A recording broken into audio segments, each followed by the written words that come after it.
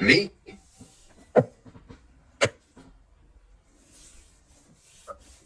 Is that a question for me or someone else? Yeah, you, Romeo.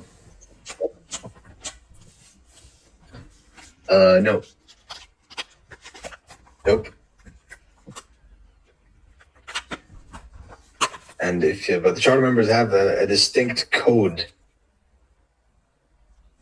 So you wouldn't be asking me that. You wouldn't be asking me that question if you were familiar with the code they have.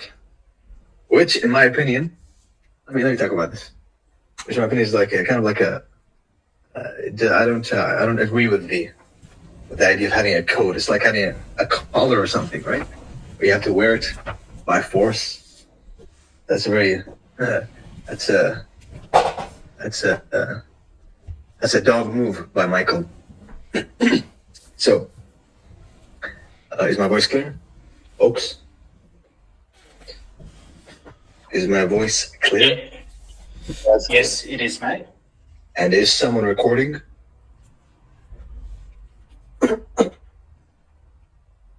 Is someone recording?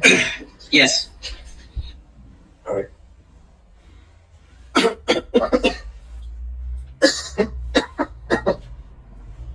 Because we start now. We start now. So, welcome to the inside.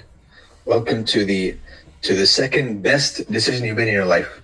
First, of course, me following me. So good job and welcome. Today we're gonna have two main sessions. Possibly extend them to some more if we feel like we have fuel in the tank, right? So have you seen? I've given the disclaimers in the comment section, and the syllabus more or less as well.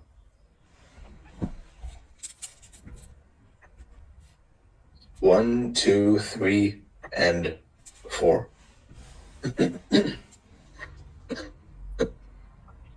So one, which is right now, foundation of how to think. So nothing price related, really. Simply nothing price related. Just how to view the markets the way I view the markets. Because to read price like I read price, you must view the markets the way I view the markets. Second of all, smart versus dumb money, which is an old concept. It is not solely ICTs, right? That's a mistake which a lot of people make. A lot of people who are introduced to ICT only, and they don't know any other way of the markets, right? That's what they think. They think he created the concept of smart money. But no, the concept existed for a long time. It existed ever since candlesticks existed, right? The idea of someone preying on someone else, a predator and a prey. So if you look back in history, and it's a very basic premise and concept which existed before, nothing new. But we're going to look at it from the lens of highs and lows, right? That's my main focus. Number three is market profiles, trends, and market profile ranges. So trending markets versus ranging markets. Now, if you have any interesting question, focus. If you have any interesting question, then you are allowed to interrupt. right? So before you ask the question, ask yourself, is this an interesting question or is it a silly question? So the only interruptions that are allowed are interesting questions which may be found in common with others and may give a collective answer. Trending markets and ranging markets. And finally, number 4, which is the entry techniques. This is the meat of it all, right? Which is why I left it to the last. Kind of a dick move by me, but I think that's the correct way. For 2 reasons: to keep you hooked, and because before you understand the entry, you must understand the logic of how price moves, what the markets are. And so the final thing that matters is this: after you understand everything,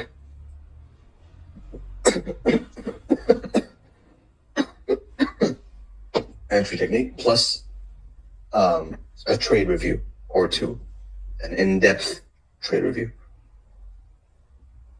Horrible handwriting, but whatever.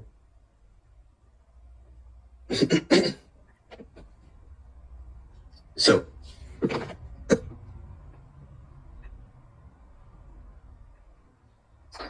before we get into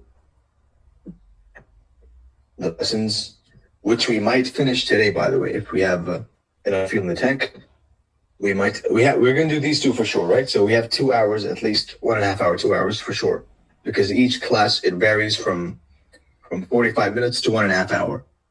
So we're going to have 1.5 hours to 2 hours at least for these 2. All right. And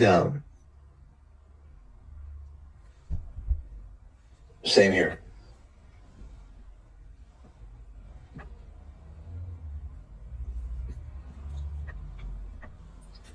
Before we start with the classes, I have to give a few disclaimers.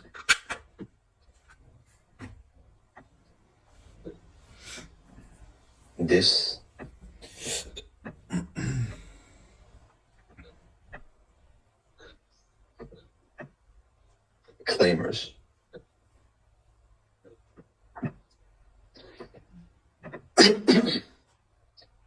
And before the disclaimers, does anybody have any question about this? Does anybody have an interesting question about these 4? Let's go. We want to have an active learning session, right? Instead of me just talking and talking, then you're going to sleep and watching later. You can do that. But an active session would be more beneficial. So, any questions about the four topics we are going to go through? Speak up. There's 20 speaker tags.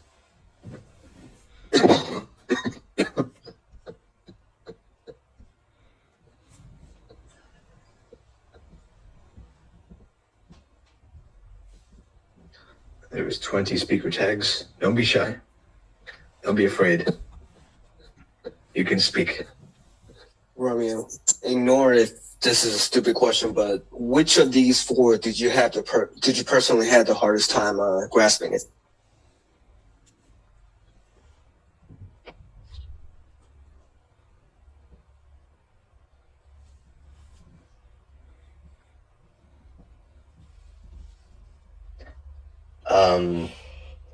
Probably the foundation, and you'll see why.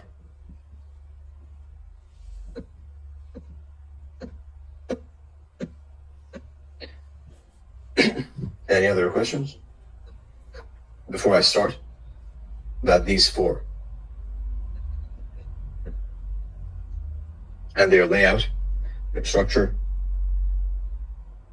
Again, collective questions, which you may think is a good question for the people.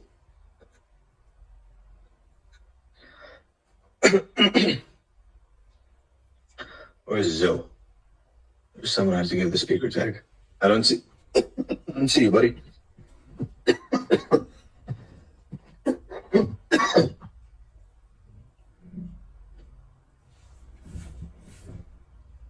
All right. No questions. If you feel like you want to speak, then simply say "excuse me," and I'll stop, and you can ask. All right.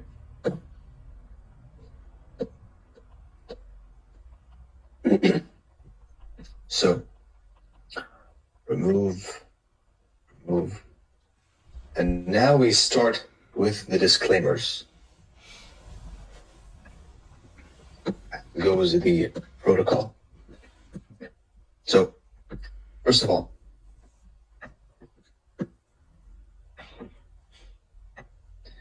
I am not your financial advisor. The classic, typical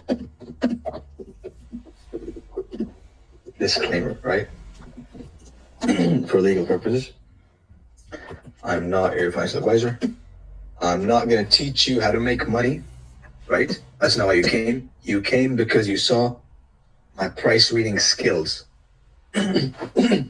So I won't show you how to make profits. That's something up to you, because as we know, analysis versus execution are two whole different worlds. And those who trade live know that, right? Unlike most of Twitter, especially ICT Twitter, if you trade live, then analysis and execution are two different things. So I will be touching on both. But the reason you came is to learn how to read price, or at least see price the way I see it, because most of you are proficient or semi-proficient already. So you know how to read price, but you are interested in my perspective, and that is what you're going to get. You're going to get my perspective on price, not how to make money. I will touch on execution as well at the end, towards the end in number 4.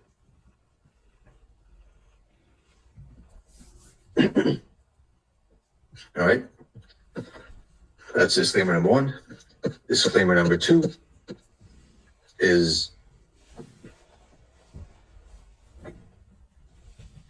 you will get as much as you work for. Right? What does that mean? That means I can give you the Holy Grail, which is not here. If you came for the Holy Grail, then no, it's not here.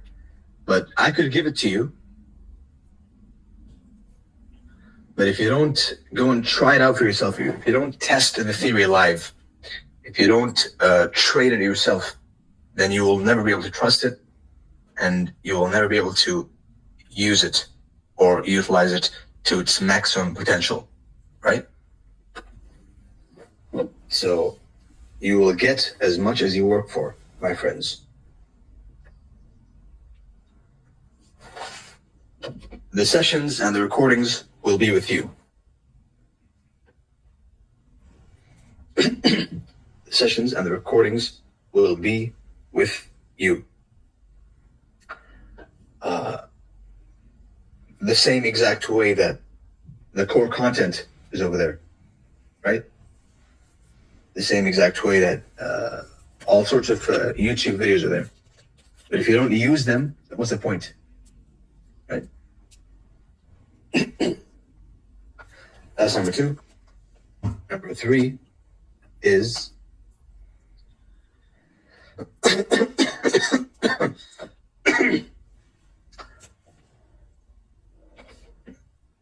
learning and trusting a model, in my case, Turtle Soup, is done off social media. Right? You come on social media when you have a model. And even then, it's preferred to stay off. It's a distraction. But especially for learning, for people who are trying to find a model, the worst thing you can do is be on social media, right? That's going to set you back massively. So learning the process, which is,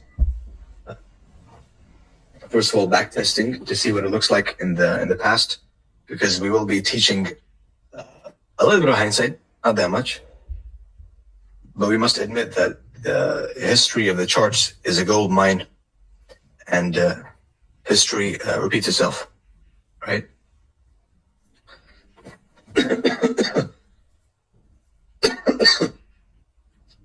Which means that, which takes me back to my main point, which is learning is done off social media. Why am I mentioning this one? Because I get a lot of DMs, a lot of messages. They say, hey, what do you think about this turtle soup? Or this one, look at this high, this random high turtle soup, right? Nope. Learning is not done like that. It's done offline. You sit down, you observe price, you tape read, you predict price, and you journal the observations. I thought there was turtle soup and this high, this random high selected for no reason. I chose it and it just ran through it. Fuck Romeo, he's a fucking scammer. Fuck him. No. Observe, why did it happen? We were in a ranging market. It became into a trending market, right? Why? Because there was a higher time frame PD rate down here, for example, right?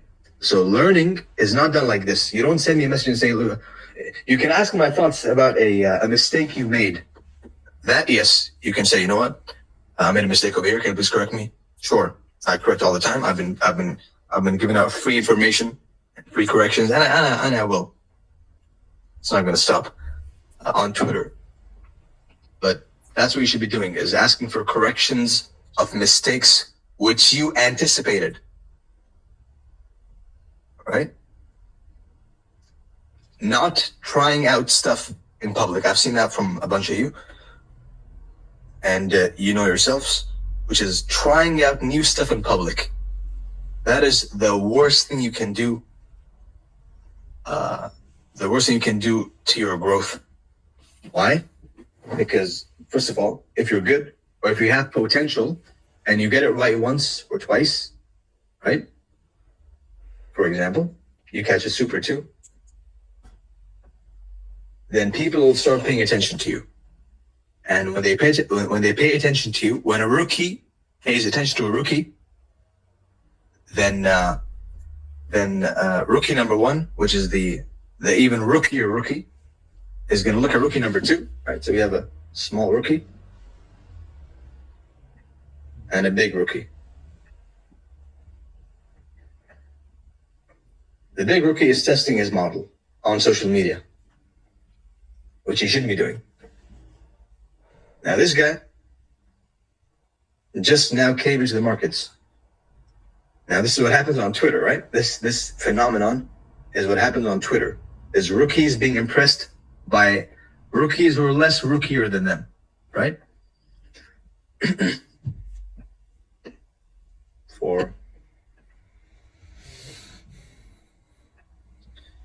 Right? So the small rookie looks at the big rookie and says, wow, he got it right once or twice. And then the bigger rookie, not the bigger rookie, the more advanced student who is still a rookie is going to try, and he's going to swerve away from learning and focus more on impressing this guy, right? And then the growth curve just falls down. Right? So if you had any potential in learning, it just went down the drain because you're trying to impress this rookie instead of learning. Because the best way to learn is to tape read. Watch the candles live, predict them, and notice what they do, right? Watch them, predict them, and notice what they do. If they follow a plan, or if they play out according to your anticipation, write it down. And vice versa. If they fail, which is even more interesting than winning, right? Because a loss is an opportunity. A win is not. So if they fail, you get to learn how to never do them again. Right? But this all happens off social media. on social media, it's going to be you trying to impress him, and then you get some more rookies, right? Some more neophytes coming in, all watching you, and then your head gets big, right? You act like you all like the markets, and you're still a beginner yourself, and you start shilling the proper links, right? Or whatever, exchange links, Prime XBT, Bybit, right? Whatever. So this is cool if you want some attention. This phenomenon, if you want some attention, then cool. But if you want to really learn how price moves, then the best way to do it is off social media, in your charts, by yourself, with your journal. So that's number 3.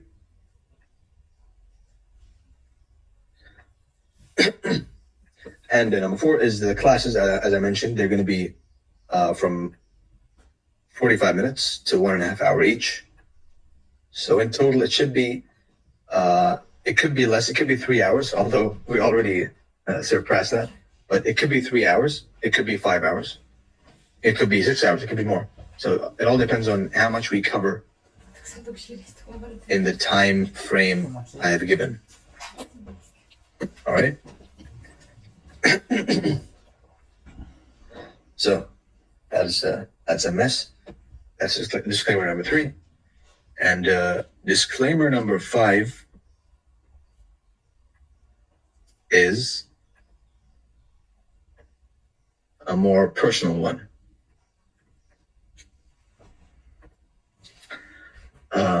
I know that a bunch of you have gotten without paying, right?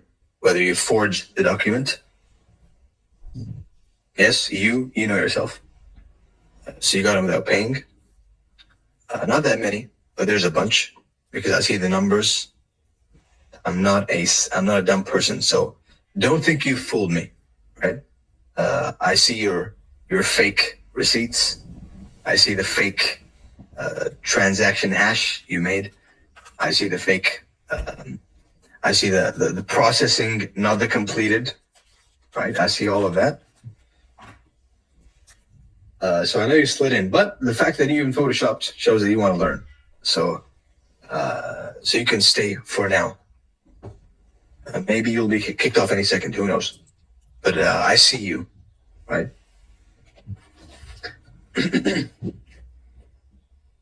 And there's a bunch of people who have snuck in who don't deserve to be here, right? And for those people, sit down, take notes, be respectful, learn, and you're good. There shall be no tolerance for disrespect over here.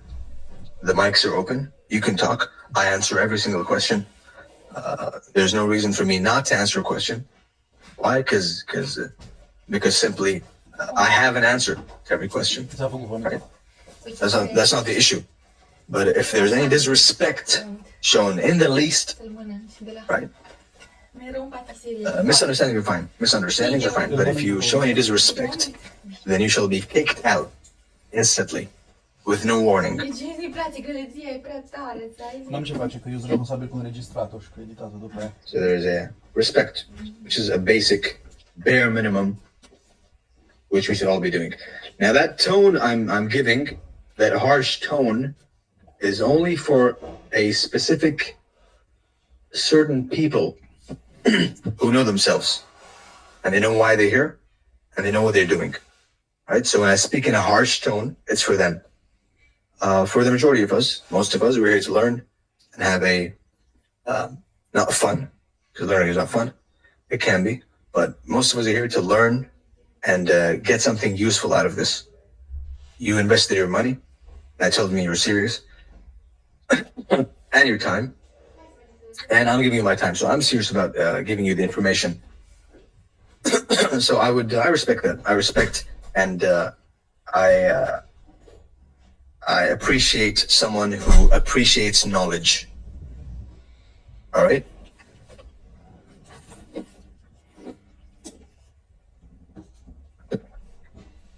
And finally,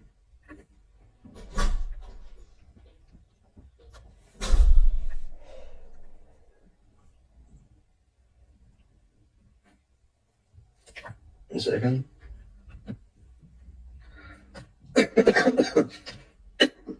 Yeah, that's it. 5. No 6. Any questions before we start? Let's go to Telegram. Let's go over here. Any questions, folks? Can you talk more about I can't hear you. Can you talk more about number 4? I didn't get very well about number 4. Number 4 is how to learn, my friend. How to learn price, right? If I'm not mistaken, I think it was it was the time.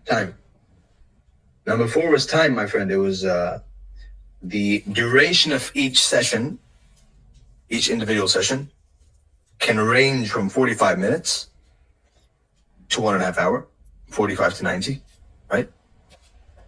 So just something to keep in mind, nothing important, right? For those asking for the mic in my DMs, let me try to give you a mic. But before that, let me start with this. Let me let me classify the audience. So,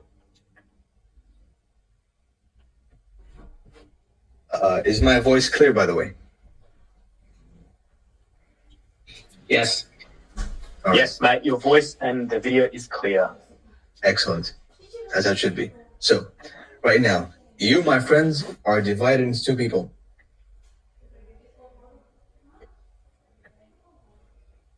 You 1,200 people over here, you're divided into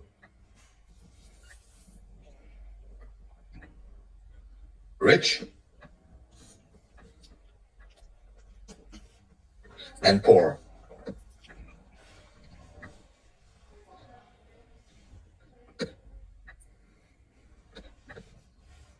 All right.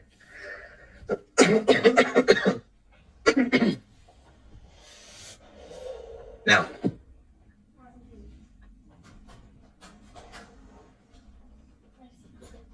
and the rich are divided into 2 people, 2 categories. Some people who are here for fun, because of the turtle soup fad that's been going on Twitter, led by me, right? So you don't really care about price. You're just here to have to be entertained, right? You will not learn. You will fail, right? You know yourself. And of course, the second category is the rich, but still curious and hungry about price, right? Because as we know, the best learning is done in need. When you really, why does that happen? Because of the inspiration and motivation and dedication to learn. Because you have no option. When you have money, right? When you have enough money in your bank, then you don't really feel motivated to learn a money-making skill, which is trading, right? So that's something to keep in mind. Is if you are in this position, then the only reason you will trade or even consider looking at charts is because you really like them, right? So rich number 2, rich 2.0 is hungry. They will learn. The poor people, same. You have poor people within you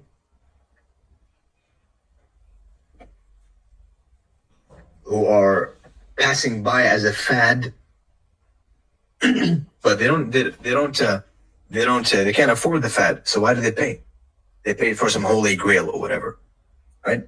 They paid for some key to unlock the markets.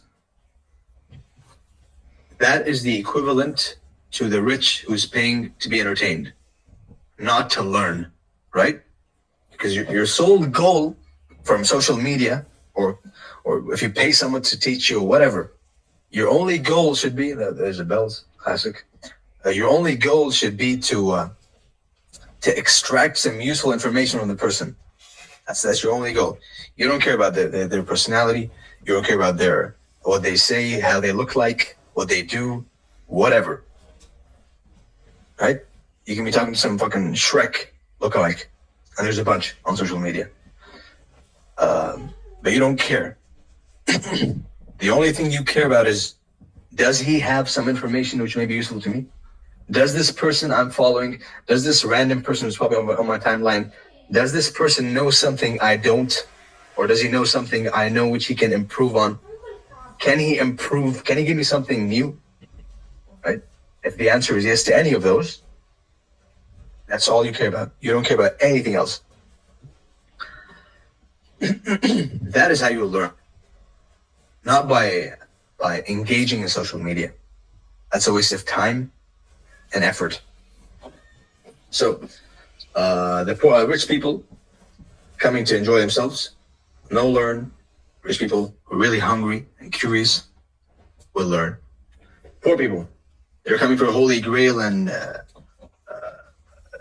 thing to save them from poverty. Trading is the worst idea if you're broke, right? Because when you trade broke, when you trade with your last few dollars, then you trade like shit because just the pressure. No matter how iron-minded you think you are, right? No matter how strong-minded you think you are, trading with the last buck you have is a horrible idea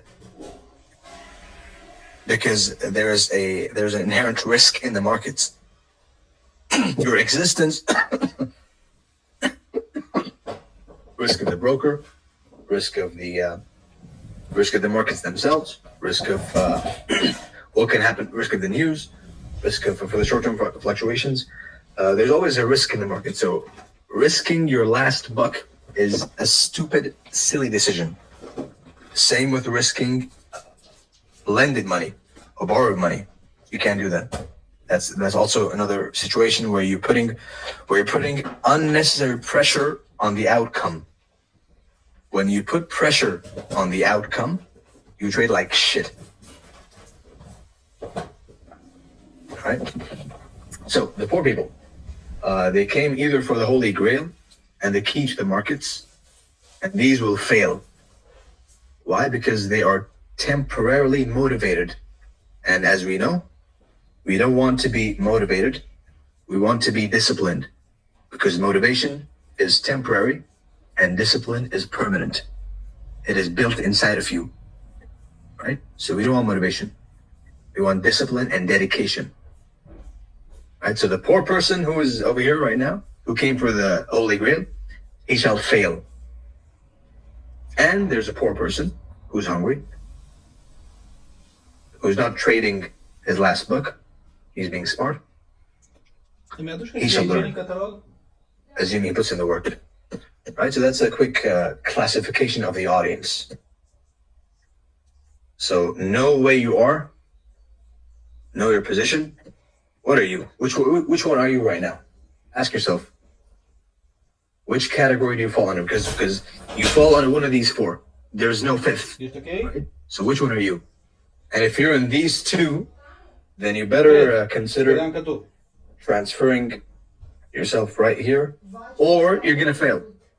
And you're gonna waste $100. Probably doesn't matter to you, right? You're gonna waste $100, and you're gonna waste your time.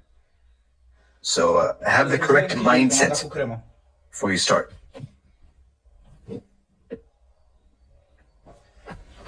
And that being said, I shall now take questions briefly before we start into the foundation. Excuse me, Romeo.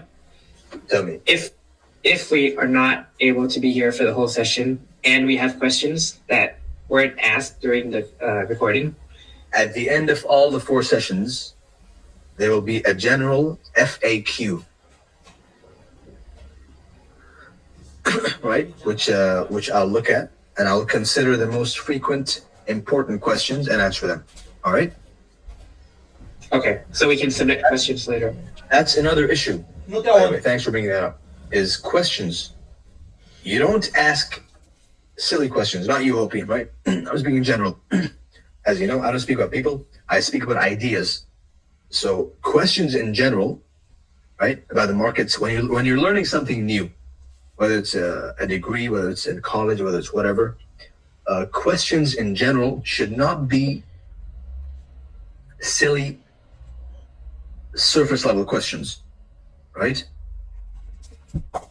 You should be asking in-depth, in detail questions, right?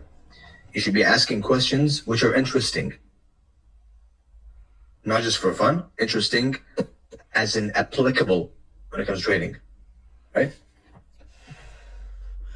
That's what we're in questions. So if you have any questions, any of you, then por favor, think twice. Is it a smart question? Is it a collective question which will make sense for the people? Or is it my own question because I'm a slow learner, right? Two different things. So Z1 trader is now. I have no idea where you are, my friend. He's saying, do you not like me? I have no problem with anyone. I have no problem with any of you. Even the haters who snuck in, you're welcome. Enjoy and take notes. I discuss ideas, not people. Right? So where are you? I don't see you in the stream, by the way. Someone's trying to speak.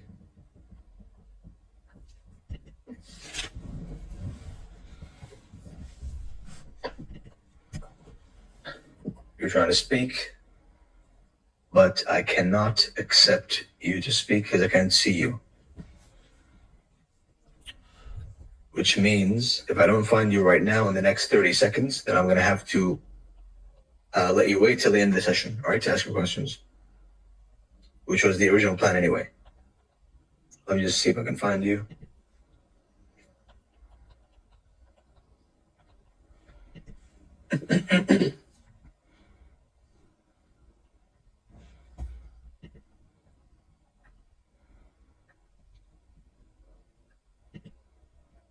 Right. All right, we're leaving for the end of the session. Any questions? Anyone else? Does anybody else have a question? Before we start, there is around 20 people with a mic. If you don't speak, I'm gonna have to remove your speaker tag.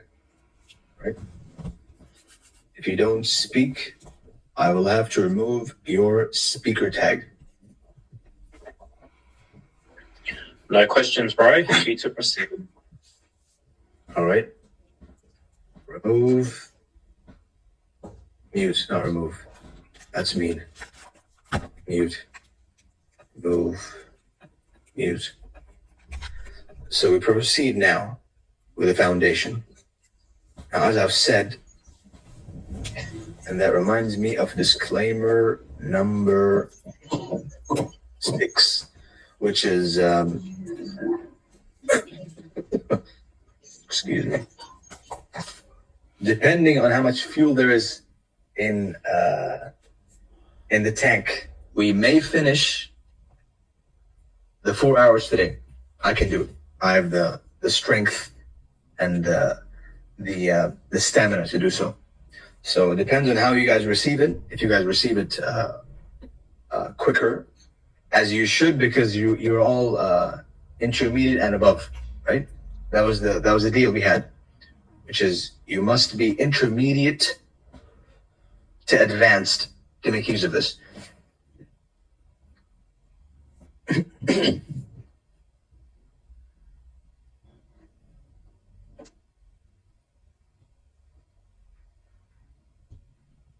Is my voice audible? Is Yes, my voice? clear. Yes. All right. Is the screen clear as well? Yes. Yes, it's clear. Obviously, a lot of you are gonna have questions, right? In between. So if you have any question, write down your notes. Write down the question in your notes and ask it later on, right? Because most of the time, what happens is you have questions and the questions are answered in the next few minutes, right? It happens in all settings of for learning anything. So if you have a question you feel is important, then write it down on a paper and ask it to me later on. All right?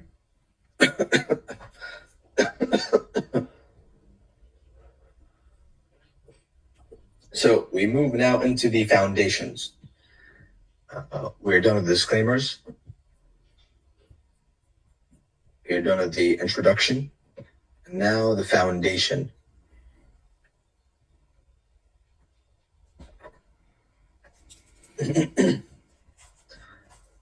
First of all, the markets. Now, what are the markets? And this is a question which needs participation. So, what are the markets, my friends? Correct answers only. People, What are the markets? people buying and selling. All right. Any other With the answers? intention of making a profit. What are you saying? With the intention of making a profit. Okay. Any other answers? Sentiments of people. Say that again. Louder. Sentiments of people. Okay. Okay. Where the buyers and sellers meet. Okay. Markets are hedges. Transaction. Markets are hedges that move price around to liquidate their funds. All right. All right. So it's an exchange place. It's a place to buy and sell. It's emotions. It's exchanging funds. What else? What are the markets?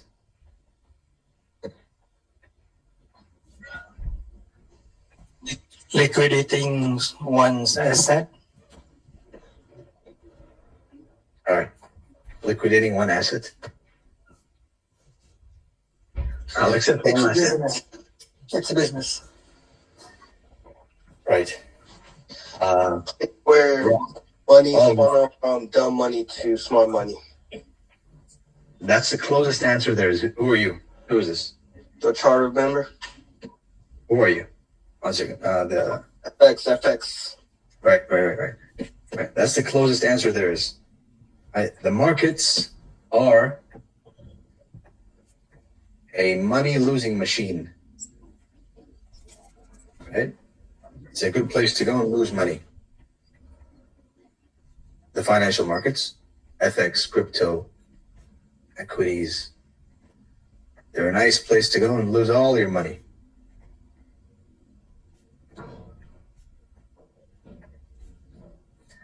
That's not a very nice tone to start off, right? The image portrayed on social media is, trading on your laptop from the Maldives, jumping into a fancy car, right? But no, the truth is, it is a money-losing machine, right? 95% of traders lose money consistently. So 95% of all traders are losing money day in, day out.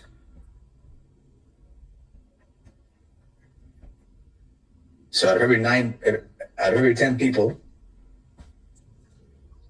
9 people are losing money consistently. Right? So the question is, if everyone's losing money, then why do they stay? Another question. Give me the answers. If everyone's losing money, think about it. If you're losing money, why are you staying? Hope. In order to That you'll eventually start earn winning. more. For the same reason they started trading. The same reason what? And also the dopamine hits. Okay, so dopamine hit, and someone saying hope? You got hope? You got dopamine hits? Yeah, I said hope. And dopamine Yeah, hits. I said hope Like casino. to make money. FOMO and emotions. Basically gambling. Yes, but you get hope from winning. Because win sometimes. And randomly. Alright. Very good. Hey, Very good. Romeo. Who's that? Who said that? Who said that? FX, I think there are some new people who Names want I to have, speak. right? People want to speak. Yeah, there's a person named RH who DM me saying he or she wanted to speak. So RH. Let's go and see. Again, this Telegram's allowing me to see only the first 100. So if you if you're not in the first 100, and I probably can't see you. Ah, there you are. Gotcha. Fuck, one person. Here's another person. The other person. I would like to hear her speak.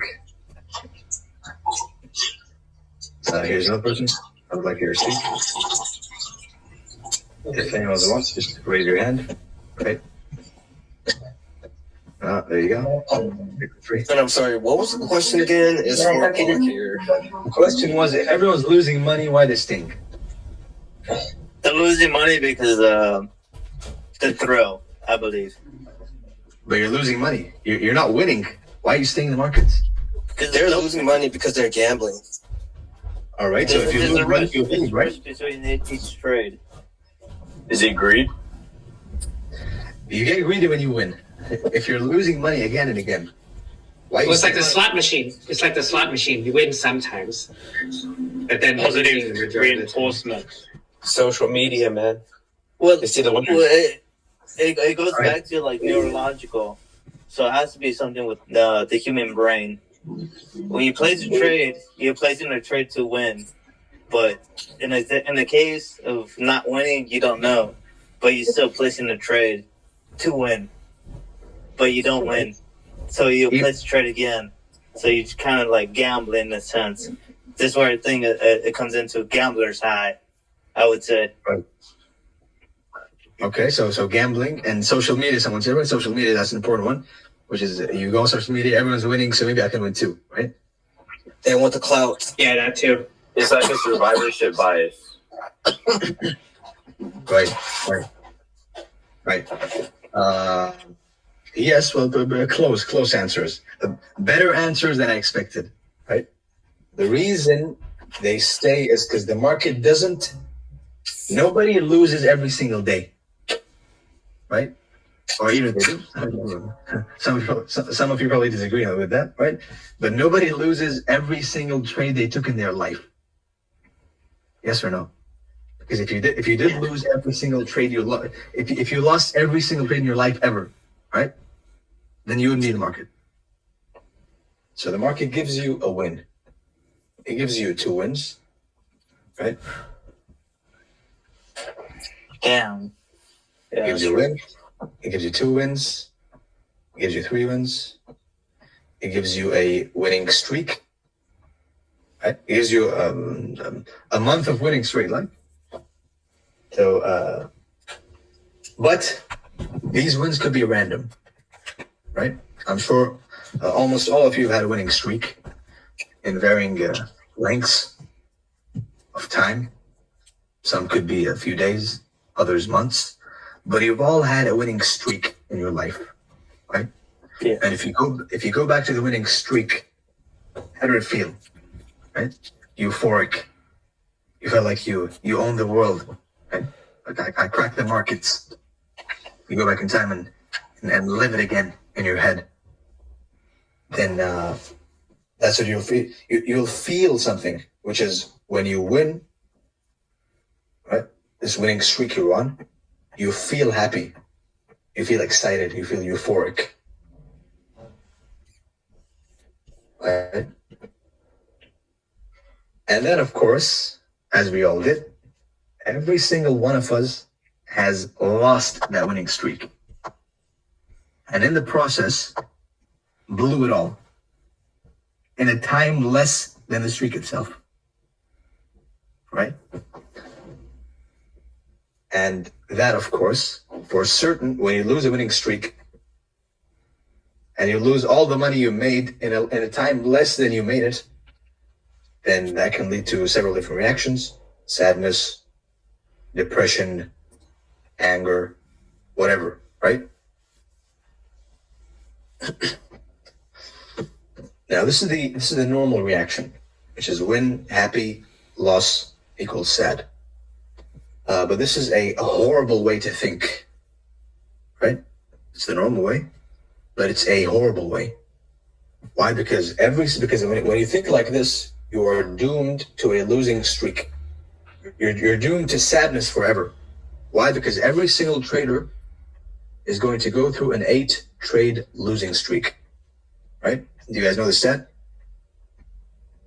If you're astute ICT students, then you should know this stat, right?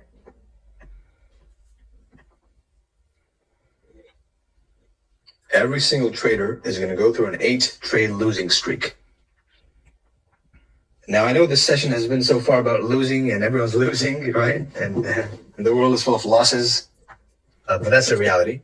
As opposed to, I would rather do that than scam you and lie to you and tell you that you're going to make $1 million in 1 year, right? Learning my turtle soup. One second, let me get a charge.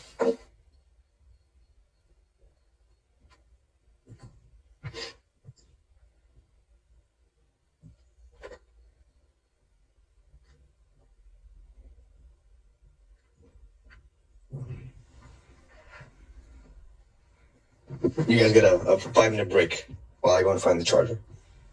You can have a chat between yourselves or whatever.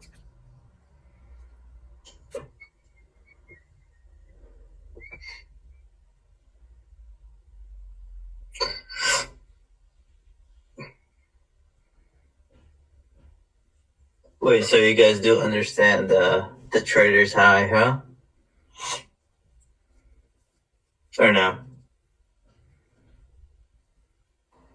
Feels good Yeah. for sure. Right, when you guys place a trade, it's almost like you want to win when there's no confluence. Just a reminder in these 5 minutes, this is the only time you'll be interacting with each other. So enjoy. 5 minutes. Hey, Romeo, before you go. Hello? Oh, okay. I mean, like, let's make the best of it. Yeah, guys. So,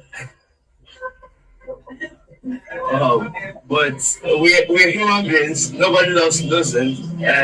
If you have to be in the right state, like Mark Douglas said, then you have to eliminate the feeling of being sad after losing. But we have to be plain and frank. Every person feels sad for losing. Exactly, man. Like, every best trader has to go through that. Yeah, and that doesn't make you less of a human or less of a trader. What actually differentiates traders is not because they don't really feel sad. It's because they don't commit to that emotion of when you're sad or when you lose. It takes you back to all the negative emotions like revenge trading or you start adding up those sizes. So I feel like that's more like it because if it Exactly, no, that's what it is, yeah. yeah. And, close your mic if you don't mind, if it's being noisy. So, Yeah. we were saying that every single trader is going to go through an 8-trade losing streak, no matter which enigma he has, right? Even good old ICT himself is going to go through an 8-trade losing streak, consecutive losing streak. And you never know when it's going to happen, right? So it's always on my mind when I'm taking a trade, this 8-trade losing streak. What that does is, of course, it's not, I'm not telling you to live in fear and not execute. Just be grounded. That's the purpose of the 8-trade losing streak. So, Hey, Romeo. that's reason number 1 why people remain. Excuse me, let me finish, and then you can talk. All right. Reason number 1 is they stay because they get some wins, and reason number 2 why you stay even though you're losing again and again is because you are a gambler. You have a gambling addiction. You have no life outside the markets, right? So you simply gamble your life away, pressing buttons.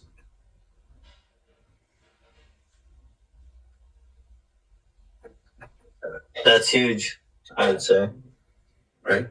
It's the reasons why losers say it's the reason why 95% of traders who are losing stay in the markets, because they have no life outside the markets. They just it's all they know, right? Or they're enticed by the wins they had, which they thought may had something to do with something, right?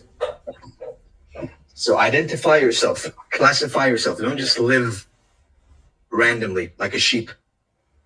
Classify what you are, where you are. Are you this? Are you this? What are you? Right? The same way I classified it in the beginning. Rich and poor. That's what you are. Divide into two of them. Right? So know your position. So Or so. what is this? Why did this happen now? Fresh. Please come back to normal. I beg you. Yep. There you are. No, it didn't.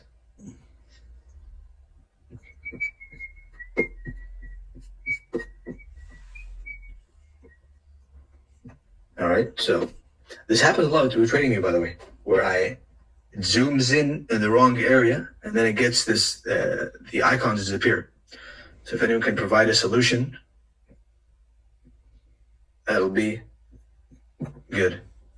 Well, there you go, fixed. So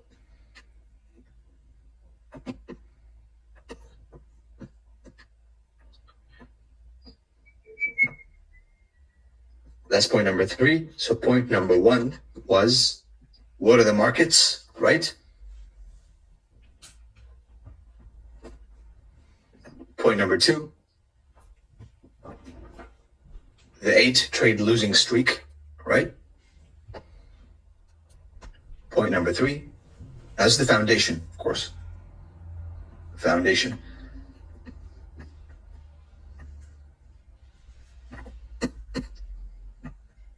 Number 3 is technical edge versus risk to reward and percentage gain / loss.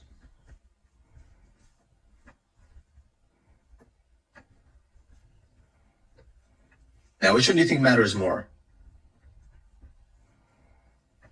The mic is open now. You can talk. I would say risk rewards. And some of the technical analysis. Guys, hold on a second. There's some people who's DMing me. They really want to participate in this conversation. All right, let's go and check. One is RH. I think you might have added the wrong person. No, I know RH. I know him personally. He said he didn't join yet. But he's not here. I don't see him right now. So yeah, I don't know then. The second one, we exit yeah, enter. Okay, well he can hear us then. Next one is B. It just said B. I don't know. I can provide the username. Here's B. Who else? Yeah, and then the third one is. Who are you, by the way? Let's see. Let me. It's you. FX21. Okay. And? Yeah, the third one is Angelo. Right. You're the self-appointed. And then this just came in. Fourth one is Alperin. They really want to participate. I mean, it's mainly just just participation. It's nothing important right now. Like okay, well, I mean, the next one is it just keeps coming in. Ed0. All right, folks. I'm probably gonna have to halt to the questions and keep the people right now. Right? I'll change them in the next one. Okay. So right now, the people who are talking are gonna talk. Unless they don't, then I remove their speaker tag and I replace them with someone else. So, which screen do you see, by the way, right now? Bitcoin only? The 1, 2, 3. P versus the RR. 1, 2, 3. 1, 2, 3. All right. P versus RR. Which one matters more? And it looks like, by the way, we're going to finish the sessions today because we're already. The sessions which means more sessions. So buckle up, get your cup of coffee, right? Sit down and enjoy. It's going to be 1, 2, 3 more hours. So which one matters more? I believe RR won't matter without the right. Yeah. I believe RR won't matter without the right technical edge. All right, so we have one saying that this doesn't matter without this. Next. When percentage would distinguish your risk and reward. Which this is basically risk management, right? So Right. Yeah, exactly. It would distinguish your risk do they matter management. equally? Do they matter equally? Do they complete each other? Are they there to help each other? Is one more than the other? So far, we have someone saying that edge matters more. I believe that is One by one. being right as a percentage gain. One by one. I want to say they matter equally. All right. Because you know you have to know what your A plus setup is in order to feel comfortable risking. How would you know how would you know your risk on an A plus setup though? Because through tape reading and journaling, you begin to get a feel of what an A plus setup feels like, what it is to pull the trigger and to see a trade develop that fits your narrative, that follows your thesis. So the risk, what is the risk? What do you mean? What is you need a clearly defined invalidation point, which is their stop loss.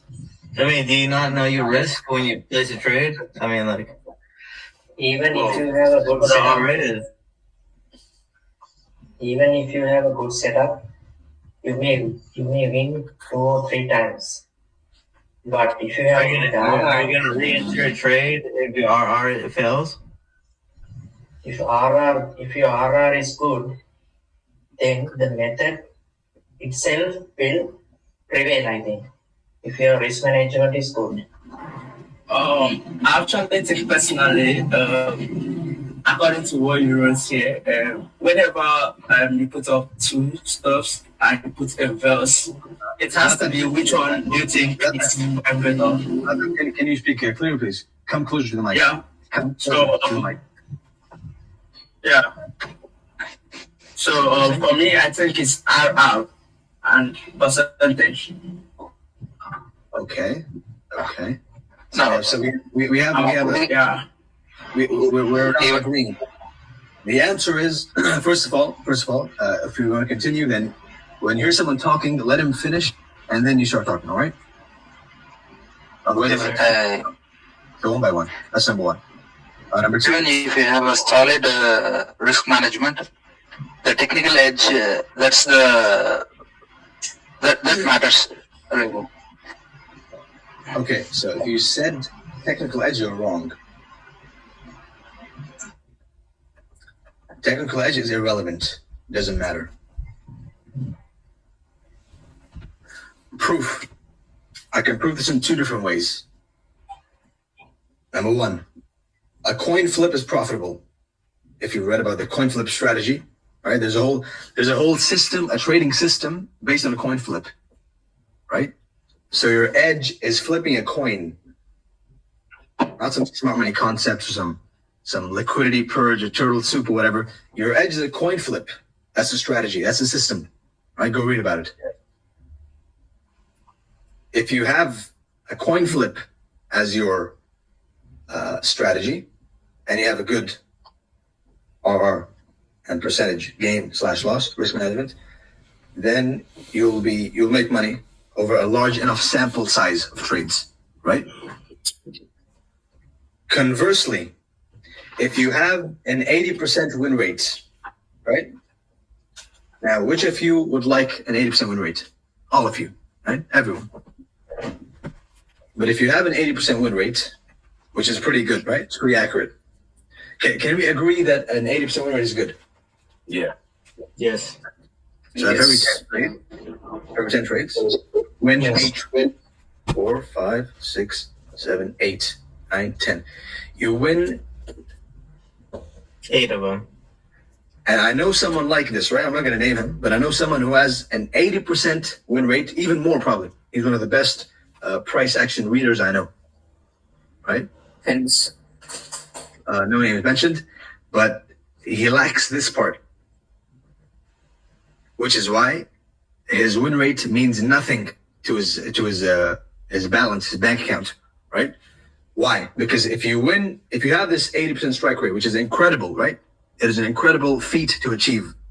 But if you don't have this, then you'll win 8 trades. 1, 2, 3, 4, 5, 6, 7. That's not counted properly. 8.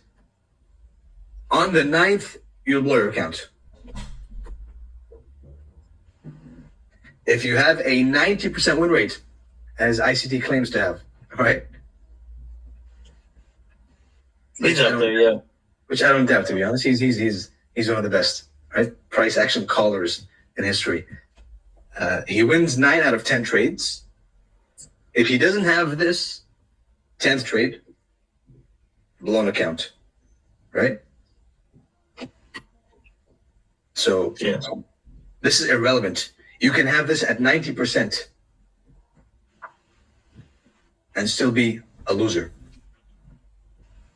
Or you can have this because of this. So this is dependent on this, not vice versa. Right? So you got to think correctly. Everyone's looking for enigma and the holy grail and candle counting and turtle soup or whatever. Right? You're not thinking correctly. Think correctly. Change your mind. Or you can have this as at a shitty, even 30%, right? If you have a good RR. But let's say 50%. Luck. Lucky guesswork. The phrase. And you have a good, solid this, then you win. So does this matter? No. Nope. What's his genius there for again? And if someone asks you why, right? Because any idea I tell you, I can defend for hours, right? If I can defend my idea I'm giving you over here for hours, I don't say it, right? So this one, if someone asks you, why does this not matter? Well, because of this and this, because of a coin flip strategy, and because of these writings over here, which is you could win 8 on the 9 you blow, you could win 9 on 7 you blow. So it's all, everything is explainable. And in summary, technical edge is irrelevant. Turtle soup is irrelevant. Candle counting is irrelevant. DR is irrelevant. Hoppy's book is irrelevant, right? The open, hello, and close are irrelevant. All the horse shit you see on Twitter is irrelevant. All that matters is this. Without this, all your knowledge, and I'm sure there's a bunch of you, right, who are relating this to this pretty hard, right? You may have a lot of knowledge, but you have shit management, which is why you get wrecked, even though you're some advanced student of price, right? Yeah. So that is regarding technical edge versus risk to reward / percentage gain. Now that does sound kind of strange, like because this whole course is about price action and reading price action. And I don't like to use the word course, to be honest. It was not the intention to be a course, quote unquote. That's not my intention. It was just a gathering, a sit down, just a chat more, if you will, right? Yes, sir. In summary, you don't control price, even if you have Enigma, right? You don't control price. You control your risk.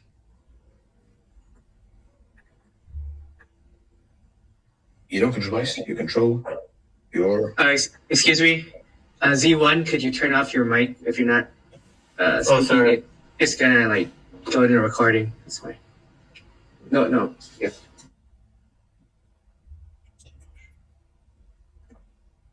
Right, so adjust your risk to price. No, adjust price to your risk, not vice versa. Excuse me. Right?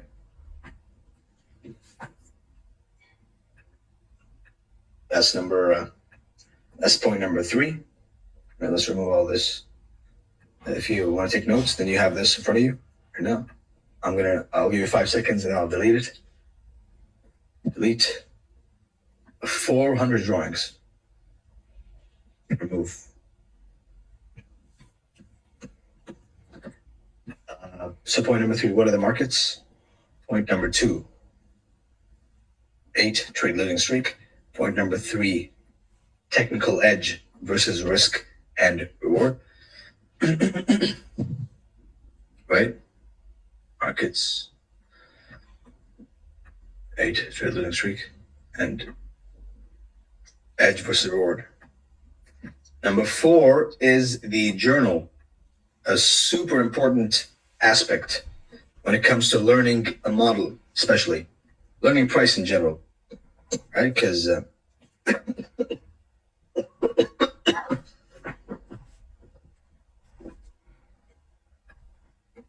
every single job in the world has a register, right?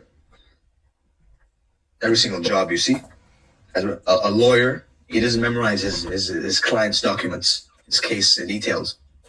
Well, except if he's a psychopath, then maybe. But generally speaking, and we speak in generalities, not in exceptions, because exceptions do not disprove the rule, right? So every profession in life has a register. A doctor as well, right?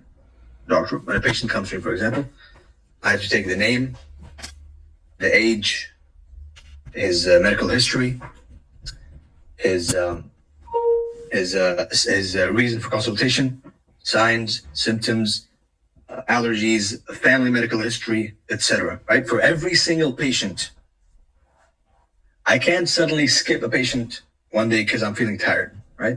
I can't say, you know what, fuck it, today I'm not gonna write his allergies because that can kill him. That can lead to his death. Right?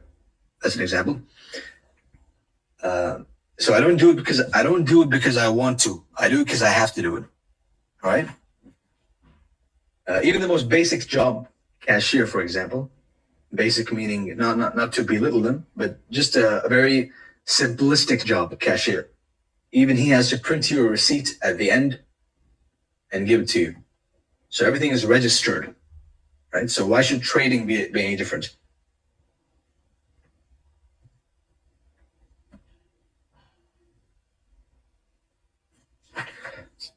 So the purpose of the journal is 2 things.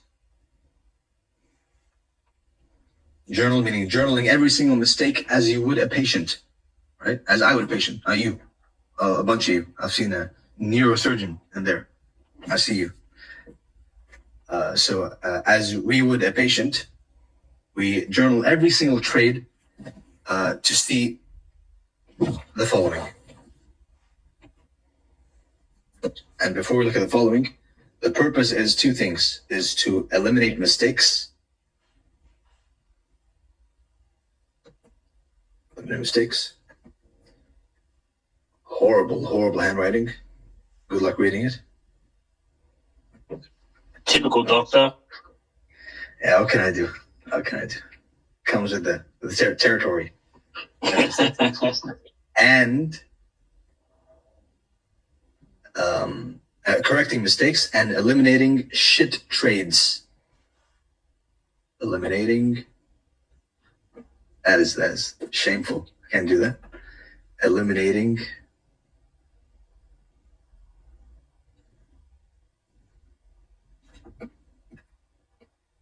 bad trades. Right? Now, before you say, fuck you, Romeo, what is this? We came for turtle soup for price, and you're giving us this is the foundation. Because to read price the way I read price is why you paid me and why you came here anyway. Right? You got to think like me. So, bad trades. Now, how does this work? Correcting mistakes is self-explanatory, right? Mistakes. You identify a mistake, you're repeating again and again, and you never do it again. It's that simple. And mistakes will happen. There's no one perfect. Even ICT himself journals on paper, right? At least he used to before he retired off of the course. Okay.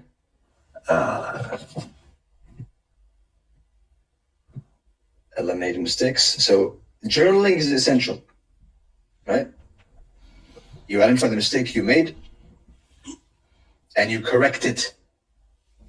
Because every every sickness has a cure and every problem has a solution, right? So whichever mistake you make, or whatever the mistake is, I held too long. What's the mistake? You didn't identify a reversal point, right? It went above a high, and you expected it to go higher, and it reversed. Turtle soup. I didn't hold too long. That's the mistake. The correction is keep in mind the higher time frame bias, because when you don't hold long, or when you catch a move and you see it rally like 20 or extra, why did that happen? Because you didn't keep. There's a very specific reason. It's not random. Every problem has a solution. So when you when you don't hold trades for long enough, it's simply because you did not keep the higher time frame bias and flow in mind, right? I didn't take partials, right? Because you didn't consider it as an area of reversal or reaction, right? Because we take partials at two places. Right. Someone's mic is on, so Yeah, I just want to. It is vice versa when you do keep the high. When you're doing low time frame, yeah, you're seeking high time frame evaluation. that is correct. Which is when you hold a trade, when you can't hold a trade for long, it's two reasons: the higher time frame, and you're not confident in your analysis abilities, right? Which means more tape reading. Because the more you tape read, the more confident you get. The more you believe in the system. So, not through backtesting. Side note, backtesting is cool, as we know, and I'll be showing some examples of history. History meaning not history of people, history of the charts, history of price action. Because as we know, history is a gold mine, and it repeats itself for those who have eyes to see. So, backtesting is cool, but tape reading is the skill you want to master and really focus on. So those are some examples of some mistakes which I didn't write. I'm more of a speaking guy, which means that I'm getting some messages saying someone can't hear the voice. Is my voice clear? Super clear. Okay. Bro, you Voice is clear. All right, in that case, my friend who is sending me a DM, you will get the recording later on, don't worry. I'm assuming someone's recording, huh? I'm relying on you guys. I'm still recording. All right. There's someone who promised me to record 2 people, so it should be fine. I'm 5 minutes in. Any questions you have which are not related to the current topic at hand, you can leave them for later because they'll be answered, right? So those are some examples of some trade mistakes and their corrections, right? I said them, I didn't write them, so I hope you noted them down. There's some common mistakes.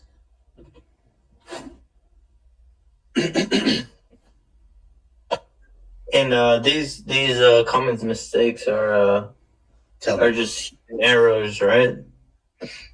Or just what? Human error. No, they're not. I mean, they are human error because, as we know, the chart is perfect, right? The chart is always in sync. Time and price are always in sync, right? Liquidity pools are always getting hit at certain times, at the exact times they're supposed to be hit, right? Turtle soups, which is the expansion, the swing points, the highs and lows, the major swing points, they always occur at the times that designated for them. The only error is going to be from the operator, right? If I make a mistake, if you make a mistake, if ICT makes a mistake, if any of these charter members over here, which I see, make a mistake, whoever makes a mistake, right? It's not because of price. You see people blaming price. Oh, what is this shitty price action? No, it's you, right? You're the operator of the system. The system, if you review the manual, the system would tell you not to operate in such conditions, right? So it's human error and it's correctable. That's the point.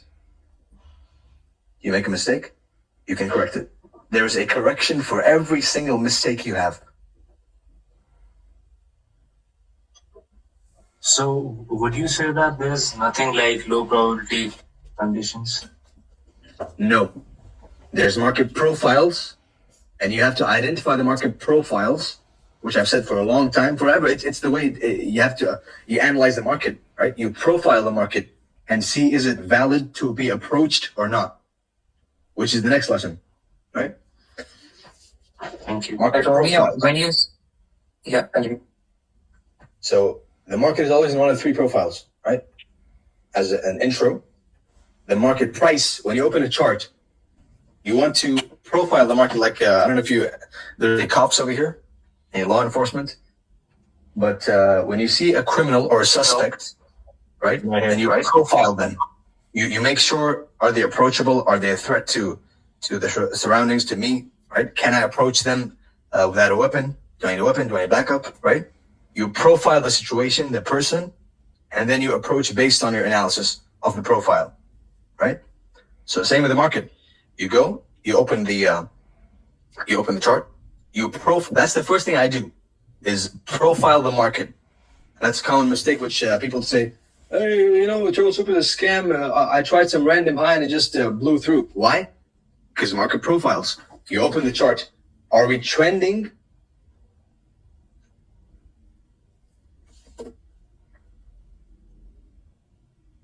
Or are we ranging? Right? Because it's only two market profiles. We're either in a trend or a range. Always consolidation, expansion. Consolidation, expansion. Consolidation, expansion. There's a way to trade each of them. Right? It's a rising channel. I don't know how I drew it, but it's there. And of course, a 2.1, you can call it, is a choppy market, meaning not a ranging, a choppy, which is visibly illiquid price, right? So there's no liquidity. It's just it's not even ranging. A ranging is a clear defined range, as you've seen me draw many times on Twitter, right? I draw when there's a swing low and a swing high, and it stays in between the swing low and swing high.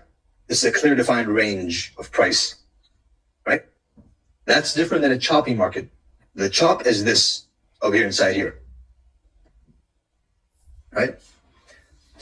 But then again, one could argue that the chop on a higher time frame, as we saw, is a expansion on the lower time frame, because time and price are fractal. So due to the fractal nature of price, if you dig deep inside of a consolidation, you'll find a classic sell or buy candle, right, on the lower time frame. So consolidation, expansion. So this could happen. Can you give an example on BTC? Sure.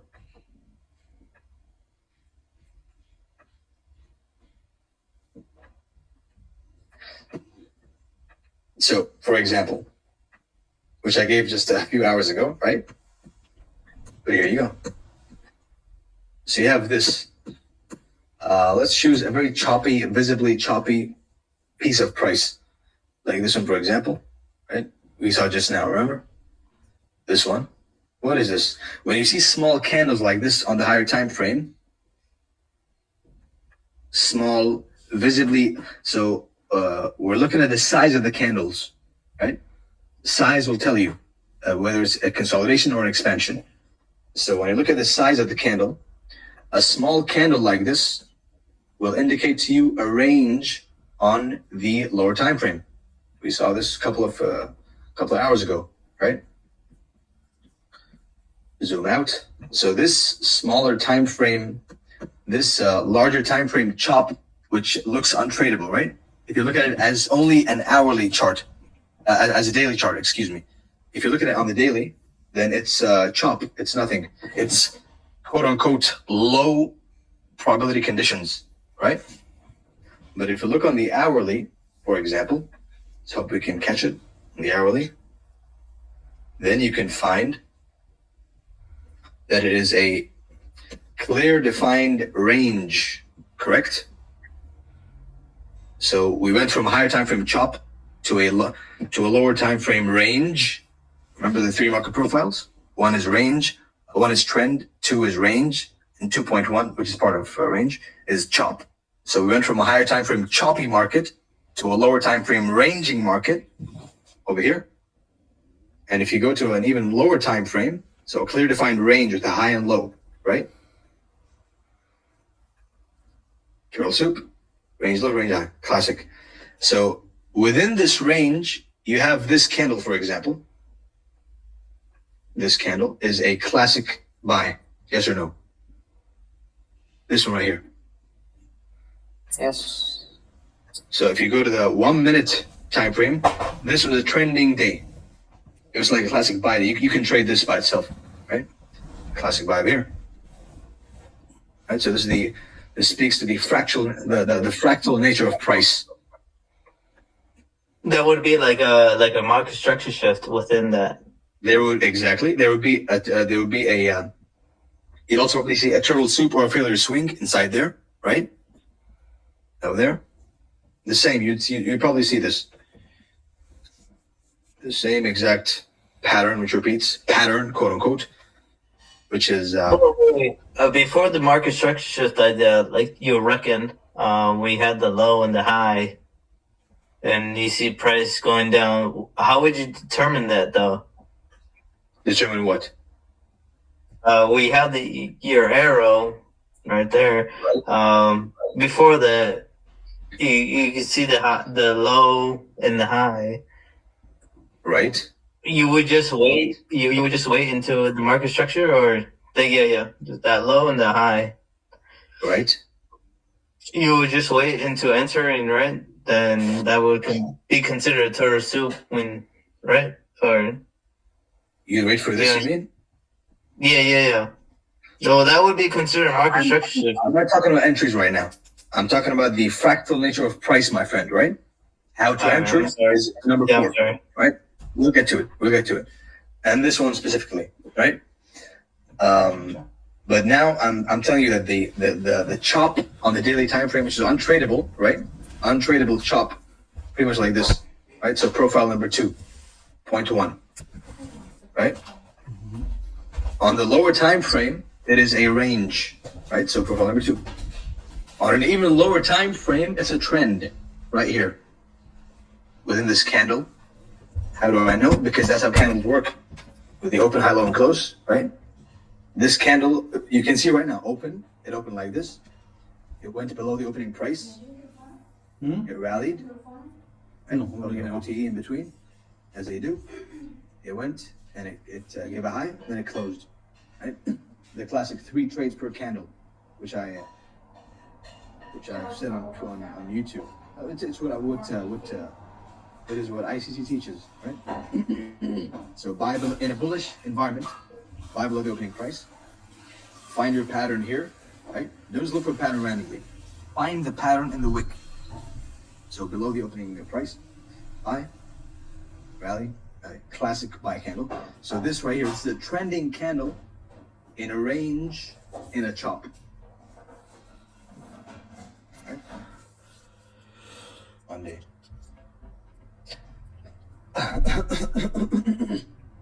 So in summary, all those details aside, is we have the market types, market profiles, if you will, which is a trending market. So you open any chart, are we trending, are we ranging, or are we chopping? Right? 1, 2, 3. Romeo, the 2.1 is what you call a seek and destroy? A seek and destroy is this, according to ICT. It's just going and taking liquidity. What's the definition of seek and destroy? Tell me. it takes out the buy stops and the sell stops and the buy stops and the sell stops, allowing What more does it sound like? profit. Ai nu ceva să It sounds like 2.1. Deci mănânc așa, nu? Something. Also this, right? Yeah. Yeah. But a real seek and destroy in my books, right? It's not what ICT says. The ICT goes and refers to any, not only him, like even the people on Twitter. They refer to any range as a seek and destroy. Nope. There is a way to trade ranges, right? My bread and butter trades come from ranges. So you have a range, you have a trend, and you have a visible chop. What's a chop? A chop is, and even the chop, as I showed you, is tradable. If you lower the time frame enough, if you go small enough, and eventually it'll fit, right? The other question was regarding the eliminate mistakes part. Yeah, value journal, right? So you do. I'm getting to it right now. Right now. No. This is just a side introduction to market profiles. So eliminate mistakes. You mean this one or this one? Which one? So the last one, when you said eliminate mistakes, is that it's always What's your name? Rob. Robin, right? Yeah. Right. So you were saying? So I was saying, you said that there is no bad market but a bad operator, right? But you do agree that every setup fails once or twice. So how do you actually identify if the setup has failed or you were wrong? What you're doing right now, do you mean like live or afterwards? Like, let's say I took a buy, okay, at a higher time frame PD array according to my model, okay, and then it failed. But So the then, higher time frame PD array failed. So how do I classify if it was my mistake or if the price actually is failed? Is that your question? Your question is, I entered at a higher time frame PD array, and the higher time frame PD array failed. Yeah, the setup failed. Then your analysis was wrong. You were wrong in your analysis. It's that simple. Why? Because when do higher time frame PD arrays stop working? When you reach the higher time frame liquidity pool, right? Then you can expect a displacement, and from there on, as soon as they start disrespecting bearish or bullish PD arrays and respecting bearish ones, order flow, basic order flow, nothing new. Right? So if it fails, then follow the order flow. It's that simple. That's simple. So you're saying like if it fails low time frame, seek higher time frame. If a so tweet of mine, if a 5-minute support level fails, go to the 15-minute. 15-minute support, a key level, a PD array. If it fails, go to the 1 hour. If a 1 hour key level fails, keep going up, right? And I'll show an example of this in the upcoming 2 hours, right? Okay, so regarding eliminating bad habits.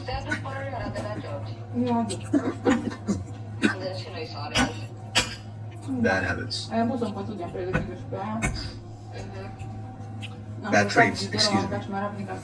Now, when you go through a process, and we're taking too long in this lesson, so I'm going to have to shorten this a bit. When you go through the process of writing down for every single trade the following, right? So me, for example, every single trade I take has this written down for it. A bit less now, of course, but every single trade is, for example, trade number 69, right? The number of the trade, the asset class, and two things, before and after, right? Before and after. What's that? Before, I expect ES to bounce at weekly FVG and attack February highs. Right? Expectation. So before is the expectation. That is a horrible, disgusting handwriting. Whatever. Who cares? Expectation. And after is after it happened, of course. When did it happen? Where did it happen? How did my expectation play out? And how could I have done better? How could I have executed better? I entered too early, for example. I was trying to catch a bottom. Right? Too early. I got wrecked. Why? Because you have to wait for the first high that broke a low to be taken. Example. You don't wait for it to completely trade intermediary. For example, right? So when, where, how did it play out? And how could I have improved on my execution? So when you do this for every single trade, because you have to, right? Imagine doing this for every single trade you take. Not because you want to, because you have to. And would you really even consider that order block FVG lookalike, which you're trying to trade because you just because you want to press the button and feel the thrill of a win again, even though you're on a losing streak, right? Would you? You wouldn't. So this makes you a lot more selective with your trades. It makes you take less trades, selective, right? It makes you a lot more selective and picky with your trades. That's how you want to be. Right? You can overspend trades in an expansion leg. For example, in a classic buy, you anticipate at least 2 entries, one over here for the turtle soup and one OTE, right? At least those 2, turtle soup, OTE, they're guaranteed almost, right? So on this price leg, you can overspend your trades. But generally speaking, you have to be super selective. And the process that helps you with this is doing this. Helps you with eliminating the trades is journaling. Right? So when you do it diligently because you have to, then by default you take less shitty trades. So that pretty much caps the foundation. Finally, took a bit longer than expected, but that's why we have disclaimers in life. We still have 3 classes, right? Of course. Obviously, you're not going to go until you get all those 4, right?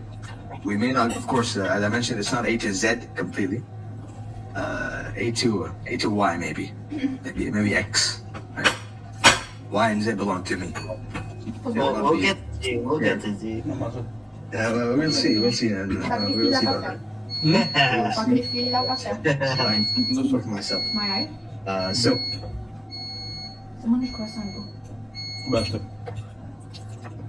That is the foundation capped. This is how you think, right? So in summary, just a refresher, because when learning, the best thing you can do is take a quick review after you learn, directly after you learn.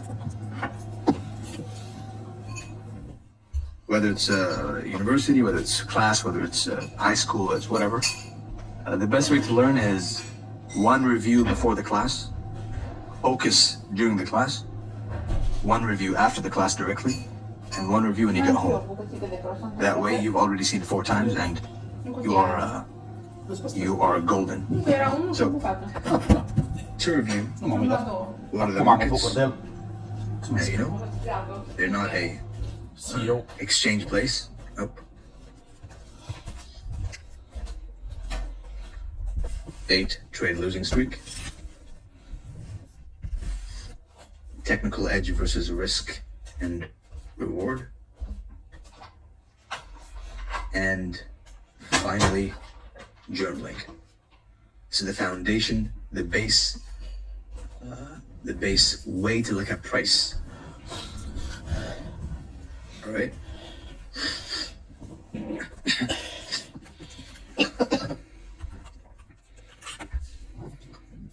Now, any questions? Before we go into number 2, which is the mechanics, the basic mechanics of turtle soup and smart versus dumb money. So before we proceed, do you have any questions? Foundation? The mic is yours, my friends.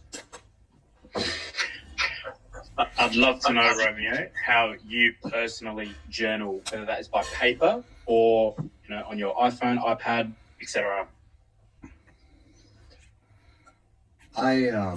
First of all, I would rather that you guys don't ask personal questions or charts, but I'll answer you, right? I personally journal on paper. Cool.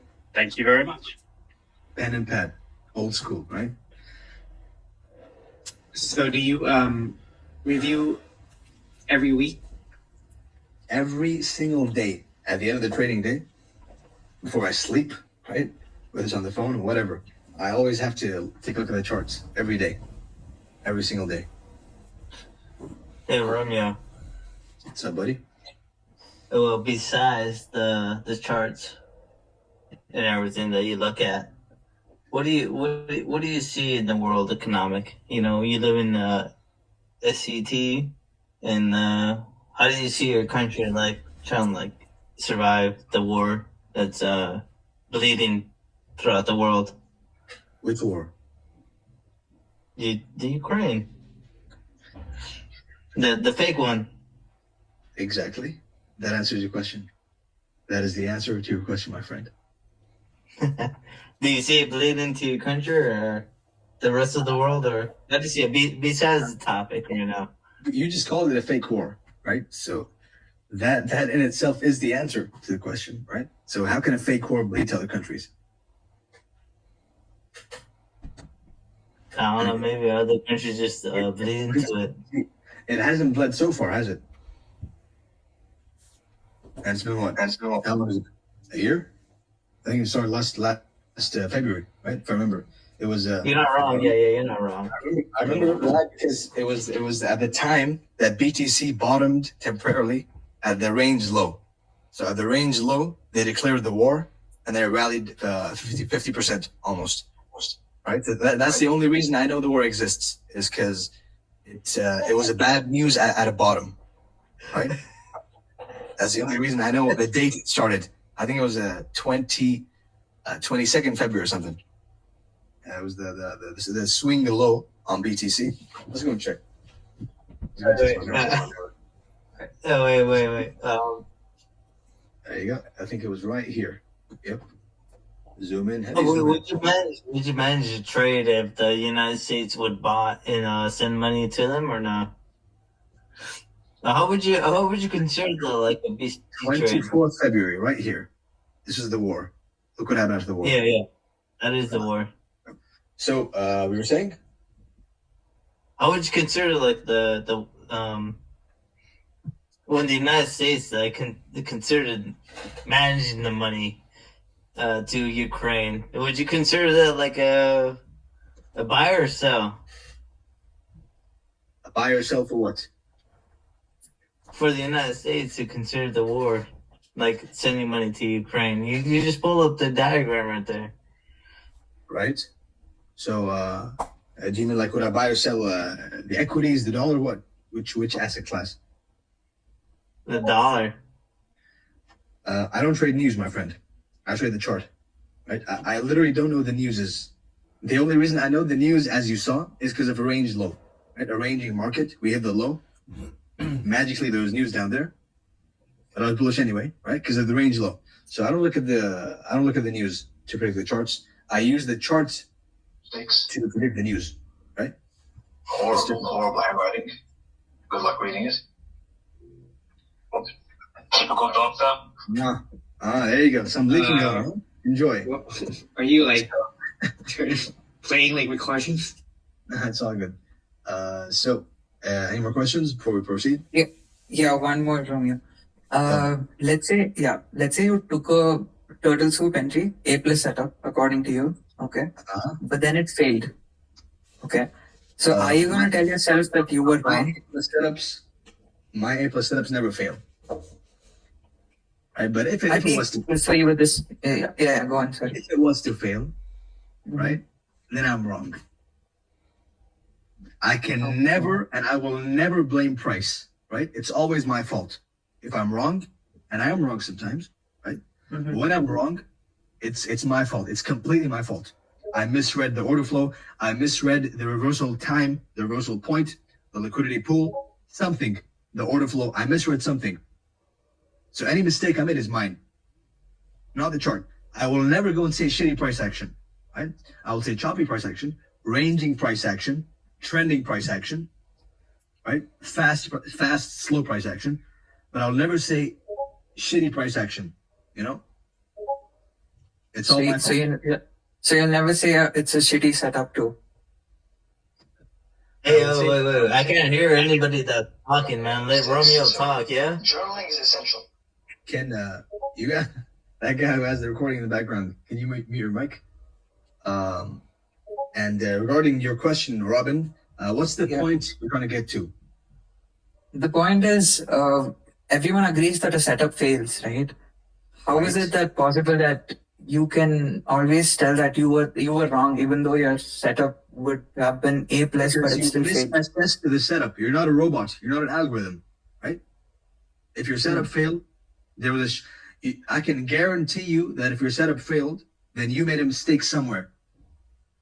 And go back, look back at your A+ setups. I hear feedback. I hear feedback. Again, you don't mind mute your mic, right? This guy who's recording, mute your mic. If you don't mind, thank you. It's Z1 Trader, unfortunately. Z1 Trader, please, if you don't mind. Mute your mic. The match is done, dude. Like, I 1 second. If there's no order, my friends, then this fun will be over and I'll have to speak by myself, right? So please maintain order. So we were saying, Robin.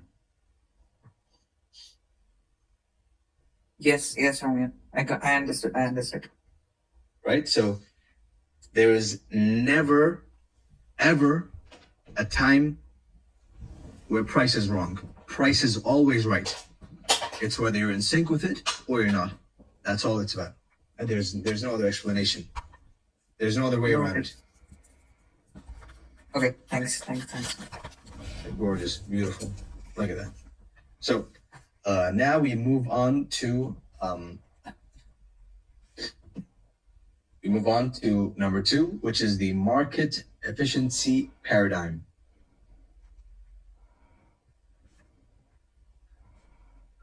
Oh, repackaged ICT bullshit. No, I'm focusing mainly on highs and lows right now, right? Of course, we all know the market efficiency paradigm as shown by ICT. You know, the diagram, smart money, dumb money. I won't be reteaching what he taught. No, I'll be looking at it from a different perspective. Right? Because the concept of smart money and dumb money has always existed. It's the way the markets work, right? It's run by certain people. The markets are owned by a small group of people to sucker in a large group of people. So who is smart money? Answers. Who is smart money? $1 million players. $1 million player. Right. What else?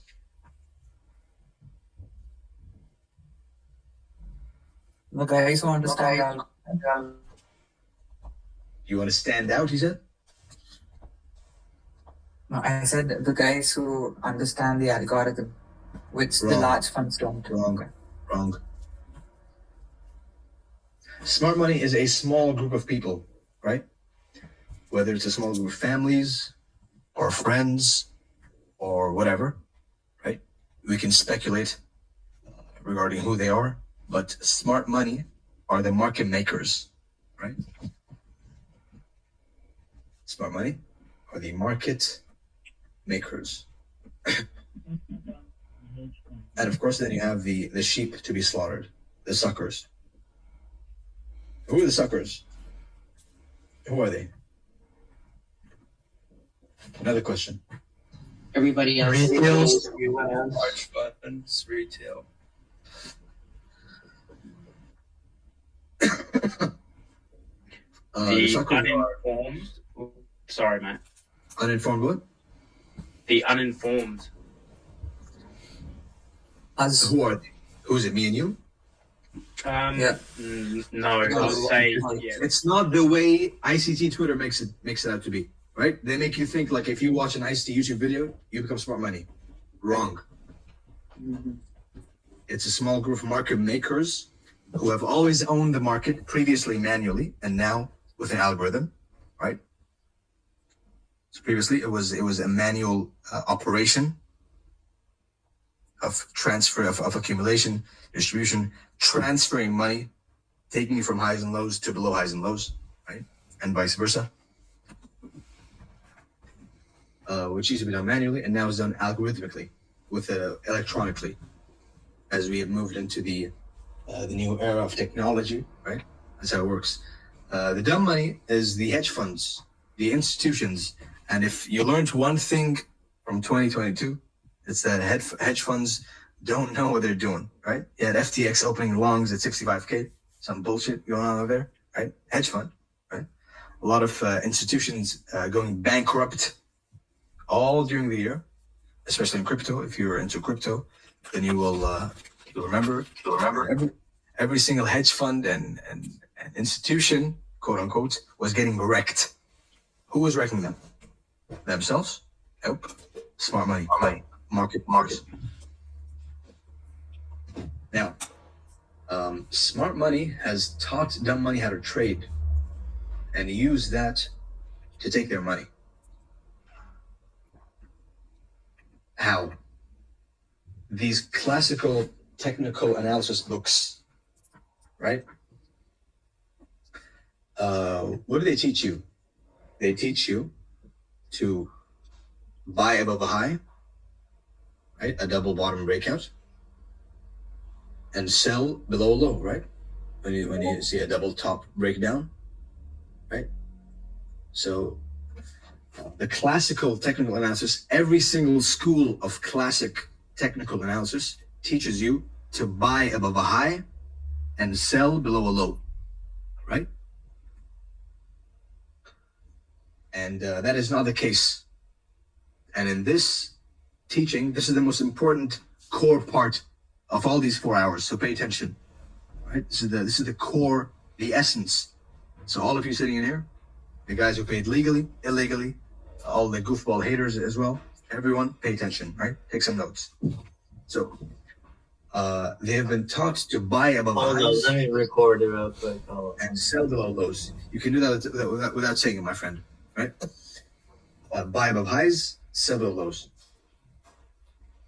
Which usually will lead to one of two things: a retracement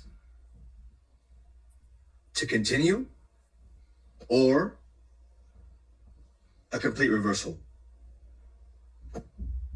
Right? When you buy above a high, then you are at risk of one of two outcomes: a retracement for continuation or a complete reversal. You follow?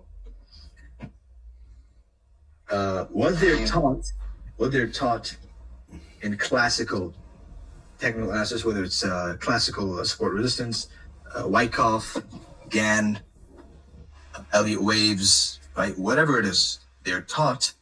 Elliott waves, it's one of the more accurate ones. But what they're taught in general is to buy above highs and sell below lows, buy breakouts and sell breakdowns, right? If any of you have been trading retail before, then you've seen that, right?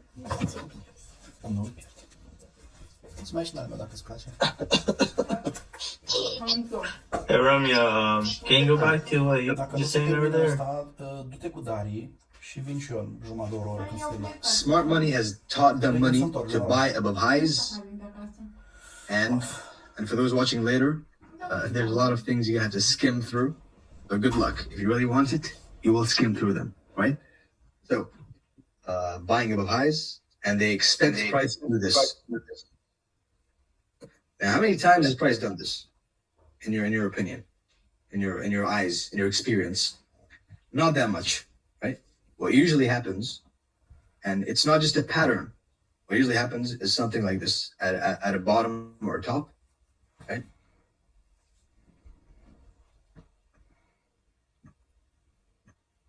right? So it looks similar.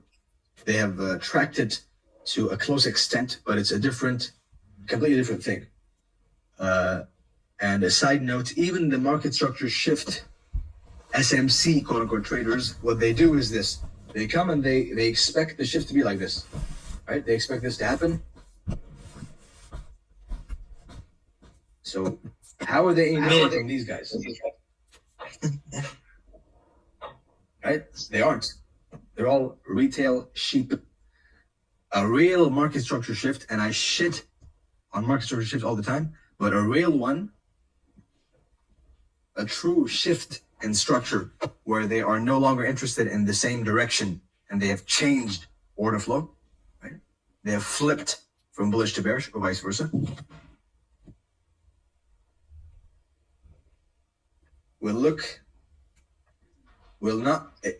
A real breakout will never give you an entry at the breakout position, or a very small, a very momentary entry, right? A real one will really expand. Everyone's going to chase, decline sharply. Everyone's going to be afraid over here, and then rally, right? So this is the logic behind the move. Bottom, right? And of course, always, every single time, there is the higher time frame PDRA involved. Always. Can you give an example with BTC or something? Not now. Not in a while. You'll get so many live examples, you'll get bored, right? Wait. So you have a low.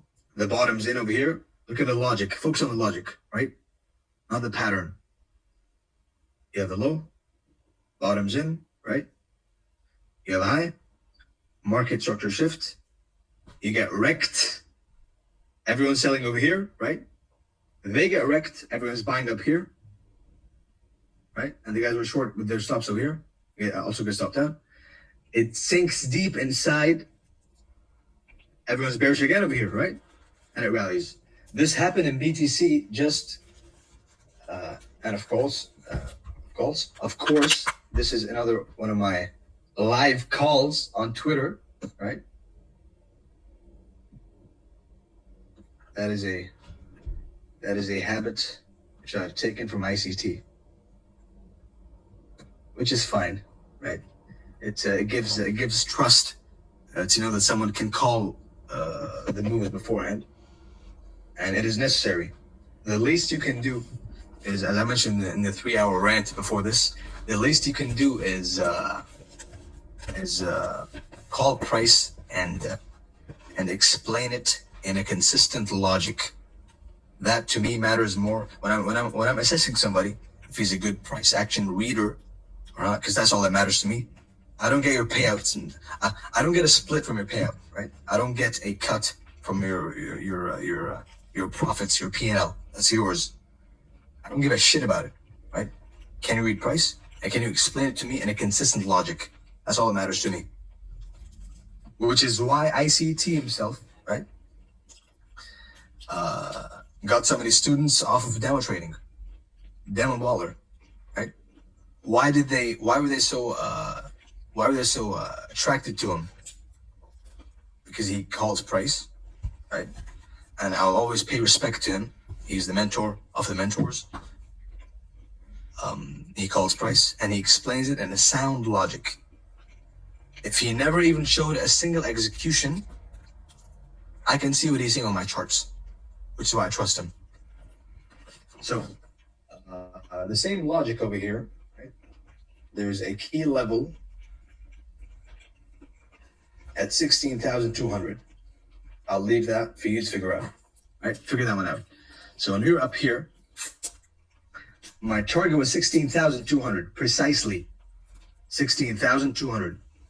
Good luck in your charts, and good luck with it. All right?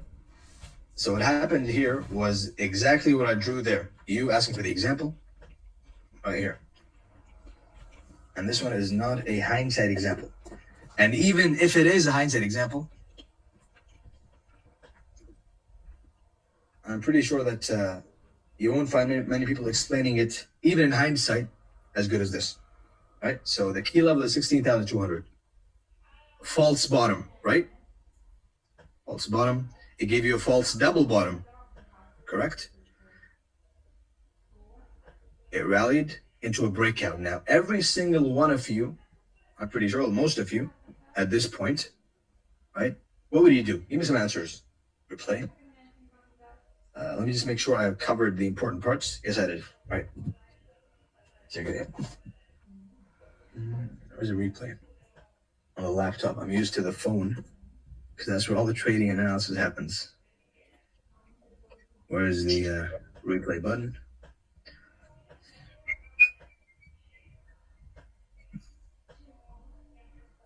Damn. Is this different? You gotta move the toolbar that is opposite screen. Where? The This first is reward. yeah. Okay, right.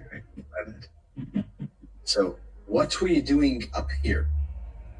What do you see? Let's go and pull out the good old replay button, right? The good old hindsight replay button. What were you doing?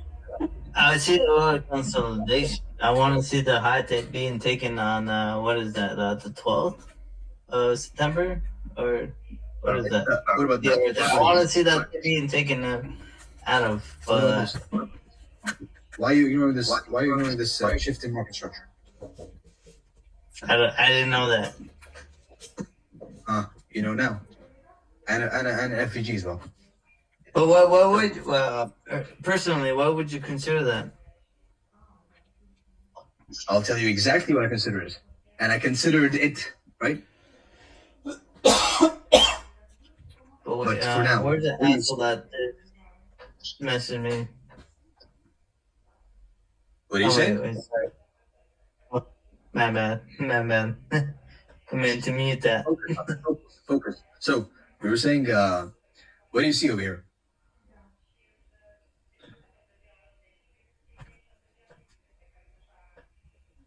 Answers. 2022 mentorship entry model, market structure shift, and fair value gap. Beautiful.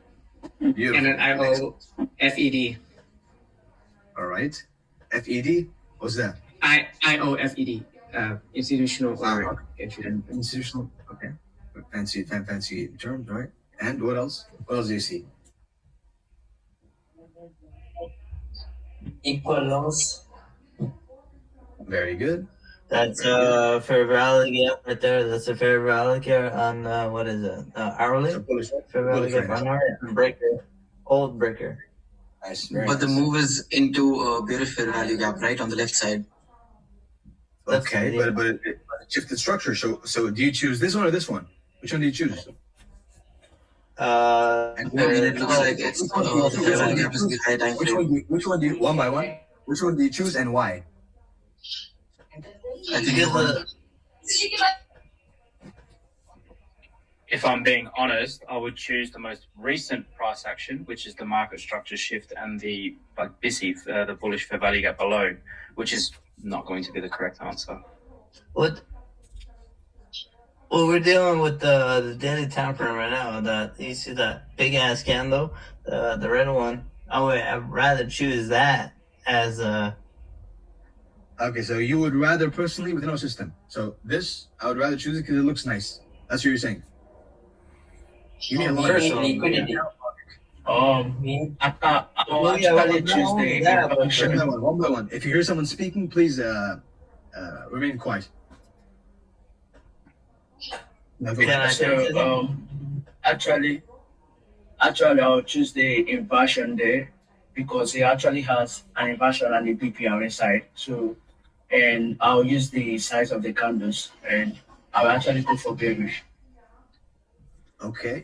You see, in hindsight, it's easy, right? Because you know the answers. But to really learn, be honest with yourselves, right? I'm trying to tell you, like in hindsight, yeah. See, this is a prime example of back testing, right? Back testing. When I back test, at least I don't know about you guys, but when I back test, And I don't see myself superior to any of you, by the way. Just it's a simple sit down and talk with all of you, right? Yeah. Showing you something which you may not know, right? About turtle soup, especially, right? So when I see this, I'm trying to live the moment. What would I think at the time? Bullish or bearish, and why? Right? I see a breaker too. I would say it's bullish because Here's a breaker. Here's a breaker. Look at this. Yeah, I see a Here's a breaker. Bullish. Buy side liquidity, right? Fancy term thrown around loosely. before that, dude. Exactly. Buy side liquidity. To the moon, right? And you, Zlatan, Oh, why did you say bearish? Why did you say bearish? I said bullish. I said bearish because No. Zlatan FX. He said bearish. Why? With a solid reason, not some random. You're talking. The fair value gap there was bearish, and it was invalidated. Then price later used it more like a resistance, more like a support onto resistance. So All it's right. an inversion. I'm going to use that.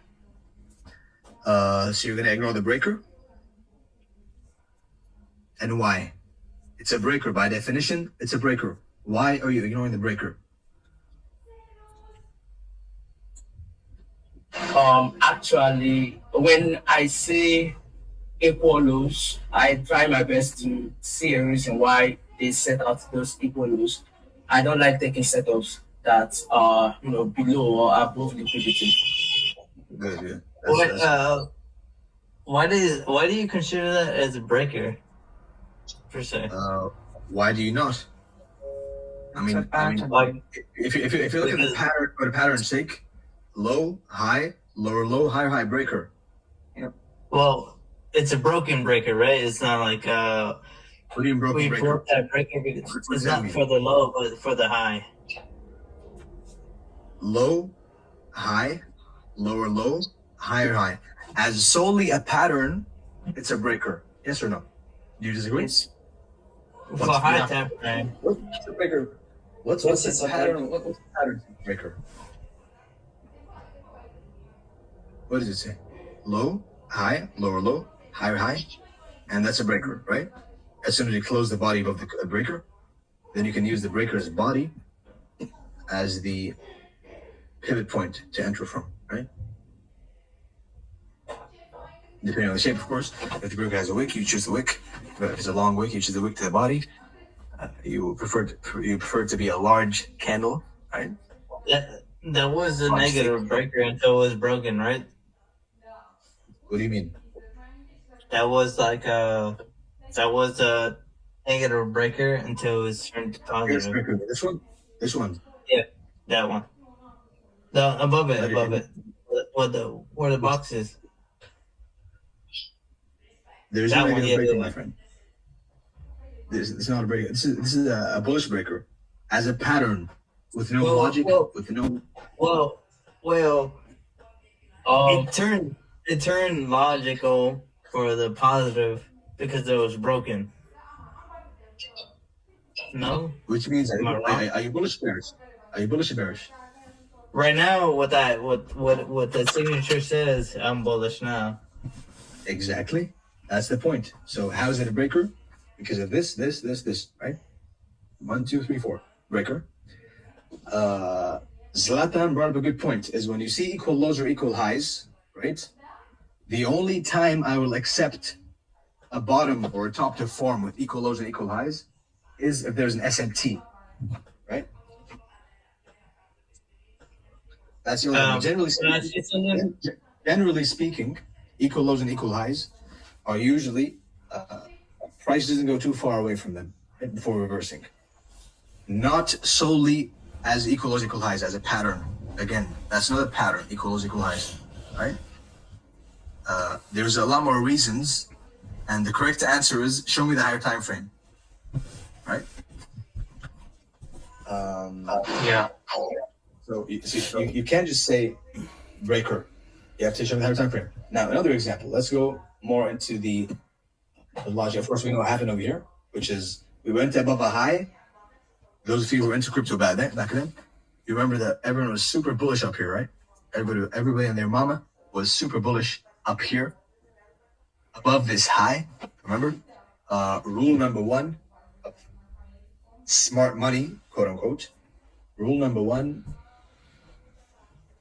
is buy low, sell high. Right? Buy low, sell high.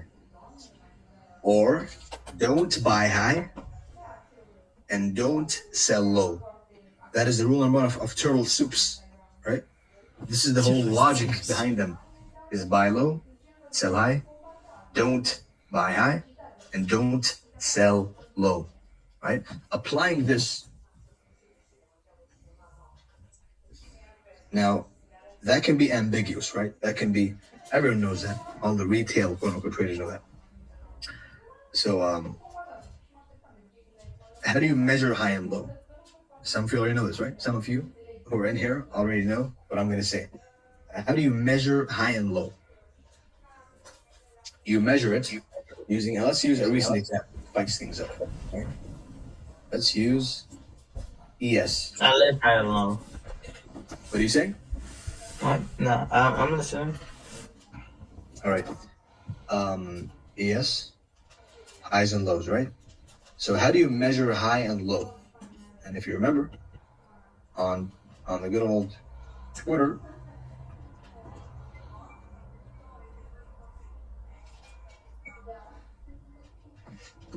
right over here.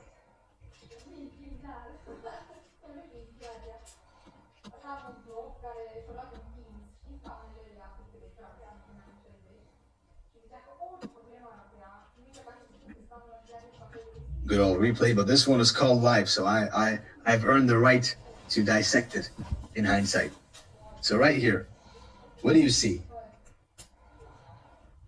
What do you see over here? Market structure shift down. Very nice. Beautiful. Excellent. So bearish, right? Yep. Correct. All right. What happens next? Before that, I want to focus on this part where this day closed like this. Now what do you see? Shift, right? Marks of shift to bearish with an FVG.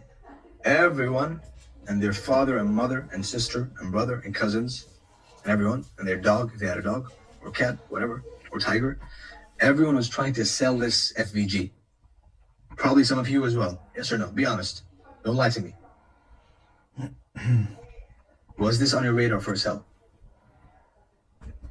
Yes, I would. I mean, you guys, I'm assuming you trade ES, right? Yeah. Exactly. So what were you thinking? This is a recent active trade. It's not some 1 year. So what were you thinking of here? On the Thursday, before that large bullish candle printed, the daily time frame did make me flip my bias to bearish. So you flip bearish down here, right? Correct. Yep. All right. And then what happened? Did you execute? That's normal, but did you execute based on your bias? I did not execute. No. Why? Because of the weekly time frame, if I'm being honest. All right. Very good. That is an excellent answer. Now, others answers. What do you see over here? What is this?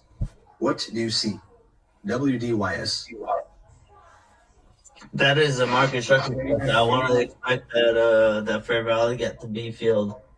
I would say. Let's use you as an example. What's your name? One second. Z1 Trader. Z1 Trader. Let's use you as the example for this example, right? Please. Let me show you. Yeah. Let me show you the power of the higher time frame and what it can do to you. So, what happened over here is you're saying it's a bearish market structure shift, right? Well, I wanted to go back into that. What is rule number one? Gray zone. What is rule number one? Before anything, what is rule number one? Approach to market. No. Rule number one. Approach to market with no consideration. The fuck is that? Don't buy or sell highs. Nah, no. The hell is that? No, of course not. No. It's buy low. Right? So rule number one. Sell high. Buy low. Sell high. Or don't buy high. Sell low. Don't buy high. And don't sell low. Buy high, sell low.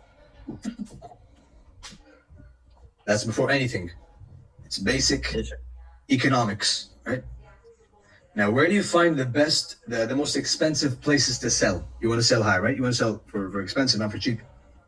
The best place you can sell is above a high. Yes, sir. The best place you can buy is below a low. Now, these are basic concepts not to be used by themselves. Otherwise, you're going to get wrecked. That's why we have market profiles. That's why we have PD rates. That's why we have opening time, right? That's why we have profiles. Now, market profiles, templates, rather, right? But the basic premise is when you learn a new concept, then you learn the basic bare bones concept, and then you build on it later on, right? So rule number one is buy low, sell high, don't buy high, don't buy. Now, how do you measure high and low? I would assume with the premium discount Fibonacci, you know what I mean? We're just using the fib for that reason. I measure high and low using, I measure high and low using 3 different. Why the fuck is this doing this? What is this?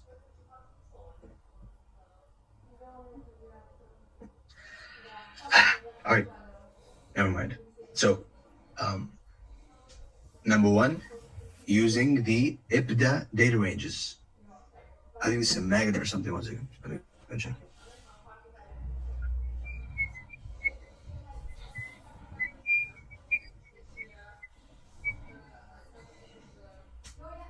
Right. So number one is the IPDA data ranges. They help you measure high and low. Right? How does that work? Anyone knows? Nope. All right. IPDA data ranges. Number two is the dealing range. I will answer. I don't answer right now. It's the dealing range, which you measure the Fibonacci. And finally, you have the. Let's write this down with clear. So how do you measure high and low?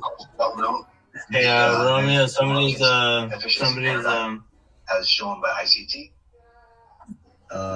Somebody is traders. You on Twitter? If you do that, you can ask me. Somebody's like mocking you right now. What he taught. I'm gonna have to mute you. Happen to have that shit on.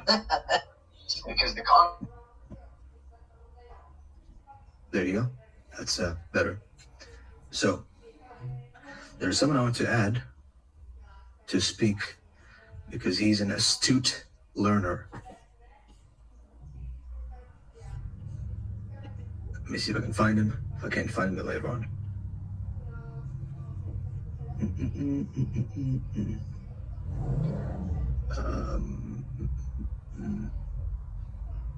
Please be found. I can't find him right now. I'll find him later on. So how do you measure high and low? By using the IPDA data ranges. That's number one, right? Number two, by seeing the dealing range of the low which you measure the fib from, right? And finally, the current expansion leg. Right? These are the 3 criteria for measuring: are we high, are we low? Right. So note this down. This is important. Let's look at the data ranges. So you said just now, based on only a pattern, you said market structure shift, right? Correct. Now measure the data ranges. Apply all 3 of these. Apply all 3 of these data ranges. Count back 20 days. 1, 2, 3. That's 2, 3, 4, 5, 6, 7, 8, 9, 10, 11, 12, 13, 14, 15, right? 16, 17, 18, 19, 20. One second. 26. 20 is over here, right over here. 20-day low. Now, what happens at a 20-day low, my friends? What is the classic pattern that happens, which is expected to be happening at 20-day lows? Bottle soup. Exactly, as seen in Street Smarts, right? Yeah. So, first of all, we are now below, measuring the if-to-day ranges, 20, 40, 60, right? We are now in the,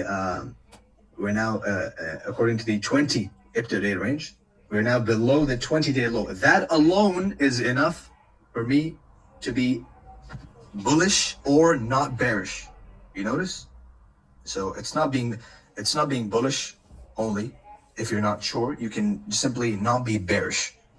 And so buy low, sell high. Don't buy high, don't sell low. Right? So by measuring this, you're simply not being bearish. So if it doesn't make you money, it saves you money. Right? This measuring high and low, quantifying high and low. And if you remember, right over here, I had mentioned a tweet. If you remember, those of you who followed, some of you made some money with that, so good for you. But right there, I had called the low of the week on ES, right over here, and we'll see right now in the market profiles as well. Right? Why did this happen over here? Why did price not keep going lower? It's a shift, right? Hedge fund manager like people are taught to sell when the 20 day low is broken on a breakout. Let's check something else. Let's check number 2, the dealing range, the fib, the range which you pull the fib from, right? So I'm going to take a Fibonacci 2. Go to the swing low that broke the high, right? Right here, swing low, which is a low, higher high, two higher candles above it. The way ICT teaches it, nothing new over there.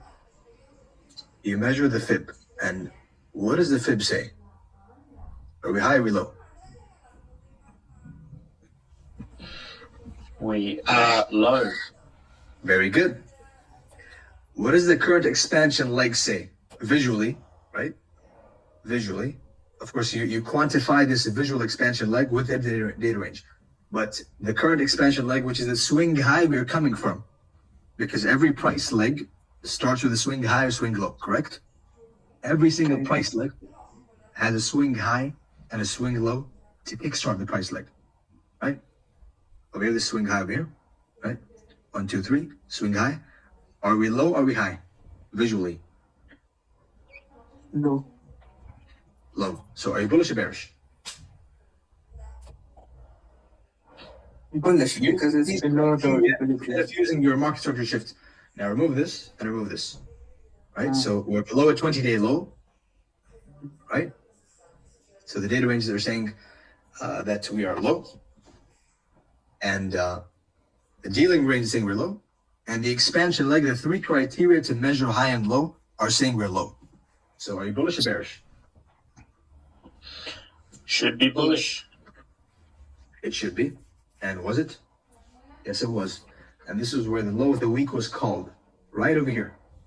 Almost to the tick. Right?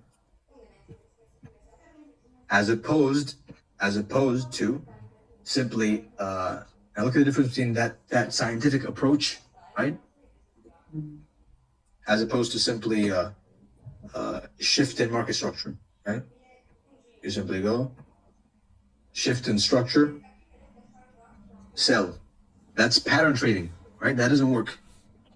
Maybe sometimes to sucker you in, but it doesn't work. So measuring these three reference points, right? To measure, are we high, are we low, right?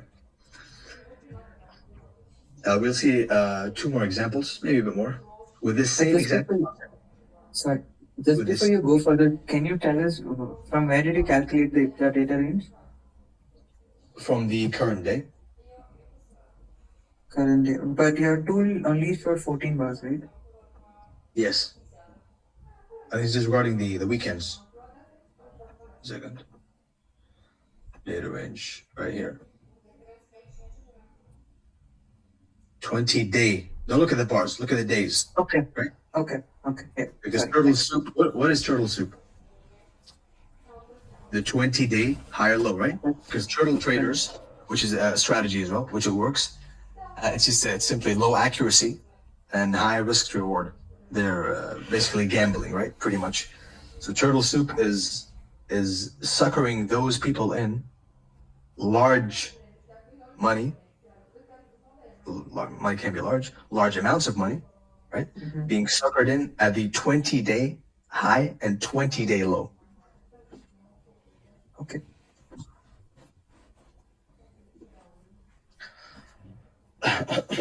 And was it being at the weekly fair value gap low? Thank you for bringing that up, because combine these three, like you can use these three alone to trade one time frame, right? But now look at the same exact price leg, which you all said. Every single one of you said it's a shift in structure, right? Now look at the same exact leg on the weekly. What do you say now? Are you bullish or bearish? Bullish. Bullish. Is there any chance you can be bearish over here? No. No. There you go. Beautiful. Excellent. Right over here.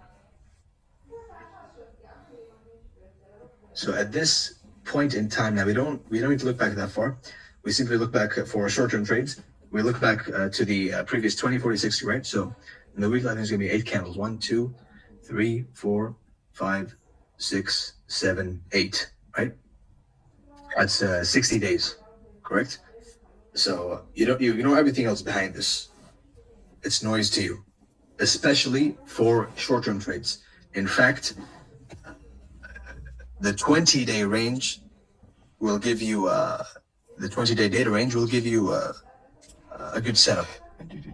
It's enough. That in itself is a model by itself, right? So most of the things I'm saying over here can be modeled by themselves. It's simply about choosing one and making yours. So, are you bullish or bearish here?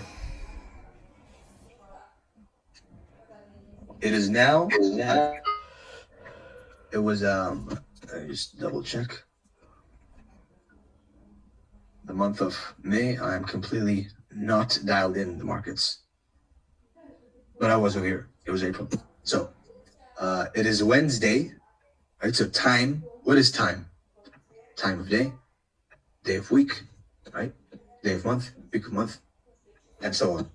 Time of day within time of day, for scalpers, and so on. So we're hitting a weekly FVG on Wednesday. What's gonna happen?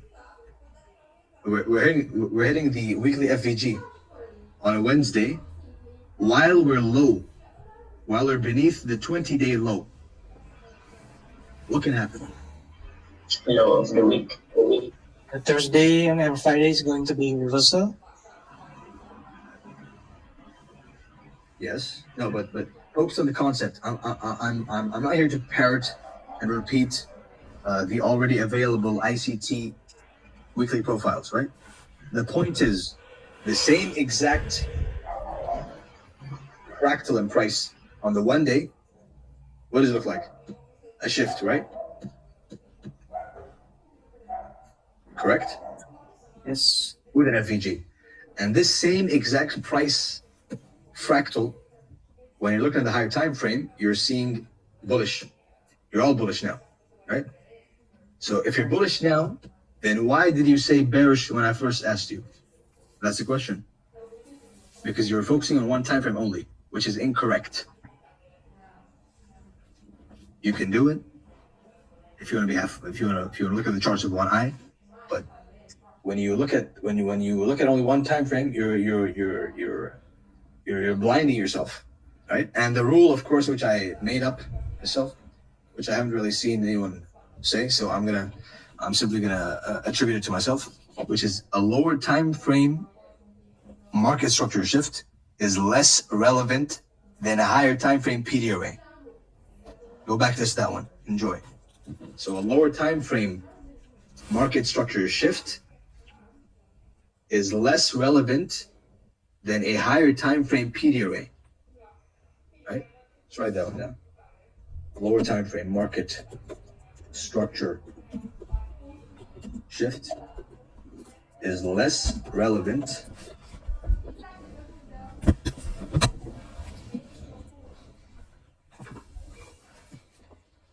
these fucking Spanish keyboards, less relevant than a higher time frame PD array. Now this statement in itself is forcing you to look at two time frames. I know a lot of you are lazy, which is normal, or too lazy to consider the higher time frame. Like, you know, it's fuck it, let me just trade the shift. But no, you're blind. A lower time frame shift is irrelevant in front of a higher time frame PD array. All right. So every time you see a shift in market structure, how do you apply this? It's talk is cool. I can talk all day long. I can talk for hours. I've been talking for 5 hours almost right now, right? 3 hours, of course, as a bonus live stream for the early joiners, which I believe was recorded as well. So you look at that. But the point being that if you see any market structure shift, then you go and inspect the higher time frame, right? So, any questions about this? For short-term trades, you look at the monthly? Sorry. What do you say?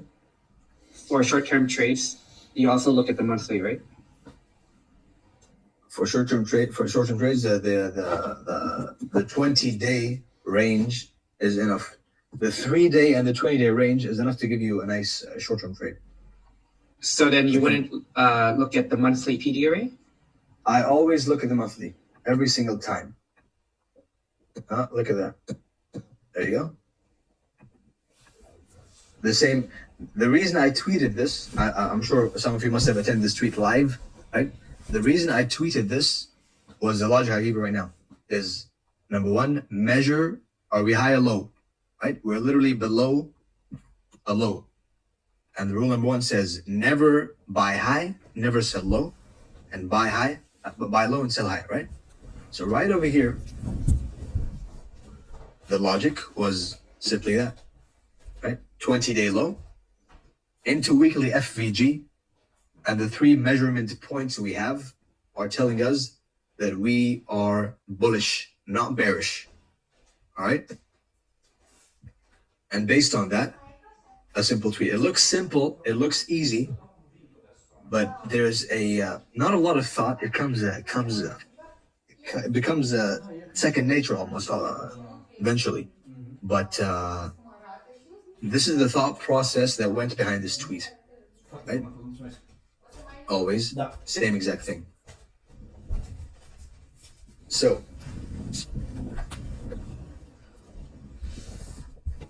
But then would you expect it to dig deeper into the fair value gap the second time like we saw? Again, this goes back to if you remember, I have a tweet that says there's 3 types of reactions to a key level, right? So when you have a key level, let's use FPG for example, when you have a key level, right? The reactions from this key level can be 3 things. Whether it's a PD array, whether it's a support level, whatever it is. When you have a key level, the reaction can be one of 3 things. A V-shaped instant reaction, right? Or it's going to be a W/M shape, right? It's going to be a 2-touch, whether it's a turtle soup or failure swing, right? Or turtle soup, even. Shitty turtle soup, right there. Or it can be multiple reactions to the same. Let me remove this shit. Remove. Or it can be the same. It can be multiple touches to the same level. Now, this one, of course, is the least favorable, right? This one is the least favorable of the three. You don't want to see this. You want to see either an instant reaction, or you want to see the most common one, which is this. So the most common reaction we get is this. So it's not unhealthy to anticipate a second touch of a key level. Now, I wasn't anticipating this one to happen, right? However, the fact that we took out the previous week's high on Monday, right, and gave this order block, that is a reason to target at least this low. So I called for a low of the week over here. It gives a bounce, right? So that's regarding being wrong and making money, right? So you can be wrong and you can still make some money. And it tanked, right? So when you see a rally early in the week, then it's always suspect. Nothing new. Power of three. Okay? So that is the logic behind the turtle soup setup. You see this? This is turtle soup. What happened down here? You tell me. Dumb money got wrecked because we're talking about smart versus dumb money. Every single retail book classifies this as a sell, right? At least this or a retrace, one of the two. So every single, put it this way, the majority of people were shorting here at this previous support or down here, right? Except those who know, which is buy low, right? Sell high, or don't buy high and don't sell low. All right? If that rule doesn't make you money, it'll save you money. How do you measure high and low? You measure high and low using 1, 2, and 3. As we saw, 1, 2, and 3. All right? So that is exhibition number 1, right? That is example number 1. Now, the same exact thing, because price is price and price is fractal. Remove. You guys want a break, by the way, or you guys good? Good, man. Yeah, Very good. question. I got a question on the Khan or Cox. He was asking. I'm speaking in behalf of Khan Barkok. He was asking, can you explain why you used that for dealing range about 5 minutes ago when you talk about dealing range? Okay, you mean the range I measured the fib from, right? I think so. Yeah, it was about 5-6 minutes ago. All right, Orlando. You mean why did I choose this low? That's his question. Probably. All right. I mentioned it at the beginning of the fib pull, so you should be focusing, my friend, not you, the other guy, right? So it's the swing low. Just again, it's. I feel like this kind of stuff, especially the Fibonacci pulls, they come from your own experience and tape reading, right? So the swing low, that the most energetic swing low that broke the high, that broke the low, right? So that is my fib pull, personally. Right?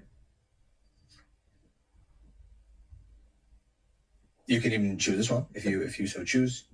You can go a bit lower to this one, but the one I would use is this one right here.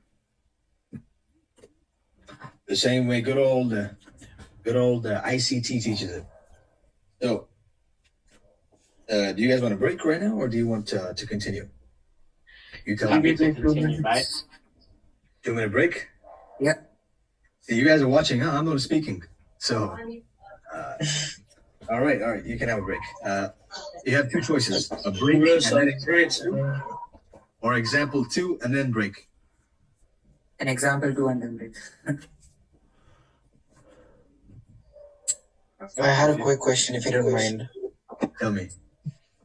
Yeah, so regarding the IPDA data ranges, I don't have much idea about them.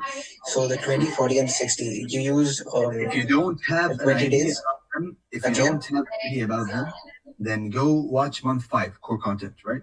I'm not gonna go and teach you. Alright, I'll do that. Alright. All right. I'll teach how to frame not his stuff. Keep that in mind before asking you a question. One quick question. Tell me. So then, could you have traded non-from payroll using this logic? Do you mean Since the rally? Thursday, You mean the rally we had? If you were following my Twitter, then I called the low, right? Of the order block, of course, because I wasn't at the charts at the exact low. But as soon as they gave me the order block, then I called for a rally, right? Same logic. Nothing else. Previous week's low on a Thursday, right?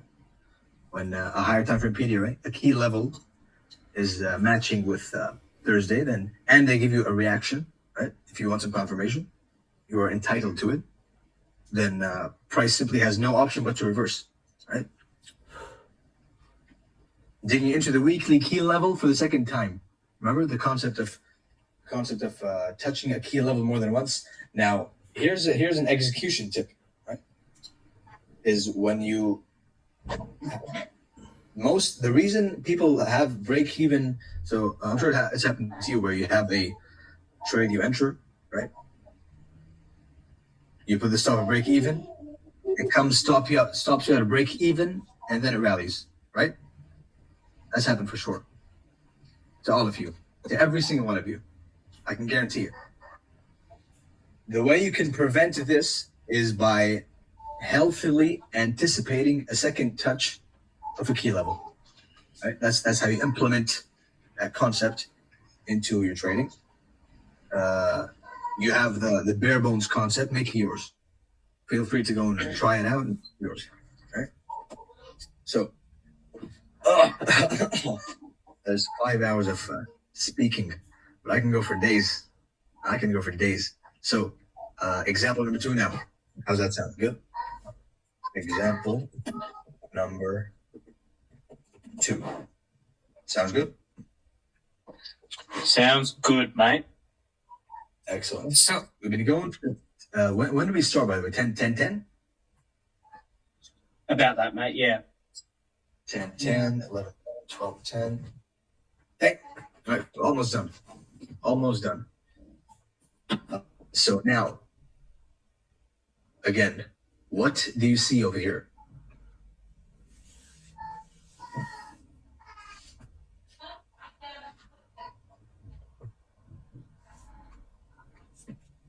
Answers are welcome.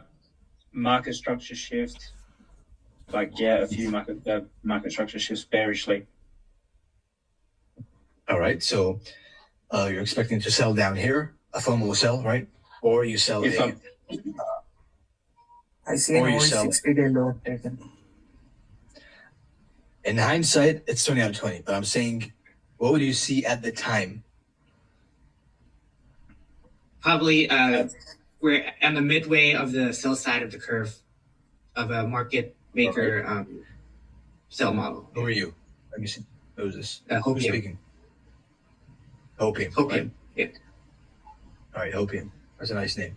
You into crypto or what? I used to follow crypto, and then I like the concept of it. I can tell. So, what happened here, Hopium?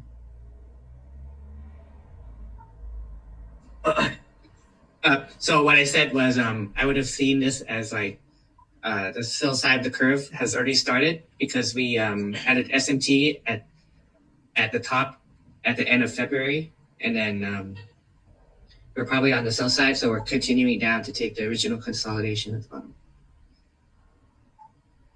All right, so a nice pattern. And we had displacement below the low, so it's even more confirmation that we're going lower. So be honest with yourselves, right? Now focus a bit over here. This is an important one. Be honest with yourselves and what would you do over here at this point in time?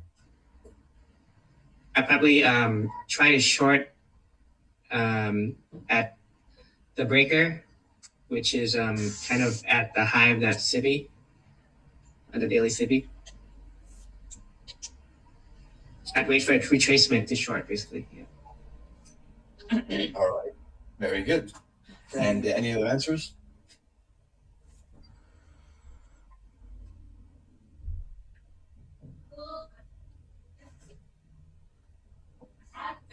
More answers? No, if I'm being honest, sorry. If you're being honest? If I'm being honest, yeah, I would be bearish as hell and want to look for shorts. Exactly. Bearish as hell, right? Equal lows, Yep, man. Look correct. at this. Yep. Low. God damn. So, and what else? More answers?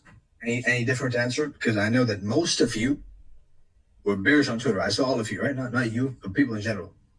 Every single person was bearish down here. Down here. Right? Now, luckily, I have the remedy to that. To the sickness, which is the market structure shift. Right? What's rule number 1?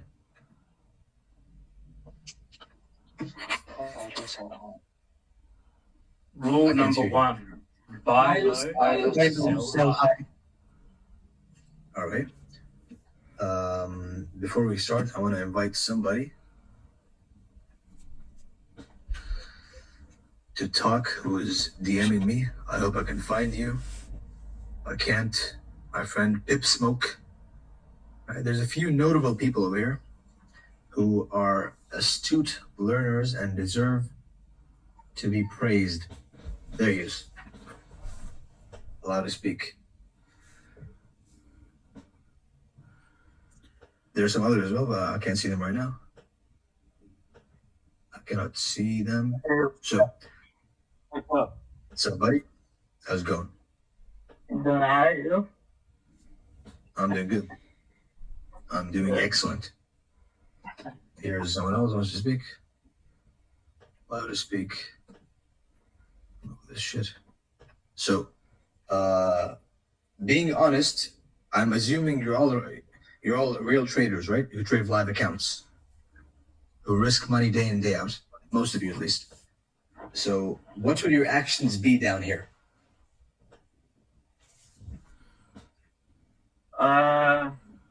You can hear me. Right?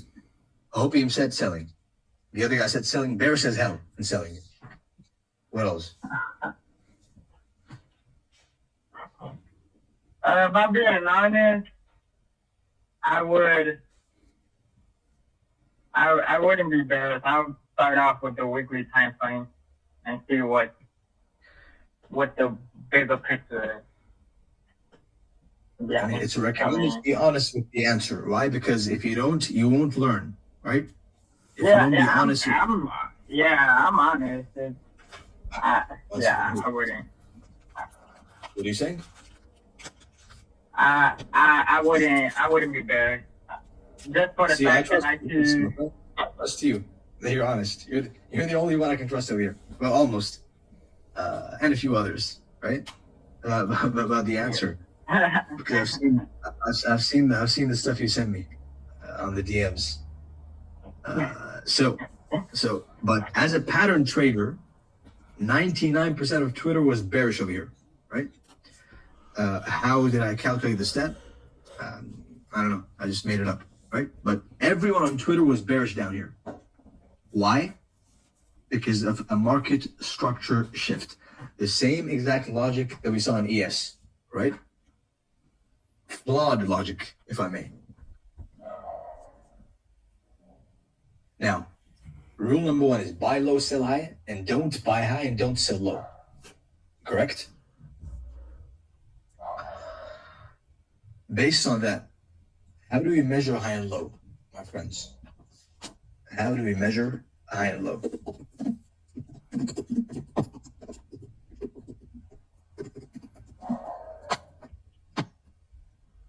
How do we measure high and low? 24 Again, looking for the IPDA data range. Yep. Number one is the IPDA data ranges. Number two is the dealing range, correct? Number three is the current expansion leg, right? A visual representation of the expansion we have experienced from the swing high or the swing low. All right. So measure them instead of now think about what I'm doing right now.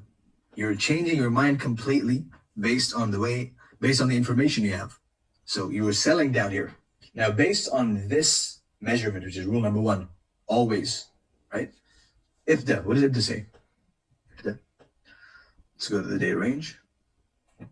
So you go one, count from 20 day, low or high.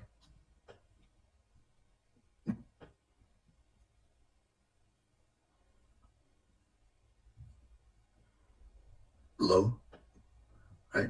Nice silence.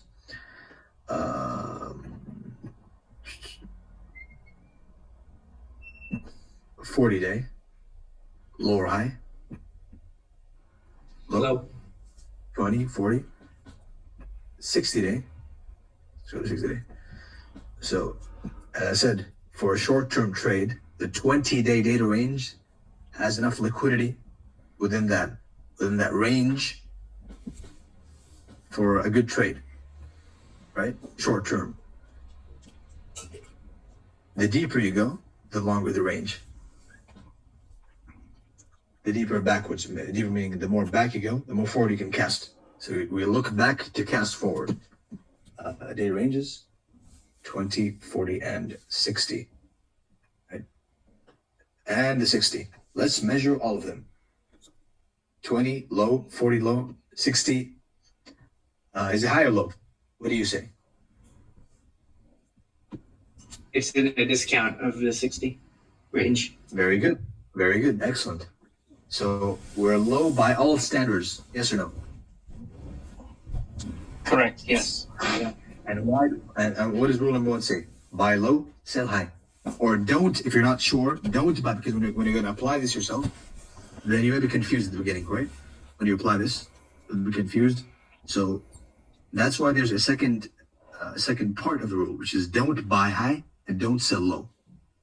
Never buy above a high and never sell below a low, right? Excuse me, Romeo. I'm not sure if you expanded on what number 3 actually means compared to number 2. The expansion leg. All right, we'll see right now. We'll see right now. So IPDA is saying we're low, right? The data range. And what we're doing is we're measuring high and low right now. The dealing range is saying we are low. The low that broke the high, right? This one, we're actually at an OTE, right? Now, so we have 2 checks, which are enough. But the current expansion leg, meaning visually the swing high, right? Any swing high. Are we expanding to the downs? Are we visually down or up? From the most basic retail sense, are we down or up? That's what it means, right? Are we high or low right now? You tell me. From a raw bare bones perspective, are we high or low? Low. Pretty low. Exactly. We're running downwards below 2 lows, right? Below these 2 lows. So all 3 are measuring and telling us that we are low. And the market structure shift is telling us we're bearish. So which one do we trust? Of course, we trust the truth, which is rule number 1, right? And your mic, you could remind, shut it. Thank you. Now we combine these factors together with the fact that we have let me remove this. We have a swing low right over here, which was my target. Right over here. And now we've come to the part as to why it was my target. This is the juicy stuff. Excuse me, it's Mr. Ali. Your mic is on.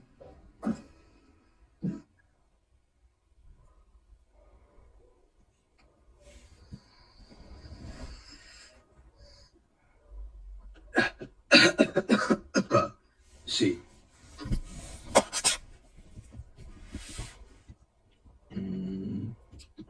It's liquidity below equilibrium of the dealing range. It is liquidity below. It's basically a. But why not this one? Why did I choose this one and not this one? That's the question. That one is above equilibrium. They both are inducements, in my opinion. All right. They both. So could it have reversed from here? Could it have reversed from this one?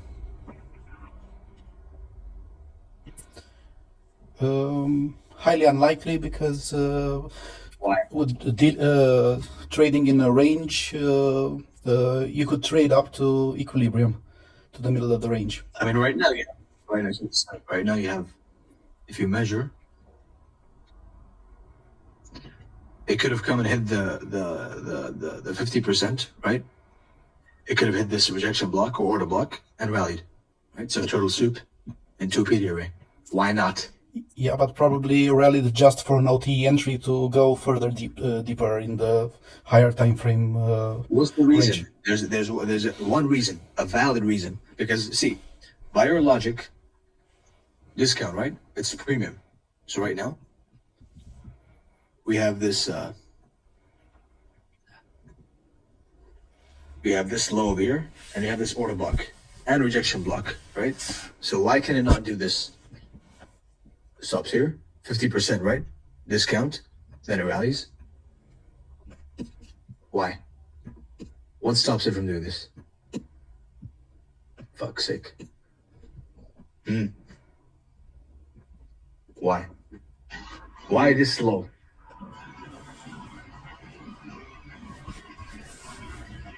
Because it's the first low in a discount.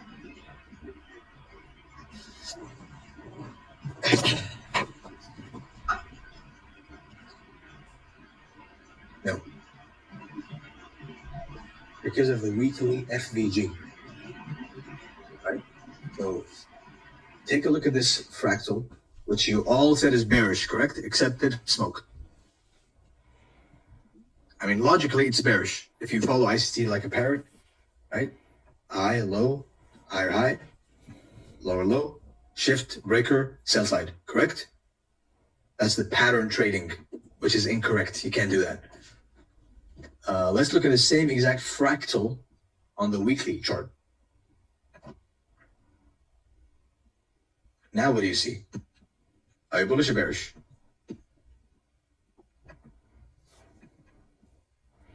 And do you now see why I called 20,400 as opposed to only that? Now, bullish or bearish over here, down here? Bullish. Oh, clearly bullish, but is there any bullish? Is there a chance that you can be convinced bearish? APR. No, if the bullish PD arrays are being respected, then no, there's no logic to be bearish here. Liquidity, right?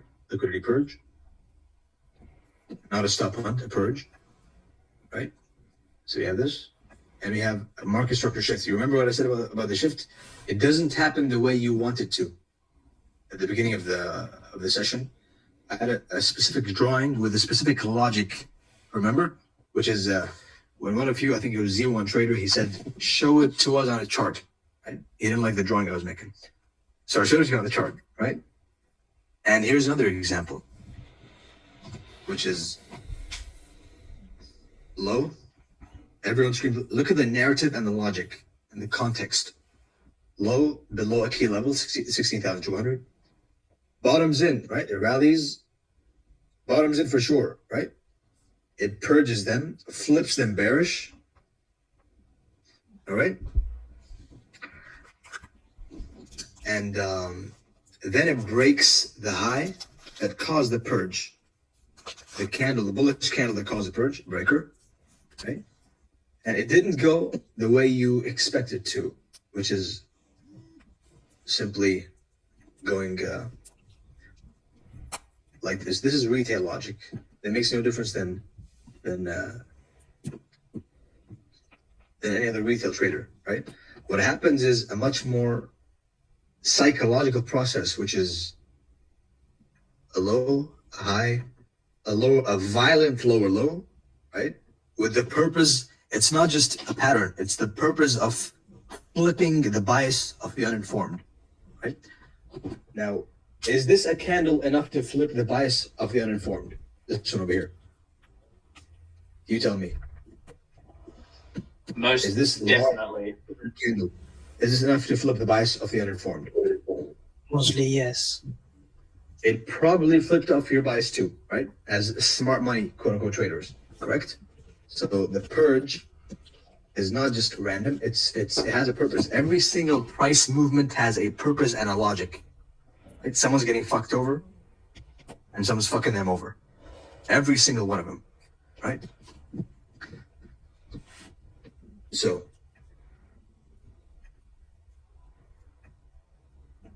this is a real market structure shift where there's a buy, a purge, a shift, and remember, note this down for the turtle supers out there.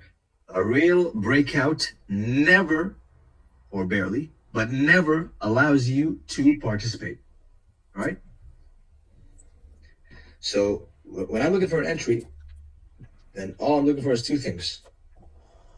It's either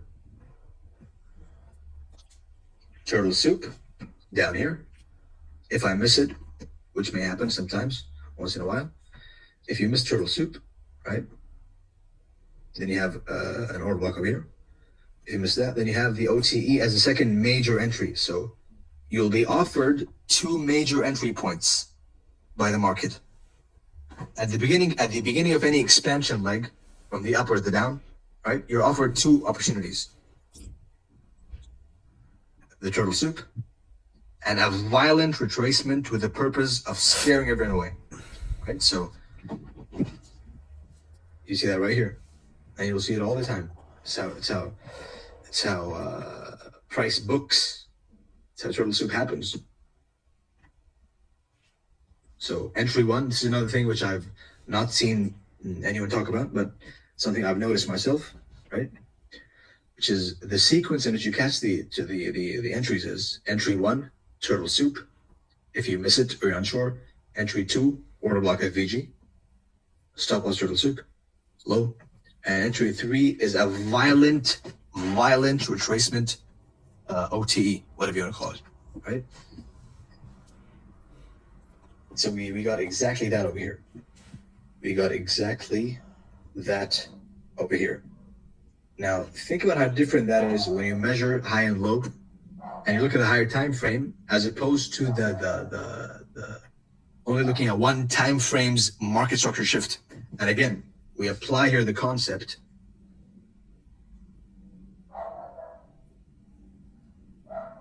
We apply here a concept, the same exact concept of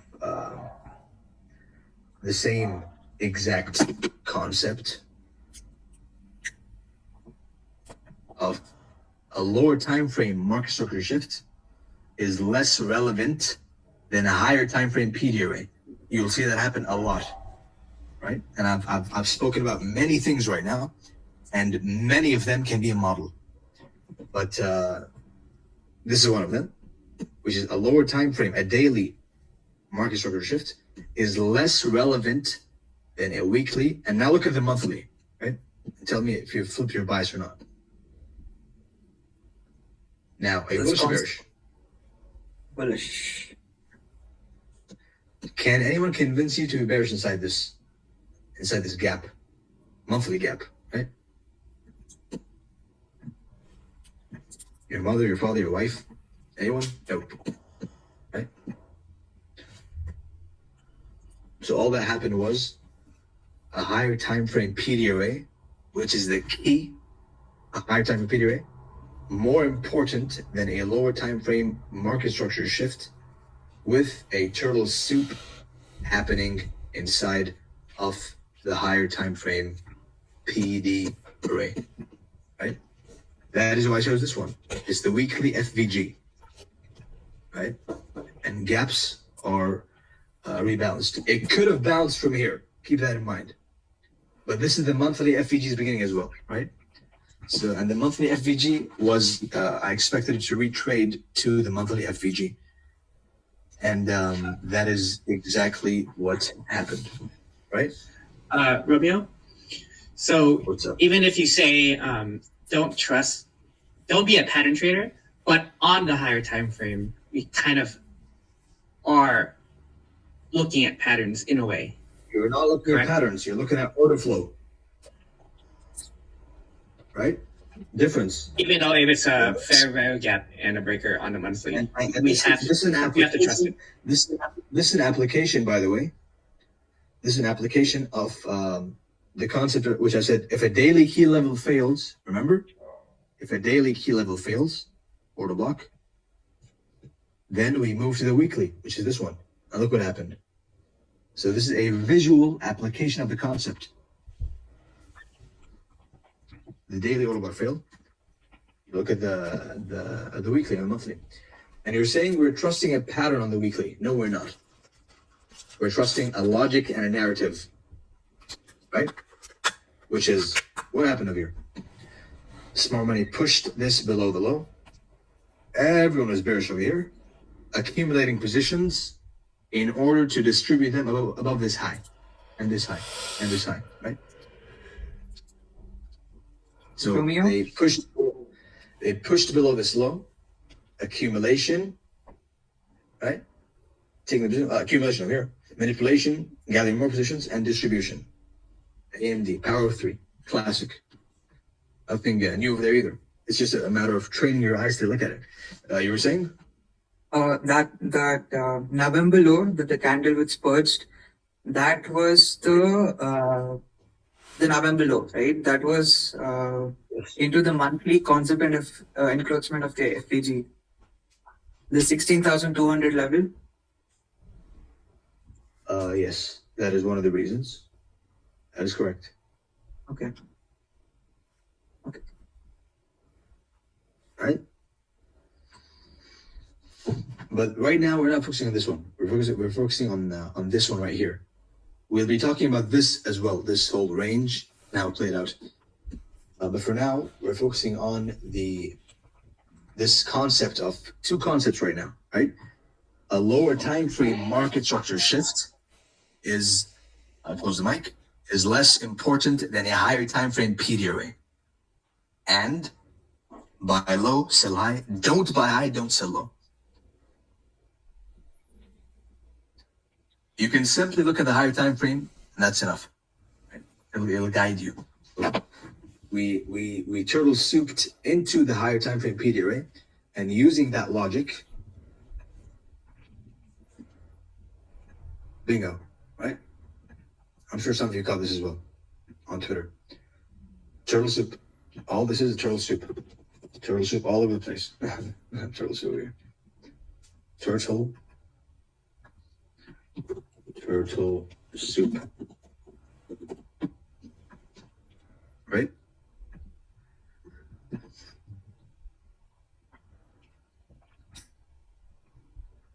Now, I can give you the entry methods right now, or I can wait, be an asshole, and give them to you later, the next session. Which ones do you want? Now. Were you supposed to do number 3 first? Exactly, that was the plan, which is to go through market profiles. This is, of course, this whole thing was showing the importance of a higher time frame PD array, in case someone got lost, right? And all the noise. All this is buying low, selling high. Rule number 1, keep it in mind. If it doesn't make you money, it saves you money. And blending the higher time frame into analysis always, right? A lower time frame market structure shift is less relevant, is irrelevant in front of a higher time frame PD array, right? A side note for those recording, I hope you caught these. You caught all of this. Did you? Did you not caught? I have a doubt. Romeo, Z1 Trader is asking you to unmute him. What are you saying? Is the Z1 Trader who's recording, he wants to speak. There is Z. I had to mute him because of the noise. Yeah. My bad, my friend. So, Can I ask a question? tell me. The low that happened, the turtle soup, it could have digged deeper into that weekly FEG, right? No, it couldn't. How could you say for sure that it couldn't have digged deeper? Because I called it.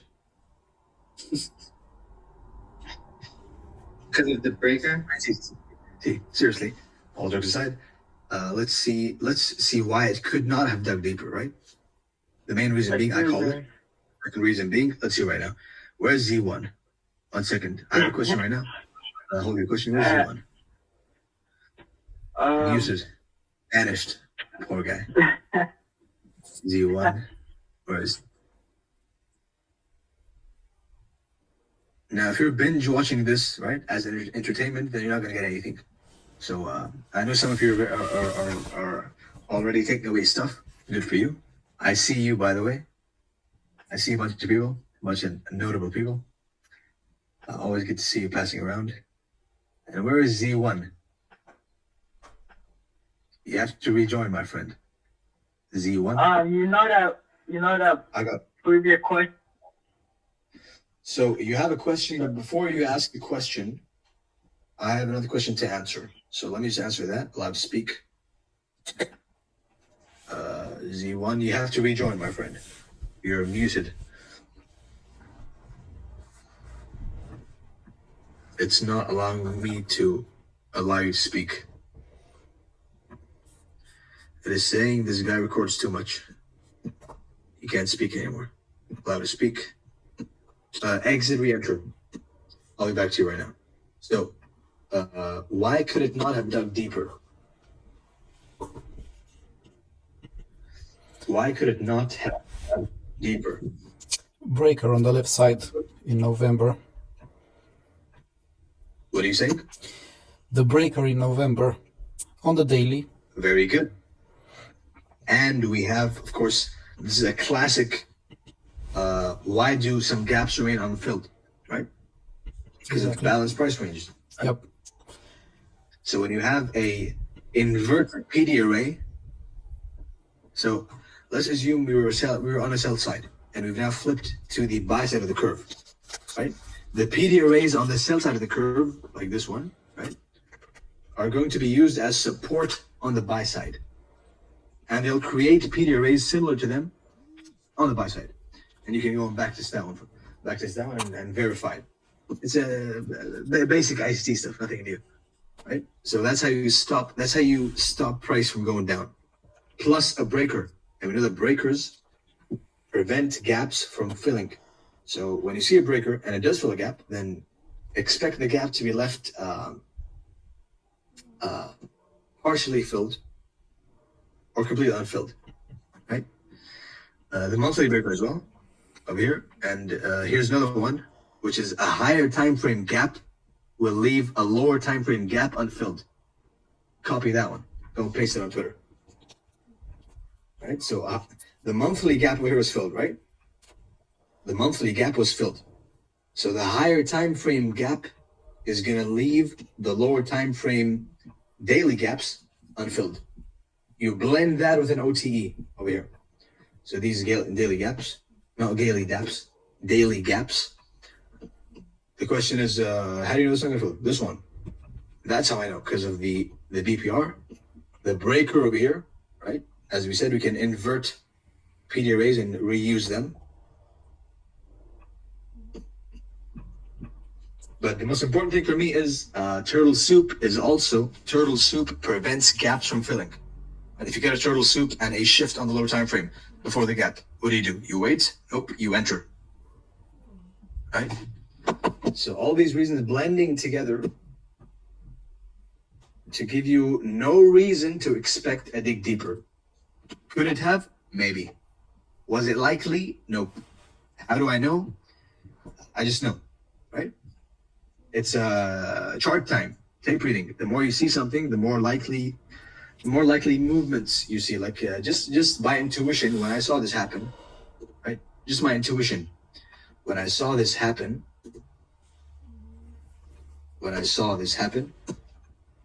then it was extremely unlikely in my experience that we do this, right? That we do, we go and we simply go and do this. It is an extremely unlikely price movement, right? But that's not a scientific explanation. Intuition is not a scientific explanation, which is why you have those measurement tools, the data ranges, buy low, sell high, higher time frame FVG into a lower time frame liquidity pool, and boom, you get a nice juicy turtle soup.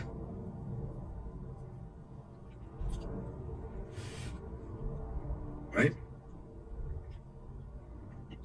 All the confluences are here, including open, high, low, and close, or open, low. So it was exactly, and we come to the final part.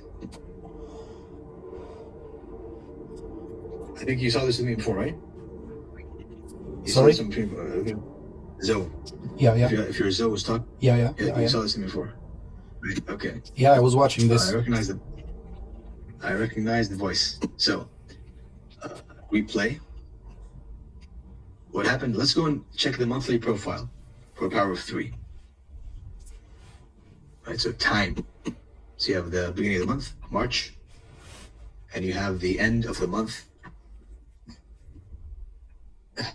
April.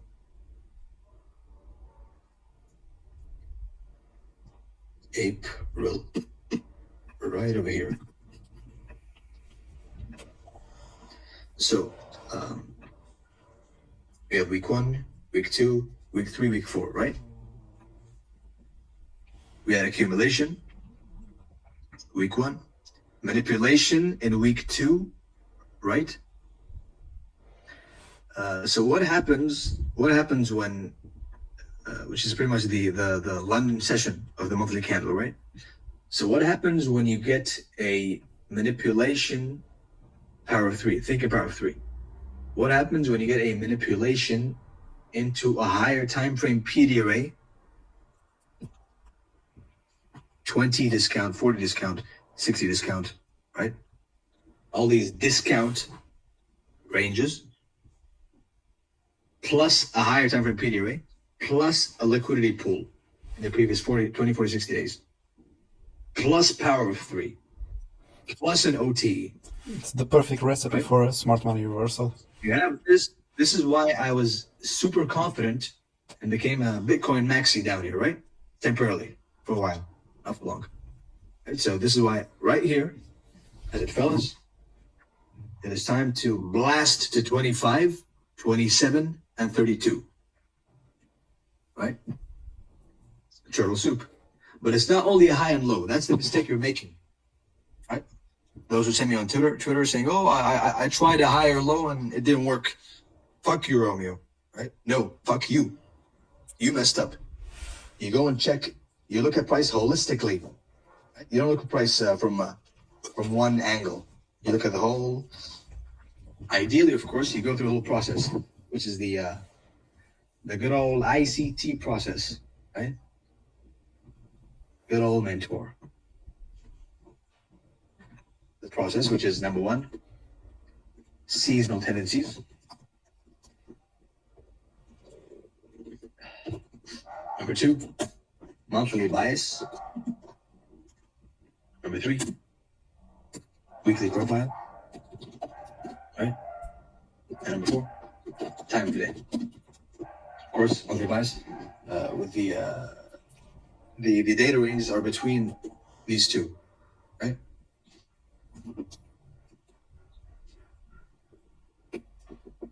Because the monthly bias is the data ranges 20, 40, and 60.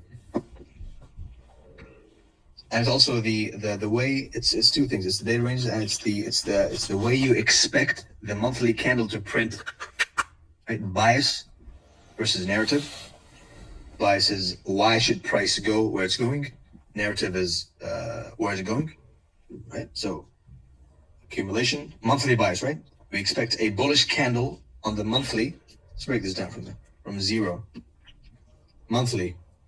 Seasonally, of course, Bitcoin doesn't have that large of a history to have a seasonality yet, but it eventually will. When it lives long enough, it'll have a trustable. It does have a trustable seasonality in September and October, which is September has a rally at the beginning of the month, and it has a sharp decline mid-month. Right? That is a seasonality trick on Bitcoin. So the point is that seasonality, not that reliable, so I'm not going to consider it right now. Monthly bias, we're expecting a bullish monthly candle. Why? Because we are inside of a higher time frame monthly PD array, order block here. Now, what are the criteria for an order block? You guys know by now, right? After all this time following me, what's the criteria for a good order block?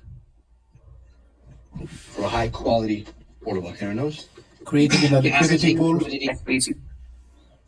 Sorry, you go, Robin. So not just choosing any down close candle, right? To choose a high quality, high probability order block.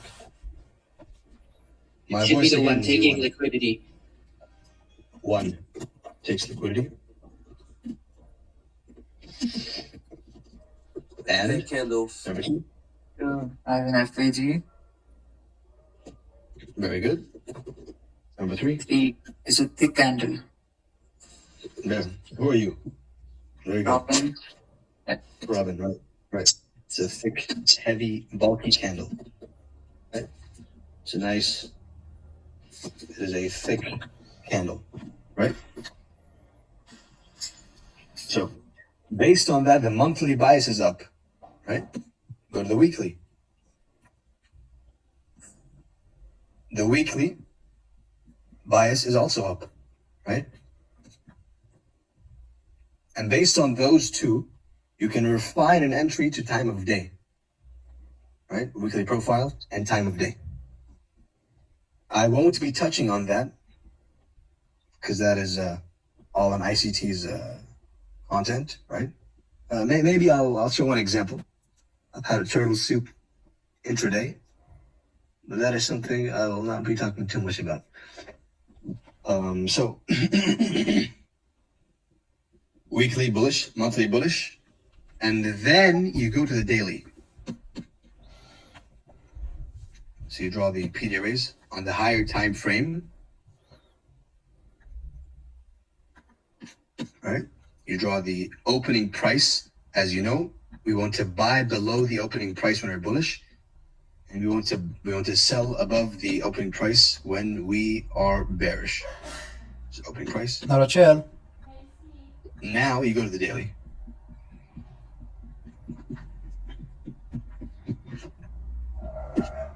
Monthly bias up, weekly up. You can draw an opening to March, open, close. In a bullish market, right? This is pure ICT. It's not pattern trading. It is the way he intends you to learn it, right? Even yesterday in the space he made, same thing, but no one's willing to see, right? Everyone wants to find a pattern. In a bullish market, we buy below opening price and expect to rally, especially when there's a higher time frame PD array, and that goes into when can we anticipate a classic buy or classic sell candle, which won't be spoken about over here, right? In this one, but that's a little hint. You want to buy below the opening price into a higher time frame PD array, which coincides with liquidity pool, plus OTE, right? Dealing range. and you get a rally.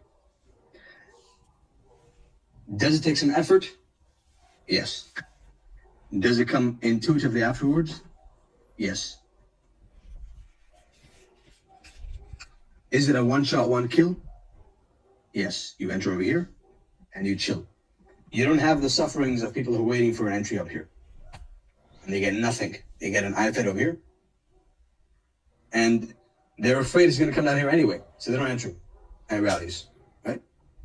So buy below opening price in a bullish market and sell above opening price in a bearish market. It's ICT 101, right? That's the application of power of three. Using a valid, high quality order block, the monthly. So we can now get into the entry techniques. That's example number 2, right? An in-depth example. We got example number 1 on ES, right? Let's go to ES. Example number 1 on ES. 500. The same concept, right? A lower time frame market structure shift is less relevant than a higher time frame PD array. So always focus on the higher time frame, always. And the second example is BTC, USDT.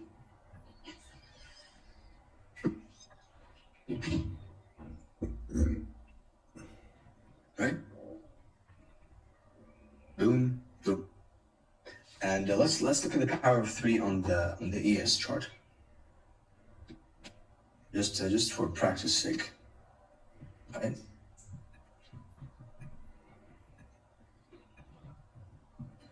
Romeo, so these were for short-term trades, right? But will you be talking about intraday scalps, things like that? Very briefly. The main focus is on the logic, right? Because you can apply what's over here on the lower time frame, right? You can apply what's over here.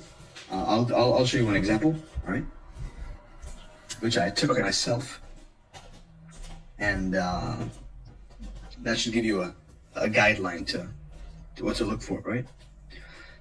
Just to help her, as you know, all the information I'm giving you is a complement to what good old ICT is doing, right?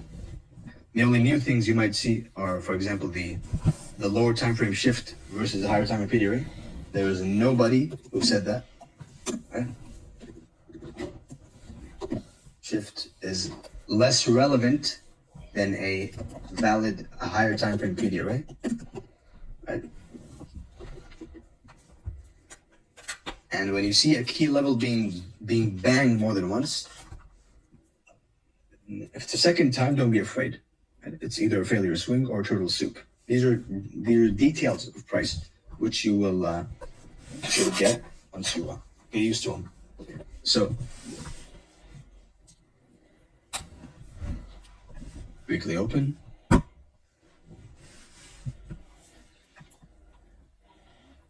Weekly close.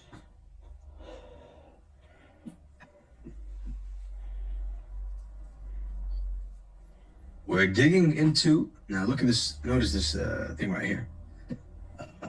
Accumulation, right? Manipulation, distribution. Down here. So weekly open, it rallies, expected decline, right? At least until New York of the week. We're digging into a weekly FVG on a Wednesday, right? So the higher time frame is bullish and the lower time frame is bearish. Which one do we trust? We trust the higher time frame, not the lower time frame, because a lower time frame market structure shift is less relevant than a higher time frame PD array. Now, pretty much the same thing, nothing different. So that is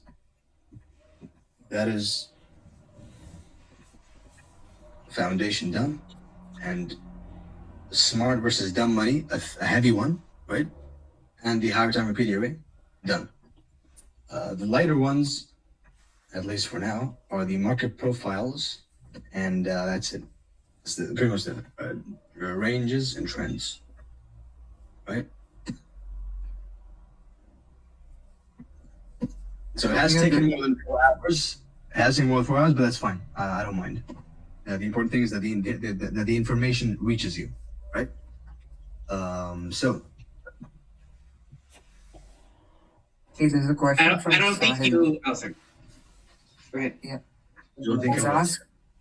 Sorry. You don't think what? It cut off, my friend. You said you Go don't ahead, think what? Robin. Okay, yeah. Romeo, it's Robin here. I have a question from a guy called Sahil. He's not able to unmute himself. So he asked, could you please ask when a market structure shift would be important for order flow and when it wouldn't be? Say that again. When a market structure shift would be important for order flow and when it wouldn't be. When is market structure shift important for order flow? Mm-hmm. Again, you're telling me to teach you something that ICT has taught you, right? But I will give you my opinion on the shift, right? Which is what I gave you just now. If you've been taking notes, what I've said already is more than enough, which is, first of all, it's a logic, not a pattern, right? As we saw in Bitcoin, as you'll see every single day on every single time frame. It's a high. It's an accumulation, of course. It's a false bottom, right? A false breakout, enigma pattern. A dig deep. So they think the bottom is in. A dig deep inside of this low, tripping them up. And then a true breakout, which does not allow you to participate. For turtle soup, this is crucial. If you're trading turtle soups, which I'll show you how to trade those two things, which I did right there, right? For turtle soups, this is crucial, right? A true breakout does not allow you to participate. Breakout. So entry 1 is over here, entry 2 is over here. Entry 3 is a deep retracement. Forms an SMT over here and rallies. Right? So this is the market structure shift as seen over there. Right? So it's a logic, not a pattern. Some of you will see this regardless of how many times I say it's a logic, you'll still see it as a pattern. I can't help you. I can't help you. Some people are just destined to fail, right? But those who observe, it is a logic, not a pattern, and most of the time, you'll have this to filter out the patterns. The higher time frame PD array is a filter for patterns.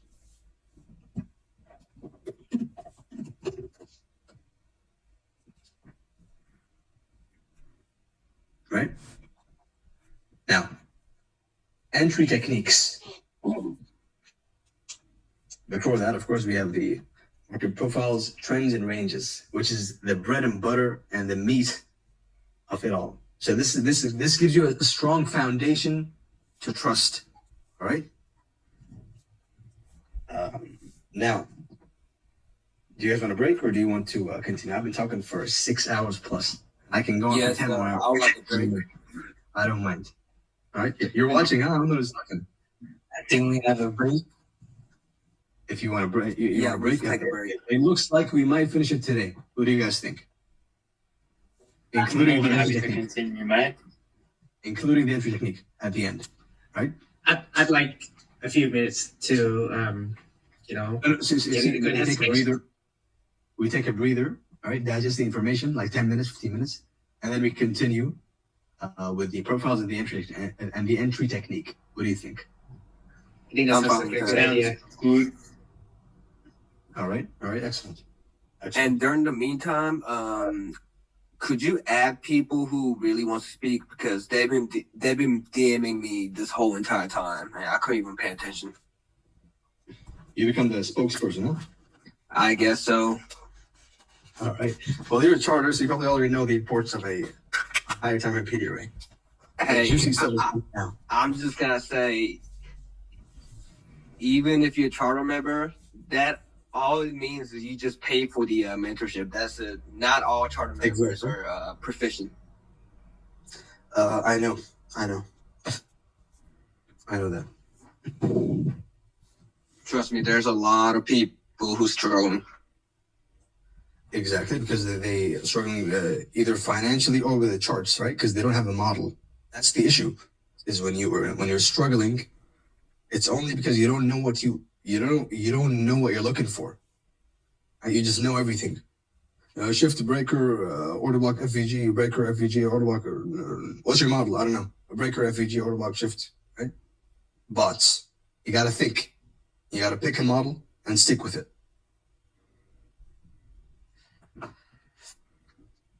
So there's a 10-minute break for you, and we continue. I did not expect to give it all at once, but it is what it is. I have a question. Tell me. Yeah. How would you measure the high and the low on lower time frame, like an hour or 15 minutes? How would you measure the higher time frame? Exact same. Yes. Now on the lower time frame, you can do the same thing. You can do the same exact thing. Last 20 candles. Last 20, 40, and 60. Right? But the data, me personally, I use them on the higher time frame, right? You can use them on the lower time frame.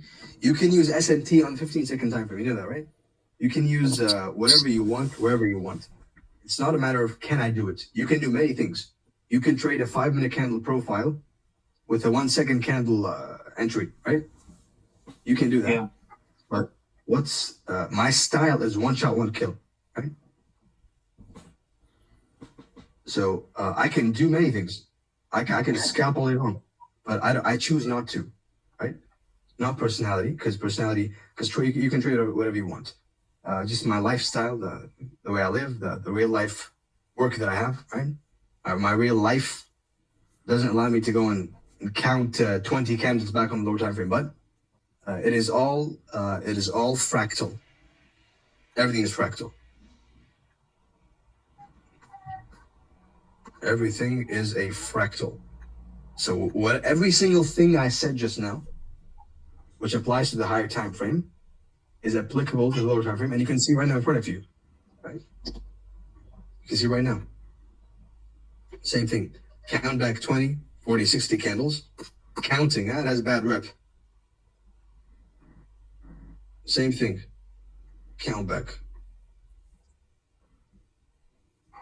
20, 40, 60. Lower high, right? Dealing range, right? The fib measurement range. Lower high, low, right? The swing high, right? Visually, just a bare bones, just a look, right? This comes with intuition. Lower high, low. And then you blend that, because you can say, you know what, Romeo, what about this? You would have been caught over here, right?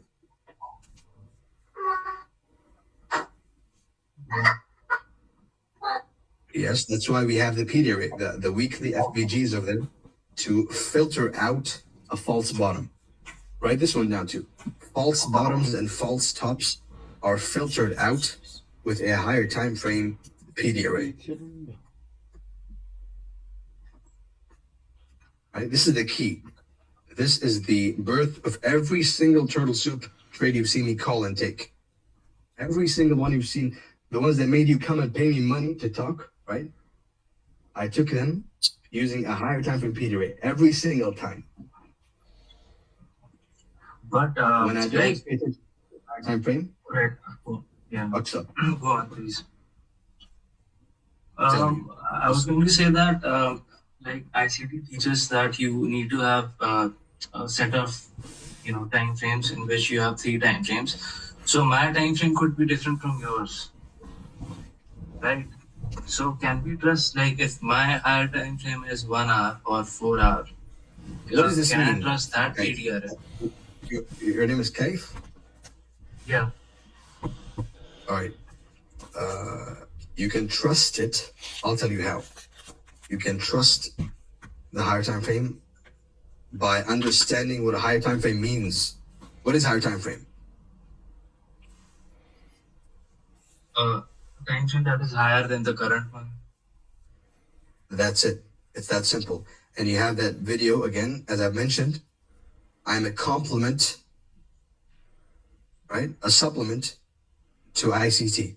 He has taught me 90% of what I know, right? Yeah. Most of it. The rest of it is all Wyckoff, a bit of GAN, right? Classic technical analysis. That I still use some of them conceptually. The things that work within them, I use them till this day. So I'm not like your typical ICT trader, right? Who doesn't use anything outside of ICT, who never knew the markets except within the lens of ICT, right? That's not me. Hey Romeo, Robin here. Yeah. When you when you show the weekly time frame, yeah, I'm audible. I can hear you. Yeah.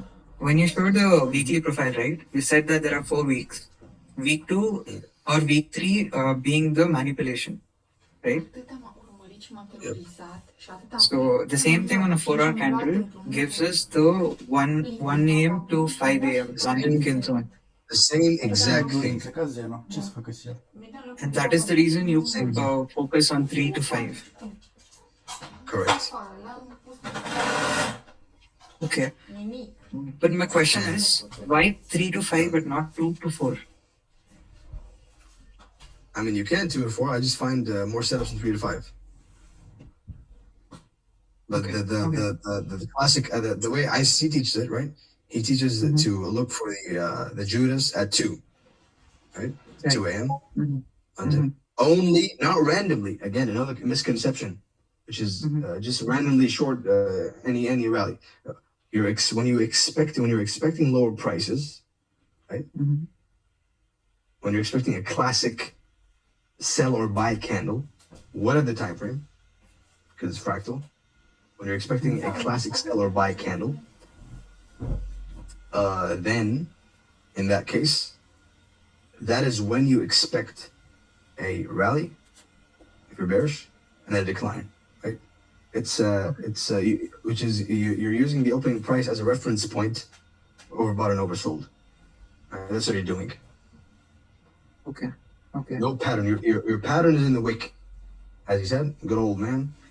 I'm positioning myself in the wick. That's what I'm doing. Okay.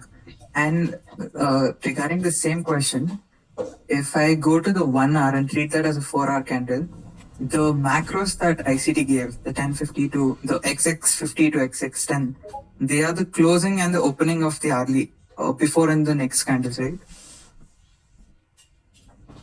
Yes. That is correct. Okay. So that is the significance of those macros. Yeah. It's all if you sit down, if you really want to dig in, if you sit down and reverse engineer the open, high, low, and close of the candles, right? What time certain swing points form, right? There's always the same time window, right? Where highs and lows form. The same time where liquidity purges happen, right? As we saw in Bitcoin, right? At time, the London session of the monthly candle, right? Over here is Wednesday, a typical power of 3, right? So if you sit down and dig deep into it yourself, you'll find some pretty cool stuff. Me personally, I found some stuff, but it's noise to me. Why? Because it's too low of a time frame for my lifestyle. So I think it's wiser to just do what he did, what he taught to do, which is buy in a bullish week, buy below opening price, vice versa.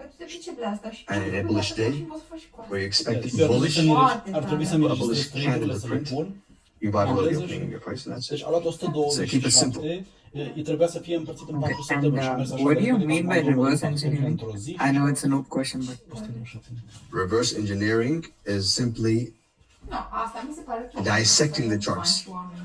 You won't learn from social media. You won't learn from online people, right? Și You acum learn pot să from fac în fiecare săptămână chestia asta. you'll learn earnings afterwards. Not at the beginning. You will learn from one person showing you the way, not teaching you, just pointing towards the direction, and you will go and study it yourself. That's the way you'll learn. Right? Thanks. If you expect to be spoon-fed, right, you will never learn. Never. Noted. Because then you will rely on his spoon feeding, right? Right. So the best way to learn, even turtle soup, whatever I was talking about for the past 3, 4, 5 hours, the best way to learn is, which is an important point, right? Because it's a lot of talk, it's a lot of concepts.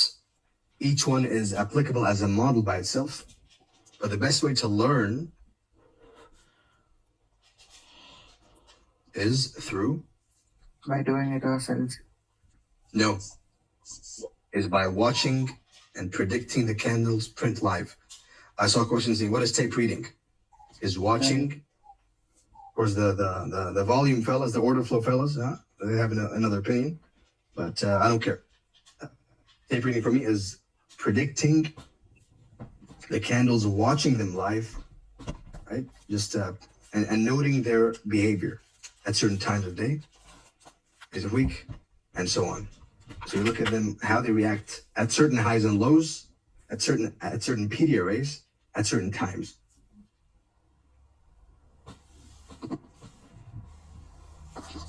And does news matter towards these times? For instance, I see many times like the reversal of the manipulation happens at either 8:30 or 10 a.m. and that's because of news. Do you The news matters only for momentary reaction on the lower time frame, right?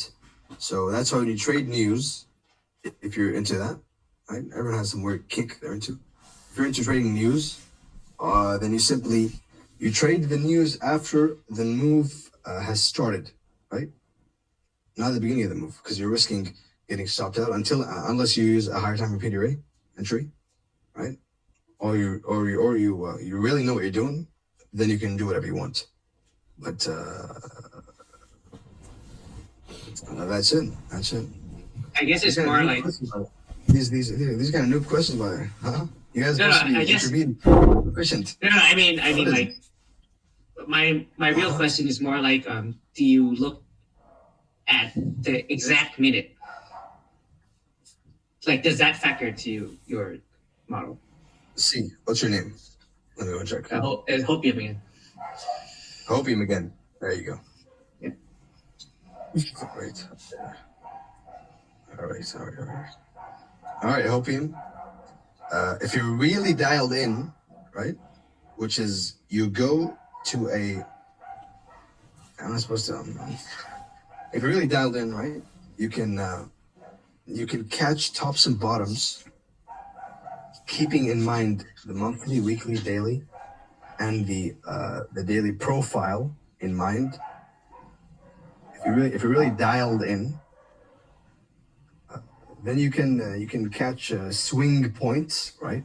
Because swing points form at certain points in time. The highs and lows of the days of the week, of the daily candles, the weekly candles, they all form at certain points in time. So if you're really dialed in, you can do some pretty amazing stuff. You can snipe some pretty good stuff. Yeah, But again, this all happens all on off social media.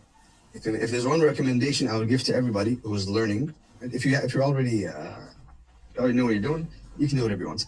But even for them, like social media is a distraction, especially for learning traders. It is who don't have their model yet. It is a distraction because you're comparing yourself to others. You're not focusing on the main thing, which is tape reading and charts. You're too concerned with what others are doing, how well he's doing, what's How many RR trades did he catch today? Huh? How many 1 to 500 RR trades did he catch? The master, for example, right? Or whatever goofball is doing, whatever. Right. So the best way to learn, in my opinion, is tape reading it and getting familiar with it, making it your friend. I have understood. But familiarizing yourself with the charts, with the turtle soup, with how it happens, with at the high and the low, what happens at the high and the low, right? What happens over here? You go up here on the lower time frame, you look, and that will be discussed in entry techniques. Tell me, the break's over and I'm still talking. Tell me, what's up? Okay. Let's say, for example, the turtle soup is about to happen. Does it always have to touch or react from the HDF PDF array, or is it okay if it is slightly off from the level, key level? It will always dig into a key level. But if it is the case, it doesn't. I observed your Ethereum 4 or so. My Ethereum what? If it is the case, you said it has to always dig into the PDF array, right? So if it is the case, I observed your Ethereum 4 hours chart. Did not dig into the weekly FVG, and you were confident that because one of the reasons that gaps are left unfilled is turtle soup, right? We saw that on GBP. If you remember the analysis I posted, right, for GBP, gorgeous, just gorgeous. And we'll go through a bunch of just to revise the importance of the higher time frame right now, as soon as the break's over, which is now. So right here on GU, all right, on GU weekly. Of course, as we know, price is price. It doesn't matter the chart. Price is price. The only difference is some markets are consolidating and some are expanding. You just pick the expanding ones. So right here, you have this higher time frame gap, right? Everyone was expecting to dig into it. Yes or no? Probably, right? But a turtle soup will stop a gap from filling, especially if there's a lower time frame shift, right? A proper shift in structure, from a proper shift in delivery from bearish to bullish, then you can expect the gap to be left unfilled. And that answers your question, my friend.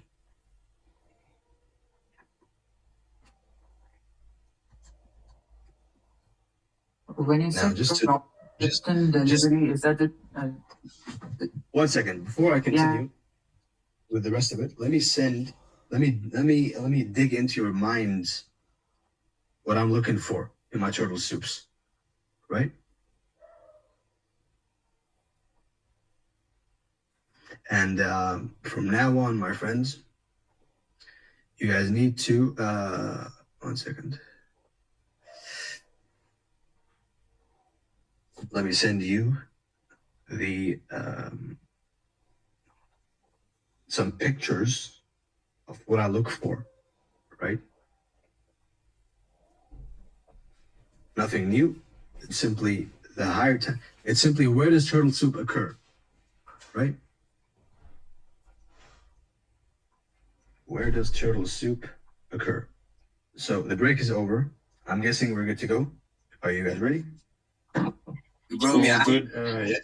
I gotta say this right quick. Everyone who's DMing me, please. I asked him twice already. Okay, listen. Whoever has the mic now has the mic, right? FAQs.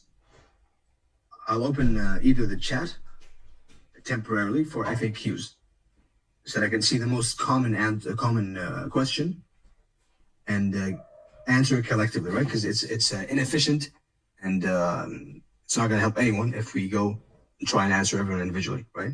So collective answers. We're too many people for that. If we were like 10, 20 people, then maybe. We're 1,000 people. So collectively answering the questions is going to be what we are going to do after the sessions are over, right? I'm not even tired, not even a fucking bit. So, I have something in mind. Tell me. Can I ask a question? If it's interesting, yes, sure. Tell me. Okay, earlier you said that you're going to show us when a support level fails, go to the higher time frame. For 5 minutes support, PDRA fails, go to the 15 minutes, and so on. Yep. Can you please do that once? What do you say? Can you please show that once? An example of that. Here's an example right now on ES. You don't need to look far, my friend, to see the concepts working. Right? So this is something I had paid attention to I had called on Twitter as well, right? Which is, I said, if this daily order block fails, right? Focus. If this daily order block fails as the weekly low on Tuesday, then I'm waiting for it in the weekly FVG, right? So the daily order block failed. We closed beneath the mean threshold. So we can expect the weekly FVG to be the next support, and it did. Yes or no? Yes. That's it. So the daily PDRA is failing, which means we go straight to the weekly FVG, and it held. Yes or no? Do you see the visualization of the concept? Yeah, I do. If this fails, you go to this one. So, are we ready to go into market profiles? Because I'm ready. Since you talked about GBP, one thing I noticed was that the reason why price went down one more time and didn't fill in the weekly gap was because it was the CE of the monthly BISI, right? That is another reason. Is higher time frame reason? gaps. That's another reason, which is higher time frame gaps. Right? They stop lower time frame gaps from filling. I'm telling you a lot of stuff, and if you're not paying attention, you'll simply ignore it. And I think what you said before was that if price almost reaches the CE like it did before, but hasn't yet, you expect it to soup that low, right, and touch the CE, and then that's when the real rally begins. 50% of any price leg is a good place to look for turtle soup. Write that down and enjoy. Right? 50% of any range is a place where I expect a continuation turtle soup. Right? That keyboard is too loud. That keyboard is way too loud. Right? So 50% of any price leg, any range, is where I expect a continuation turtle soup to happen.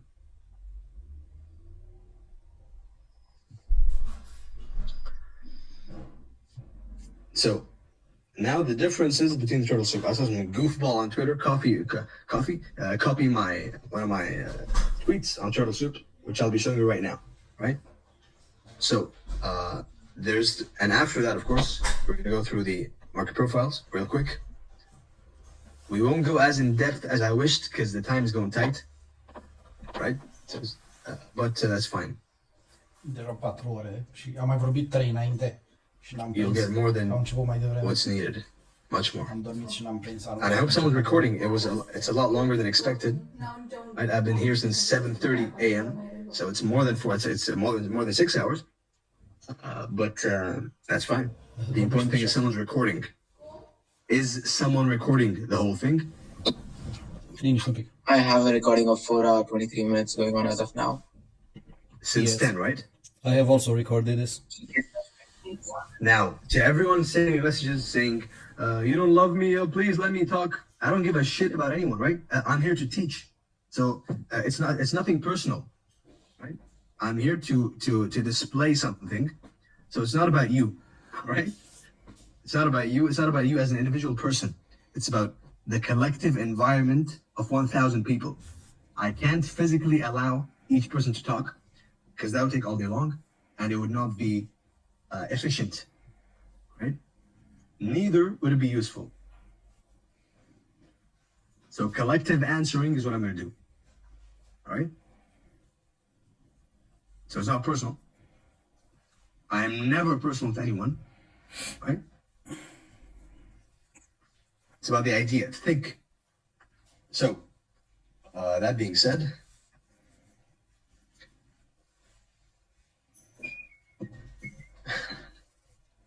yes, Chris, it's a long catch up, my friend. I've been here since 7:30 a.m.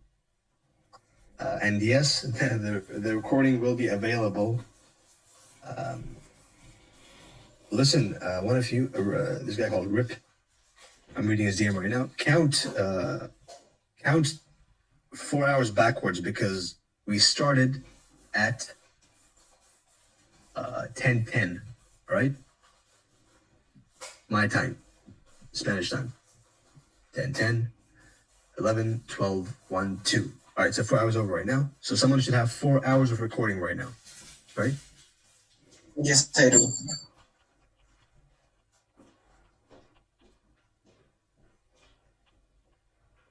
All right. So excellent. If you have one, then excellent, and good job. You might get an extra tip on how to soup turtles. So right now, we go into market profiles and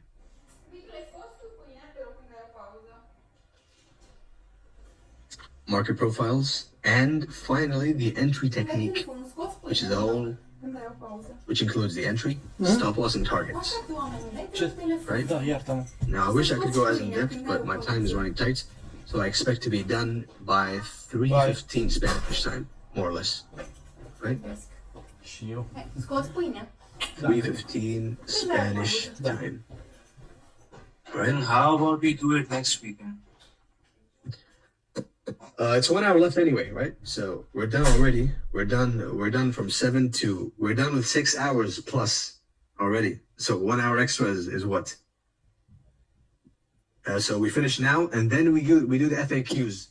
And next weekend, I'll give you all an extra hour to answer the FAQs. How does that sound? More than fair, mate. So we finish now, and then I'll let you collectively send your questions about the stuff I discussed, right? And I'll answer every single valid, interesting, collective question, right? So think before you ask. Don't ask obvious questions. So, market profiles, which is an essential part of turtle soup, which is why I could have skipped this, but I'm not going to skip it, right? Because it's essential to not get caught in a fake turtle soup, right? In a fake false breakout. That's a shame. So, we have market profiles, as I gave a rough outline of. We have trending markets and a ranging market, right?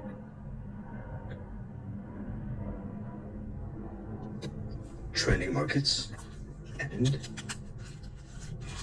we have ranging markets.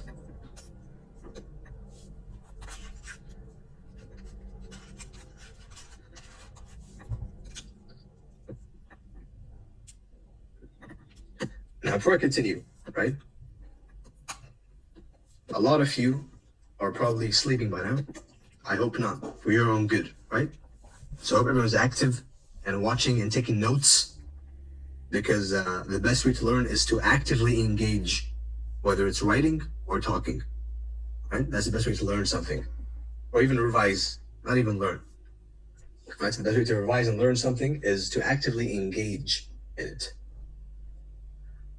So, plus you have this recording later on to review as much as you want. It is yours. And I would hope it stays in the group, right? I would hope it stays within the walls of this group. Even if it does somehow find a way partially outside, then it's too dense anyway, so nobody's gonna give a shit, right? But I hope that you value the knowledge, the environment, and respect the money you paid, the time you invested, and my throat, which has been talking for like 7 hours, right? You probably won't give a shit anyway, and do it anyway. I know. But but that is my. That's what I can say about it. That's what I can do about it. So, trending markets and ranging markets. All right. What is a trending market? Anyone? Answers. In a bullish trending market, highs are being taken constantly. Highs are being taken? Nope. Expansion. As we all know, I look at the market from highs and lows, right? Perspective of highs and lows. I don't look at, well, I do look at order flow, right? Order blocks, FPGs, which one is being respected, which one is being broken. I'll show you an intraday example as well, just so, because I know that the ICT community is a bunch of scalpers gambling on the chart, which can be done. But if you can't even call the higher time frame correctly, then you have no business trading the lower time frame, right? That's a note for all of you. You're trading the lower time frame without first mastering the higher time frame, which is why he also, even in his mentorship in the core content, he teaches the higher time frame first, and the last thing they talk about is the lower time frame. All right.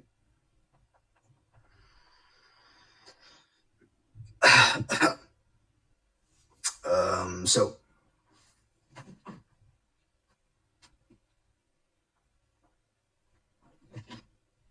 what is an uptrend, my friends?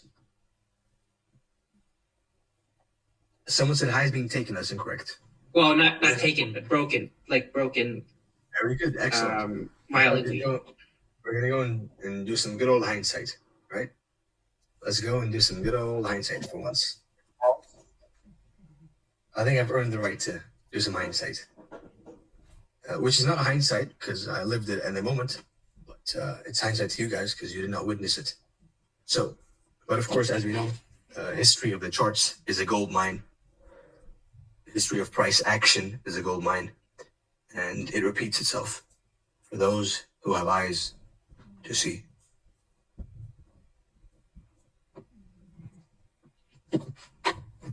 So, a rough depiction of an uptrend. What classic analysis teaches you is higher highs, higher lows, right? Prices climbing, higher highs, higher lows, correct? What actually happens is, I mean, you probably never seen price do this in your life, right? And go and move in this fashion, never. What happens is this. And if you say you did, you're lying. What happens is this. Let's include that one. What happens is rejecting highs and rejecting lows and breaking highs, while creating higher highs and higher lows.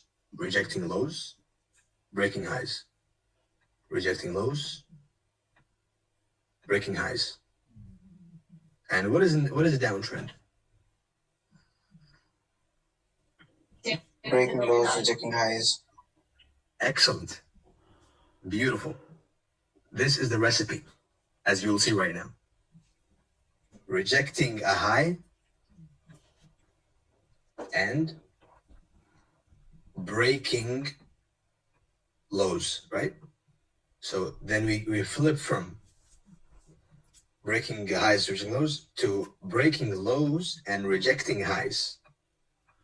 Right, so this is what's meant by market profiles, and this is a super important part of turtle soup. So there is so I can talk for days, but I'll try and filter out the information. So rejecting lows, breaking highs, while creating higher highs and higher lows. This is turtle soup. Now, as we know, markets move in expansions and consolidations, correct? Do you disagree? Anyone? No? You better not.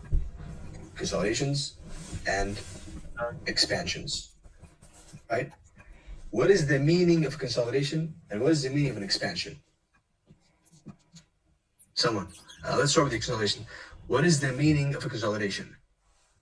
Because we have to be able to explain every single price leg in price, right? With a logic and a narrative. So what's the meaning of a consolidation? The price Consolidation means so in a consolidation, price actually the market builds up liquidity on both sides of the market. Right. The market makers control the market. They have a job to generate interest in price, to suck in participants, right? The way they do this is through the power of three, which is not a new concept. And for the neophytes who think it's an ICT created concept, go study a bit more. It is an old economic concept, right? So go and read some books, right? Accumulation, manipulation, right? Distribution. Which again, I repeat, is not an ICT concept. It is one he popularized, like most of his stuff, right? Props to him. He's the mentor. Thank you, ICT, right? Mwah, ICT. Thank you very much. You're the mentor of the mentors. You're the best. But he did not create these concepts. Know your history, all of you, right? Now, he did refine them and combine them in one place, which is good. So good job on him. Nobody else did that, right? Gann, Wyckoff, supply and demand. He combined them all in one place, right?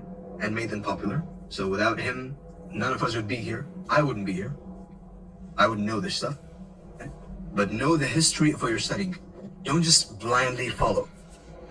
Think and know the history. So, all that too. Explain the power of three. Accumulation, manipulation, and distribution. Now what's happening over here in this pattern? There's always the market makers fucking someone over and somebody getting fucked over, right?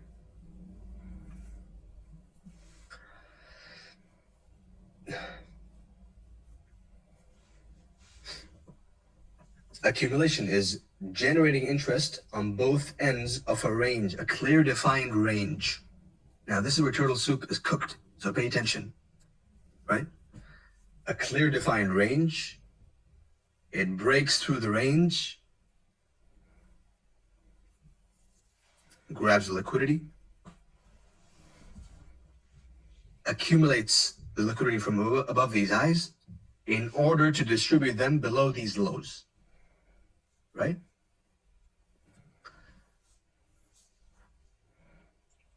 And then, of course, expansion in order to sucker in more participants. So they're generating interest on both ends. So breakout traders are looking to buy and sell a breakout, right? But breakouts don't occur the way that turtle traders think. They occur in a specific logic and pattern at a certain key level at a certain time. You combine them all together. You don't just blindly follow a pattern. Let me drink some water. Bismillah.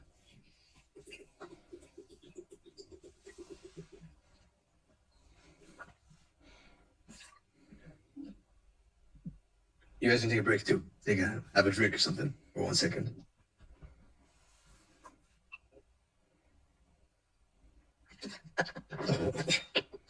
So there's a logic and a pattern behind every move, and a pattern behind every price move. You should be able to explain to me, what's this price move do?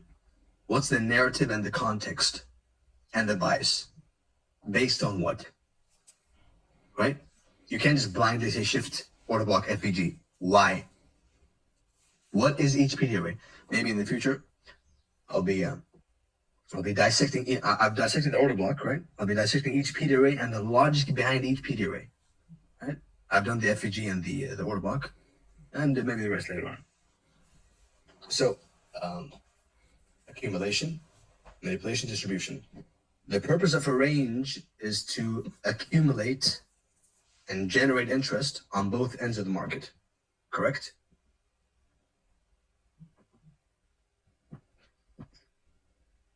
And then trip one end of the range to the other, right? we'll see live examples. Don't worry. For those of you who are critical of drawings. But the way to learn, for those of you who may have a slight subconscious issue, the way to learn is to first try the most basic concept and then build on it later on, right? You can't go and apply the most advanced concept without understanding the basic one. You can't go and trade a 1 minute chart blindly without knowing the higher time frame. So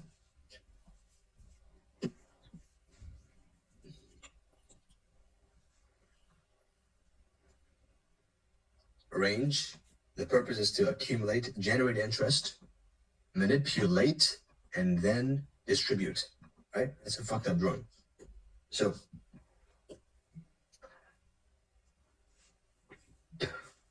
what is an uptrend, my friends? Describe to me the logic of an uptrend.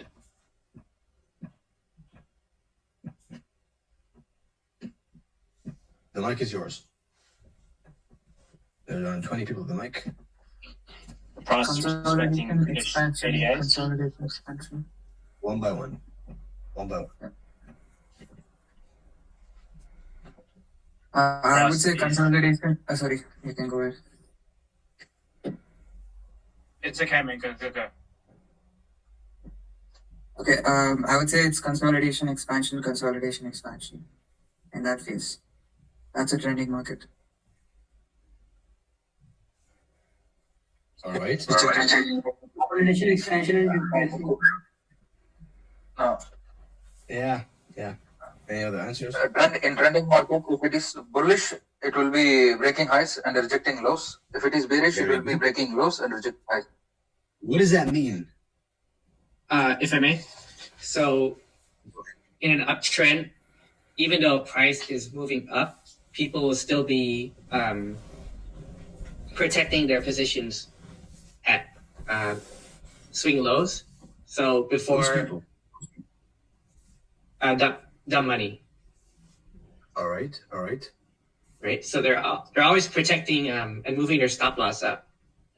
So what the smart money will do is they'll sweep those lows to grab more liquidity and knock people off their positions before moving in a true direction of order flow. Right. And that's what keeps repeating until they're net short again. Very good. That's the closest answer, right? Don't repeat patterns. Repeat a logic. And if you're wrong, dissect the logic, right? And you realize it's the same logic, which is repeating again and again and again. It's simply it's a matter of you being in sync or not, right? Because once you know the logic, once you know price, all of you, once you know price, then after that, it's simply a matter of being in sync or not, because you know how price moves, which is why the foundation was all about RR and the irrelevance, pretty much, of an edge, right? And then the next 7 hours talking about an edge, right? We have to be in the correct frame of mind. You have to think correctly. So, you are correct. Highs and lows can indicate to you whether smart money is net short or net long, simply by looking at highs and lows, rejecting highs, breaking lows, right? Example, we'll see at least 3 examples. Some old, some recent, more recent. So what's happening here to this low? What is this? What's happening here? Rejection. What's happening to this high? Breaking. What's happening to this high?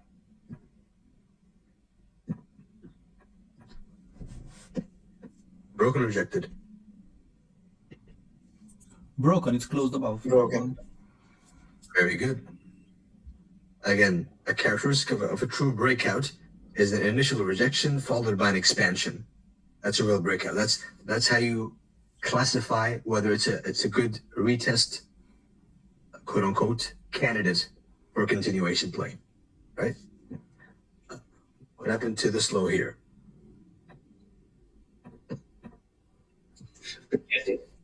Rejecting. Right, so rejecting highs, right? And breaking lows. What happened to this low over here? This low. FVGs are lows, yes or no?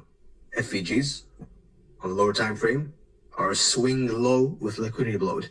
So what happened to this low? Broken or rejected? Rejected. Rejected. There was a pause, huh? Rejection is the refusal to expand above a high or below a low, whether it's instant rejection or consolidation below the low or above the high, right? And because the price is breaking highs anyway, we expect it to continue. Discount low, right? Soup, boom. What happened to the high? Broken. What happened to the other high? Broken, right? Breaking highs, rejecting lows. Why did you choose this high, right? Choose the logical high, which will have a liquidity beneath it and above it, right? You can't just choose any random high and low. You can't just go and choose this one, right? But you can to target this low as a short-term trade, but as an overall market profiling, you choose the obvious, as you'll see, swing highs and lows, right? So what is this? Tells you that smart money is net long, right? What does that mean? That means they're accumulating below lows and throwing the positions above highs. What does it mean when they don't stop at this high? It means their position is so large that they need to go to an even bigger liquidity pool at a higher high, right? That is the logic of an uptrend, the explanation of an uptrend. As I said, every single thing is explainable. So, accumulating, pushing higher. Breaking highs, meaning they have a large position, we target the imbalances and highs, right? Turtle soup, right here. Good old turtle soup. Turtle soup. So this is a trend continuation turtle soup, right? The rule says in an uptrend where we are breaking highs and rejecting lows,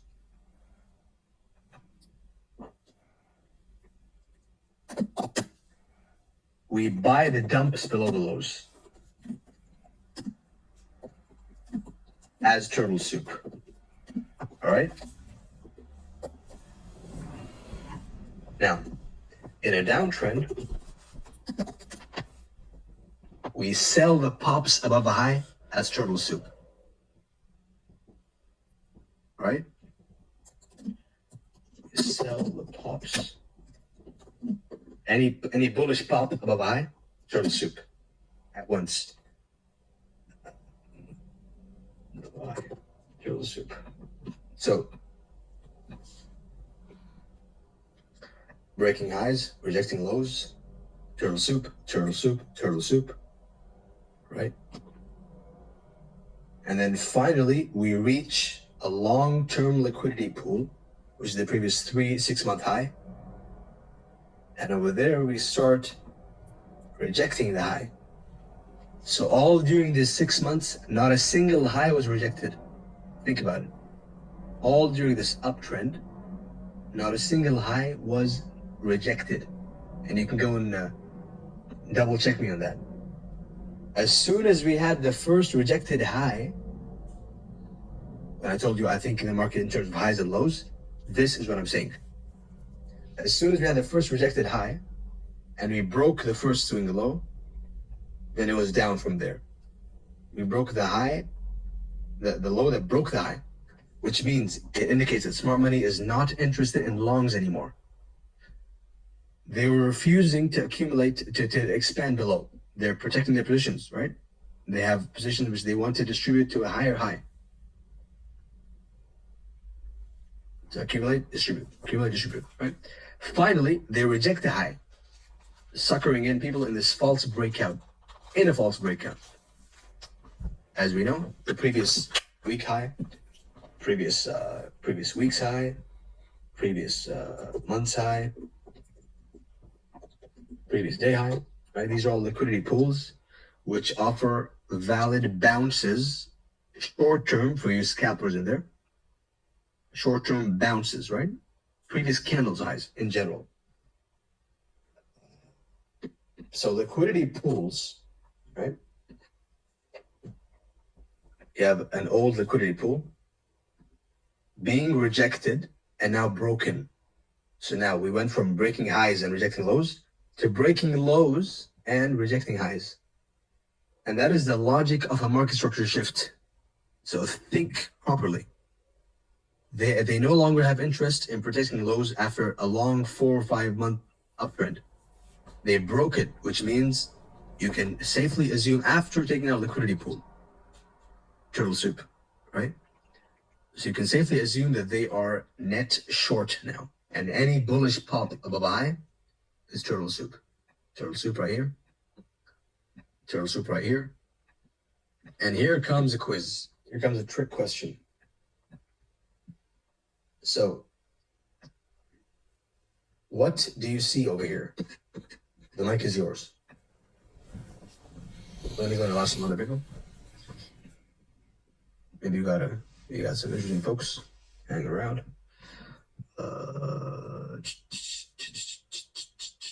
So what do you see? Krishna, let me allow this guy in. Allowed to speak. What do you see over there? Price broke highs. Speak with your hand and I'll let you speak. Don't DM the poor guy. Or just raise your hand. And you'll have answers. You'll have a chance to ask questions anyway afterwards, right? So don't worry. You will have a chance to answer the questions anyway. So what's happening here? Up here. And before you say that, what do you see up here? As we speak right now, what do you see? All of you, what do you see? Focus and be honest with yourselves. What do you see? Market structure shift. Beautiful. Excellent. Anyone else?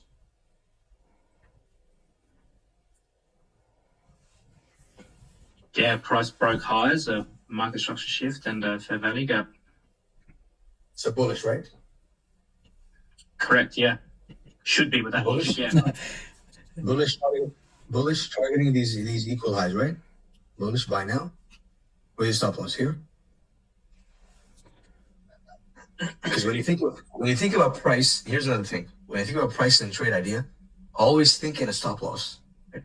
Because otherwise it's useless. You're pretty much not trading. So when you say price is going up there, always have an invalidation in your mind, whether mentally or written down. Okay, that's practice for execution. Practice for stop loss placement. So, we were saying, where's the stop loss right now?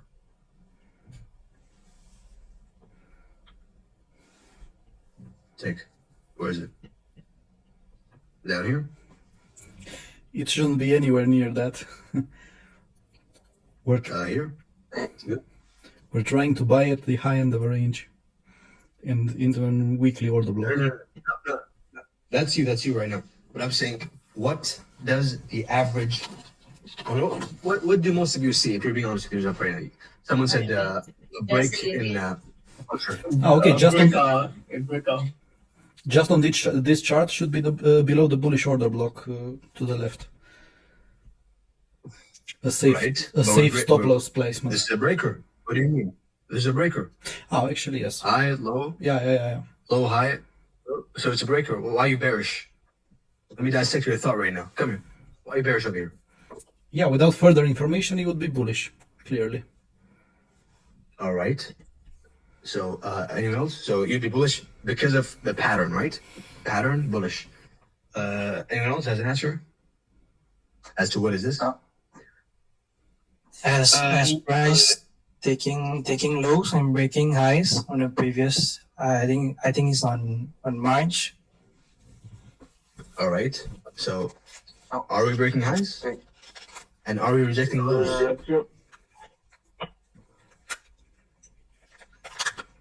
Yeah, we are rejecting lows.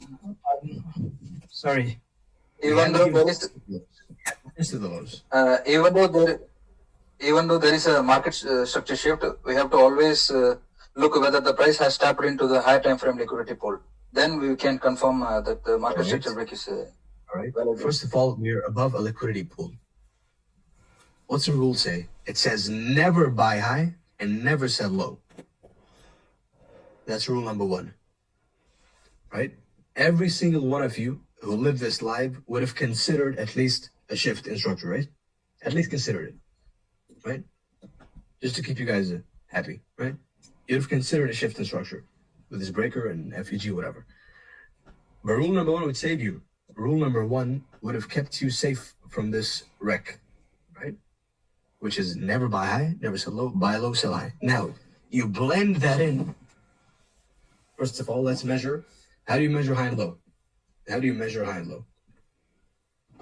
IVDA. And the dealing rate and the expansion length, right? Just a visual look. The two important ones are these two for me, right? 1 and 2 is more important than no iPad. So count back 20, 40, 60 candles. Are we high or low right now? If you count back these candles. We are in the high. Exactly. 20-day high. Right. 40-day high. 60-day high.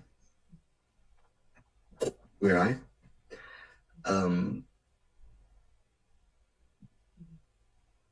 Now, dealing range, high or low?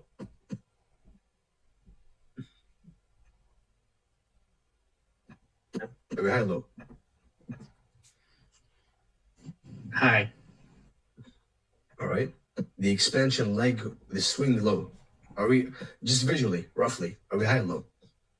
So you have roughly, and you have a measurable, quantifiable way, right? So we're high in all three ways, right?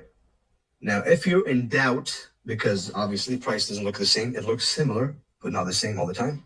So if you're in doubt, then always, what do? When in doubt, stay on the higher time frame. When in doubt, zoom out. Right, so delete all of this shit.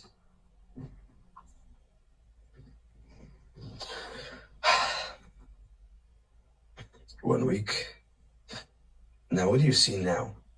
Are you still bullish on a shift in structure? I draw this, and it's in my mind. I don't need to draw it just for your it's for you guys. So, what do you see here? And shout out to Day. He was here to call this one live. So, you were saying? Are you bullish or bearish here? Bearish.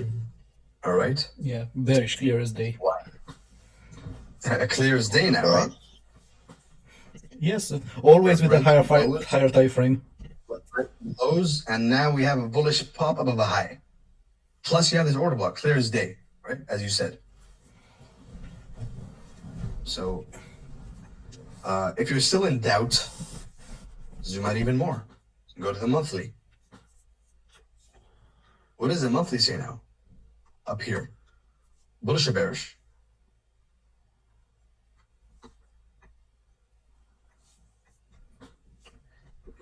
There. The monthly candles are data ranges. I wouldn't trade this. Then you'd be wrong. Because it's digging into a monthly FVG, right? And a weekly order block while pushing above a high. And as we said, the rules of the market profiles are when there's a bullish pop above a high, you go and validate the bullish pop with a higher time frame PD, right? And you smack it back down, right? So you have the higher monthly, bearish. And so if you wouldn't trade this, you don't. It's because you don't understand price in this situation, right? Who was that? Who said you wouldn't trade it? Who was it? FX21. Nah, come on, man. You should have traded that because It's a clear bearish order flow, right? This order block is broken, right? Let's probe order flow. Let's go and probe the order flow. Order block broken, right? FVG is FVG over here. This little show an imbalance over there, right? It's a fairly small one, but still. Order block broken, FVG broken. Plus on the weekly, it's a clear as day.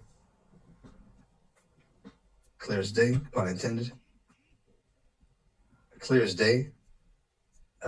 Downtrend and a market maker sell model. Yes or no? Now look at when I'm employing the market maker sell model. When the logic is right. Right? Is this not UFX21? Is this not a market maker sell model? You tell me. Right? Yeah. So the market maker sell model is the draw on liquidity. So when you ask about draw on liquidity, the market maker model is a draw on liquidity. It tells you what to do, right? So we're breaking through bullish PD arrays and we're respecting bearish PD arrays. Yes or no? This FVG, IFED over here, right? We're respecting bearish PD arrays. Why would you not trade it? And we have a bullish we have a bullish pop above a high in a downtrending market. So why would you not trade it? I'm not saying you're wrong. I'm saying if I was looking at this by myself, yeah. But I'm saying you're wrong. Because if order flow is bearish, then why aren't you selling? Right? You tell me, am I wrong? If order flow is bearish, then why are you not selling? If I was looking at this by myself, it would be in the middle of a range, and I would be afraid to trade it. And that's very good. That is an excellent point you brought up about ranges, but which I agree with, by the way, right? Range trading, which is the next after the trending markets, the ranging markets. Range trading, you never trade in the middle of the range, right? But, however, tell me the reason, by the way. Tell me why don't you trade in the middle of the range? FX21. It's neutral. No, why don't you trade in the middle of the range? What are you afraid of? I'm just not sure. All right. Any other reason? That's it.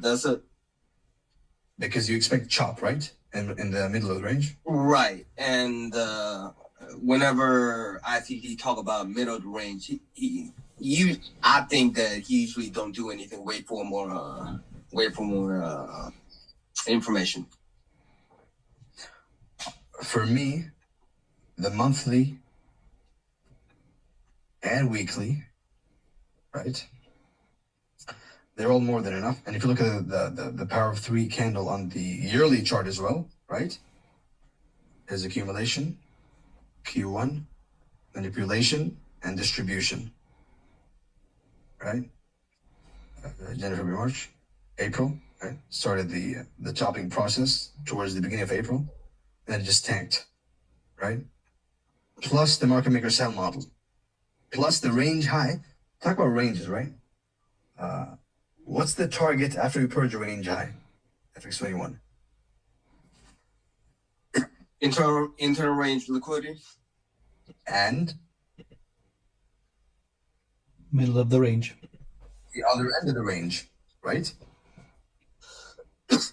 Original consolidation. I'm sorry. No. Basic range trading. And you can go back to this, right? When you have a range, which is the next topic, we push me into it, so whatever. When you have a range, which is my bread and butter, right? So when you said range, you caught my attention, right? You have a range and you purge either end of the range. Then what happens? Generating interest, right? Generating interest up and down. So there's liquidity building up and below, correct? Correct. Yeah. Building.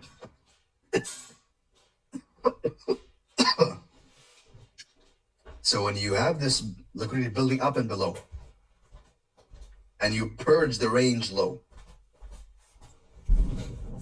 then all this liquidity you built during this while is still built up there, right? So the logical target is going to be the range high.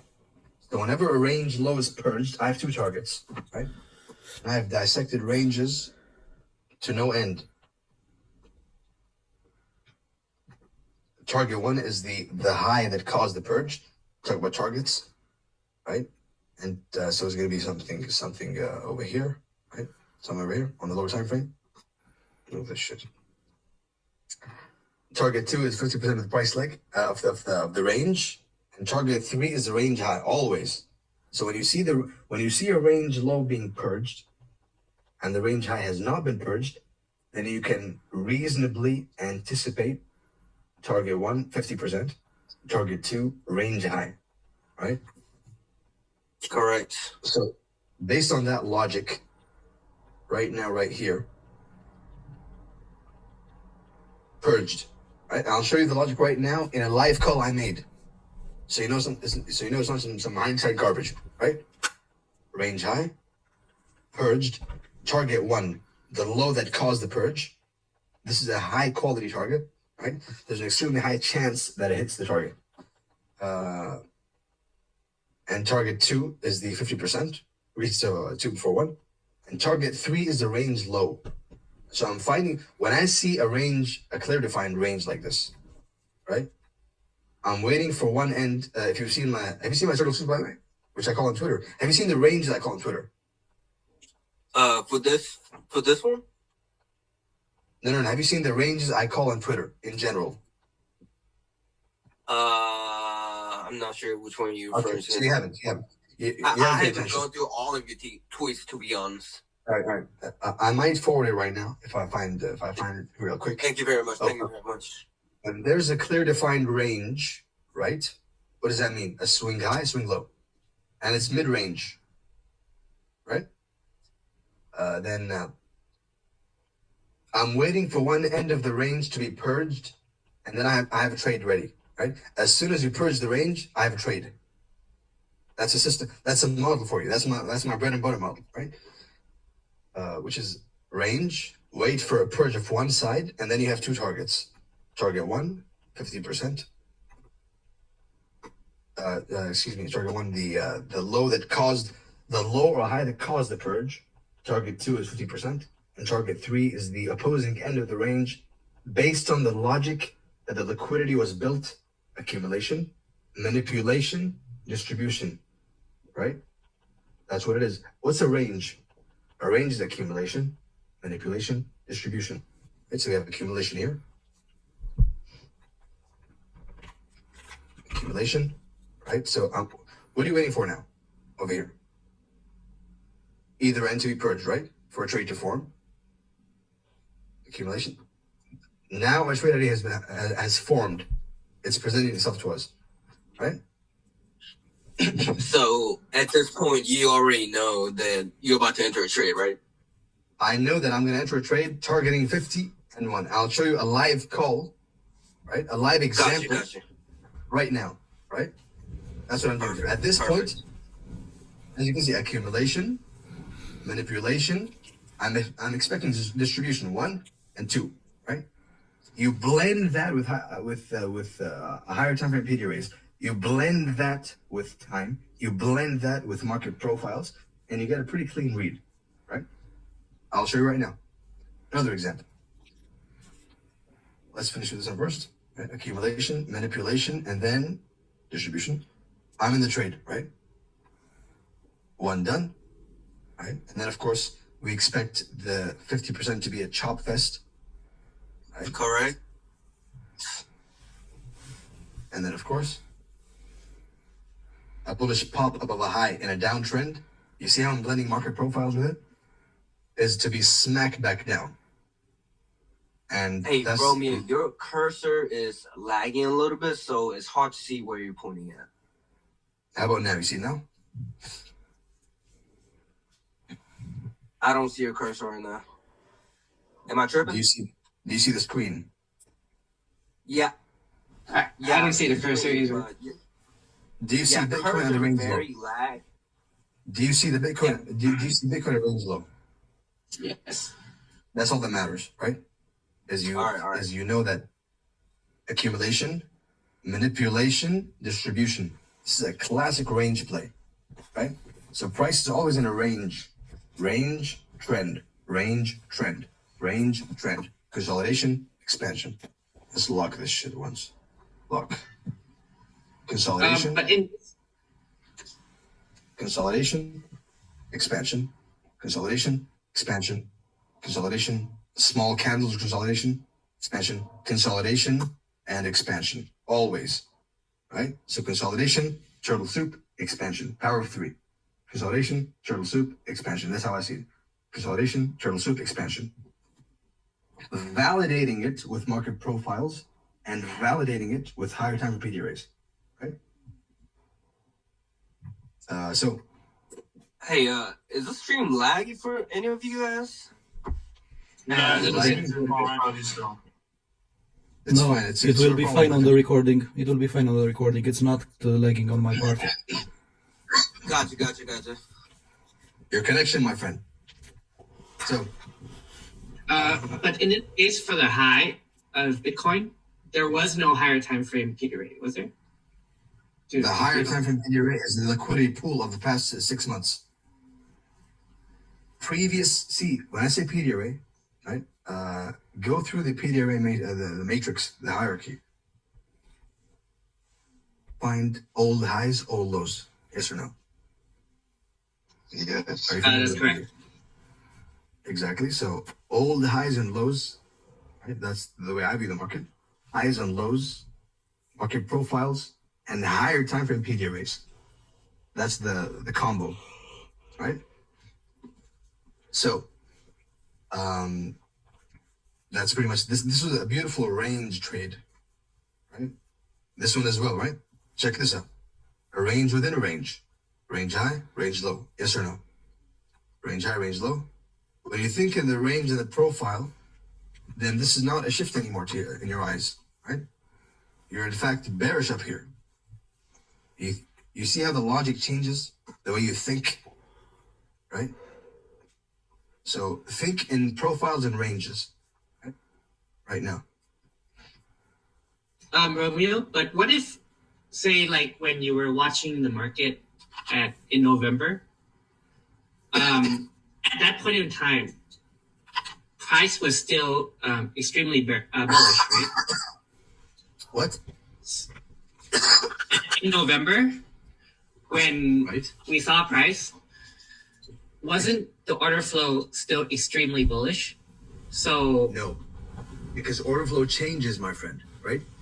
Order flow switches at certain points in time and at certain liquidity pools and at certain standard deviations, right? It flips from bullish to bearish or vice versa, right? So it can only be bullish until it's not, right? How to measure that? You have a bunch of tools. One of them is a range high. A range high is, let's write down the rules of range trading.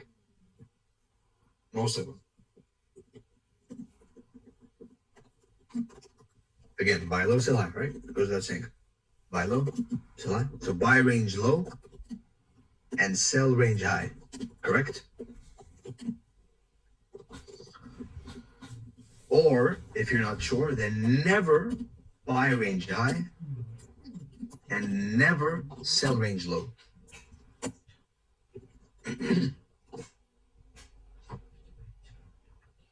With exceptions, because when you do this, you're being a breakout trader, right?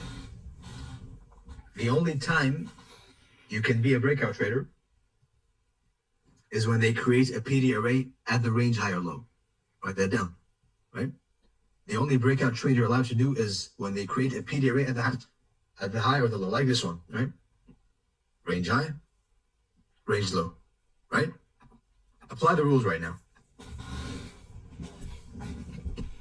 What happened over here? Accumulation, manipulation, distribution.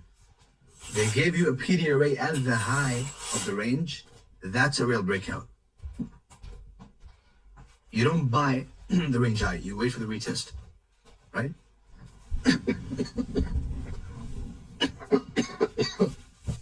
Is my voice and video clear? Yes. Yes. Right. Yes, both are clear, mate. So I hope that answered your question, my friend. More rules of range trading. Never deal with price in the 50% of the range. Right? Another one. When we take never long after a false breakout.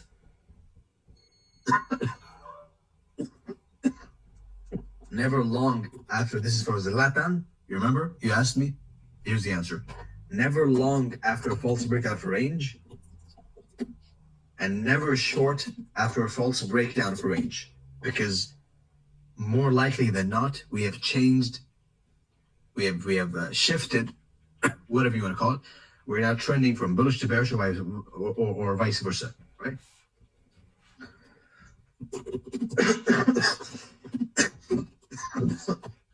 Excuse me. So, and of course, the 50% is a very sensitive area. It can be used as support and resistance. There's some other rules, right? Some more deep details. But as an introduction to range trading, this is an excellent one, right? And as I mentioned, those of you who took notes, remember that I said we expect a stop run when? Where? At what? No. We expect a stop run for range. Exactly. And look what happened over here. Exactly at 50%. I'll show you more example right now, right? But exactly at the 50% of the range, you get a stop run, and it tanks, right?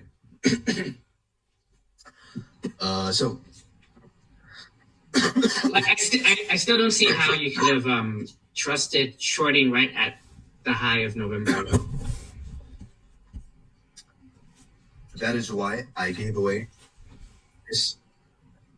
First of all, it's tape reading, right? Because every stop run happens within a deviation. That's how you catch daily highs and lows, right? CBDR. What is CBDR? It's you trying to predict the high or low, right? What is London high of the day? What are you doing? What is London low of the day? You're trying to catch the high and low, not randomly, not just shorting anything, not just coming here. For example, a mistake you might make at the beginning is shorting this high, right? Why is that incorrect? Why is it incorrect to short this high? That's a quiz. Tell me. Turtle soup, right? Because like in a range, you'd say it's at 50% or kind of in a period. And we're breaking highs and rejecting lows. That's the key point. So when we're breaking, and what you did was a mistake, my friend. You mistook a ranging market for a trending market, and that is the biggest challenge. Write this down. The biggest challenge as a turtle soup trader is differentiating between ranging markets and trending markets. The only two things that can help you are a higher time frame PDRA and chart time with the concept, right? You follow?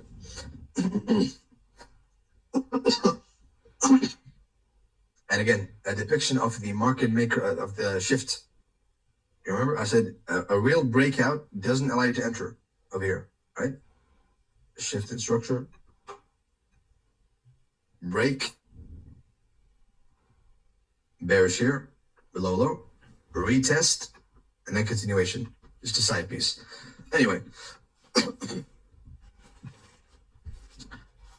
we were saying that you trust the high using a higher time frame PDRA, using time. That is a key element, which sadly I won't be going through this one, right?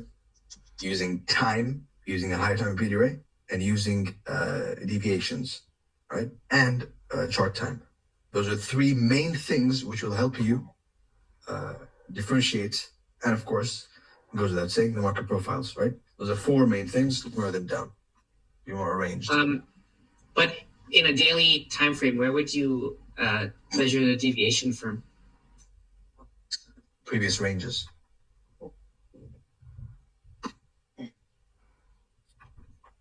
I'll let you figure out that one. Because time and price are fractal, right? So the same thing you do with an Asian range or a flout or CBDR or whatever, right? You do it on the higher time frames. So the way you trust, here's another one. The way you trust a turtle soup is higher time frame PDRA. Market profiles, this is crucial. Market profiles, time, and chart time. Time as in the axis, and chart time as in tape reading. So we have reached the limit, but I'm gonna keep going anyway because there's still some stuff left, including the entry.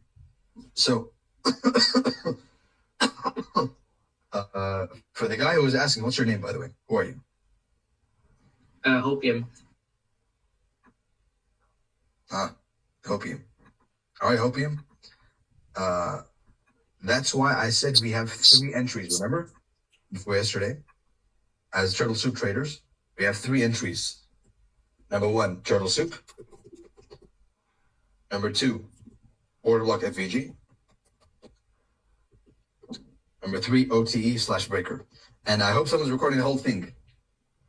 Does someone have the whole thing? Let me go check. Does somebody have the whole thing? Yes. The whole thing, huh? Yes. Yeah. Well, not the beginning, like the first hour minutes. that the bonus. The first 3 hours was a bonus, right? I don't have the bonus. All right, it was irrelevant. All right, so I have 2 people confirming that they have Lars and Rip. All right, buddy. Thank you. So Romeo, when you said you wouldn't be going over time, is it only in this lecture or you won't be talking about it? we finish soon, my friend. Time. No.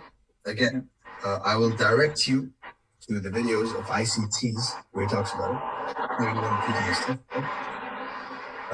So you can go to his videos, and I gave you a representation of the open, high, low, and close.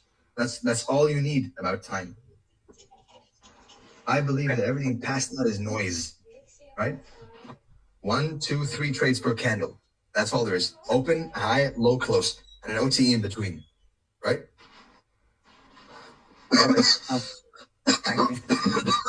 As I said before many times, my Twitter and my YouTube. I didn't show you an example right now. So, moving on.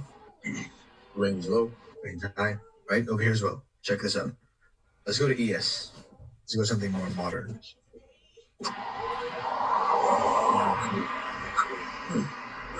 Right over here. Right in ES. Now, be honest and tell me, what do you see?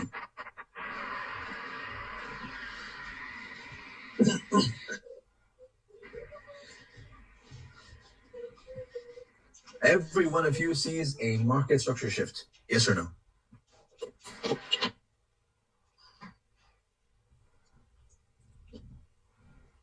Yeah. Am I mistaken? No, you are correct, mate. I mean, by definition, by the pattern's definition, it is a market structure shift. Yes or no? So,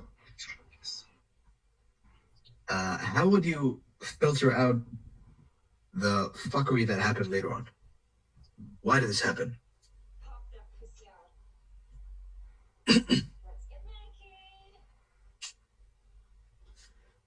Why did this? I actually remember this. Why did this during the 2022 mentorship? Why did this market structure shift fail? I remember too. Why did it fail? The only thing Michael said was because we had a swing high form above the equal highs at the left in May. Very good. And a seasonal tendency. The swing high is the closest, is one of the earliest indications of a top or bottom forming, right? A swing high. is the closest indication of a top or bottom forming for a specific reason, which you can go figure out by yourself. So why did this happen? What's rule number one? What's rule number one? Don't buy highs. Buy low, sell high. Buy above highs? No, definitely not that. Buy below lows, sell above highs, right? And don't buy above highs and don't sell below lows. So keeping this in mind, what would you be doing right now? You shouldn't be buying. Like live the moment. This is price right now in front of you. What will you be doing to the price?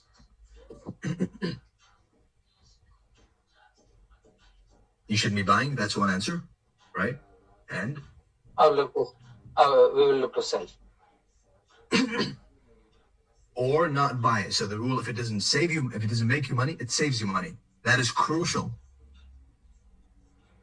right? To know when to be neutral, or to know when to not be something. Right now, look at this market structure shift.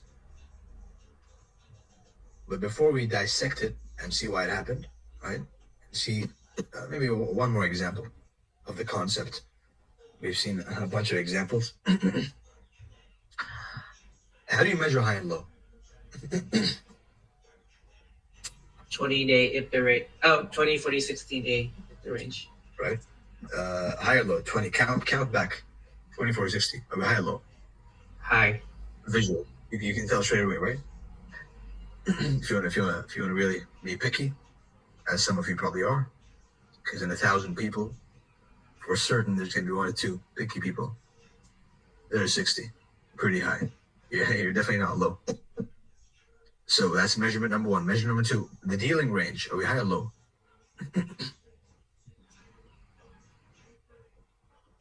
It's actually an OTE, right? Are we high or low? We got high. All right. So 2 boxes ticked. And the expansion leg, the swing low that we're rallying from, the bottom that we're visually rallying from, high, right?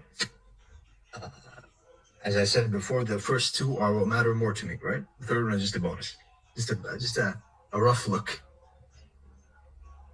I don't even know why I'm mentioning, but it's there. Third wheeling. So this alone with those measurements allows you to put a sell, right? Or not buy. So if it doesn't make you money, it saves you money.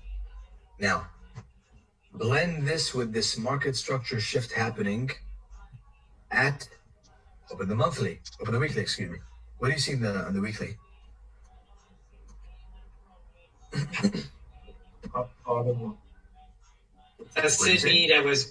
A SIBI that was almost traded to previously.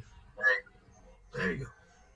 All right. A higher time frame PDRA is more important than a lower time frame market structure shift. Correct? The concept is constantly happening again and again and again.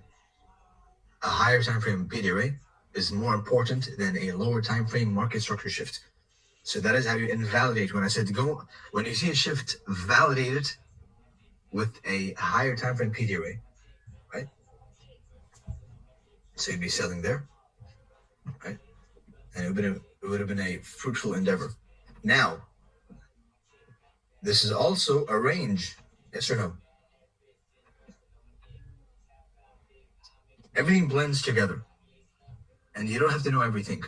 You have to pick one that resonates with you and make it yours, right? So this is a range right now. Am I wrong or am I right? There's only one correct answer, right? A range.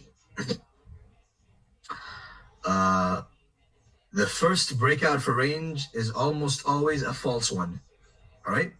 That's not the rule of the ranges, which I didn't mention. The first breakout of a range is almost always the false one, if not always, right? So blend that with buy low, sell high. blend out of the PD array, blend that with the measurements of how to measure high and low, and you will definitely not be buying up here.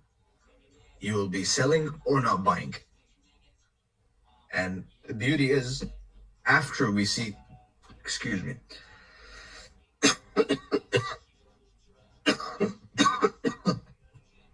after we consider rule number one, we check for a market maker model. And do you see it? So the market maker model is the range low, the first breakout. The range is going to target, what do we say, FX21? There's a stop run that happens at the 50%, correct? Correct. What happened here? Stop run, right? Always. There is a, what are the targets of range trading? Target 1. 50% and the highest, the most likely target is this one, right? The low that caused the purge. That is almost guaranteed, right? That's you'll always find a trade if you target only this. Target 2 is this. Target 3 is this. Always. Right? So let's apply it. Let's apply profiling markets to a more recent price leg. Just to keep. Hi, Romeo. Can I ask a question? Tell me. Okay. So can you explain a little bit more on how we want to spot that as a useful range, because there are so many swing highs and lows. Very good. Excellent question. That is a beautiful question, and I thank you for it. Now, because I was going to leave it to y'all to study and trial and error, which is the best teacher. But you asked, so here you go. What do you see here, by the way? What do you see over here? I'm trying to get to the real live calls, but you're pushing me to show you hindsight. So there you go. What do you see over here? I see that the high keeps rejecting and breaking the lows. What? No. Right. At this point in time, what would all of you be doing? The answer is for the mic is with you. But yes, that's a shift. Of course. Okay. All right. Any other answers? We have one shift. Any other answers you have? I would have thought since the market rejected the previous high, it was going to continue lower. No, forget about me, and forget about what you learned today. In general, what are you thinking? That is what I would have thought. Yeah, it's bearish. Exactly, and you get wrecked. And just to rub it in, the market would use your stop loss, which would be here, as a support level, right? So that is not a correct way to think. Now, instead of thinking in market structure shifts, first of all, what's rule number one? I low, sell high. Are we low or high? What are the measurements of high and low? It's low, I think 20 days low. 68 candles on the weekly. 1, 2, 3, 4, 5, 6, 7, and 8. Right? So we're low. Dealing range, we're below the dealing range. Right? This was if we were bullish, we'd have an OTE over here to continue, right? We broke through. Took out a liquidity pool. What's the rules of trading highs and lows? Never sell below a low, right? And never buy above a high. And you can see here why. That rhymes, my mistake, right? Yes or no? So, rule number one would save you from being bearish down here, right? Now, how do you validate or invalidate a market structure shift? Time frame. Who was the person who said he's going to sell this bearish shift? One of you. Was it FX21? FX21, yeah. I said it looks bearish. All right, excellent. It looks bearish. Now, confirm, think of it as a confirmation process, right? Confirm the shift with a higher time frame. So look at the monthly right now and tell me, do you still think it looks bearish? Right down here. Does it look bearish to you right now at this point in time? Is it bearish or bullish? If I were looking at the market by myself, yes. Bearish or bullish? Bearish. This is bearish? To me, yeah. Why is it bearish to you?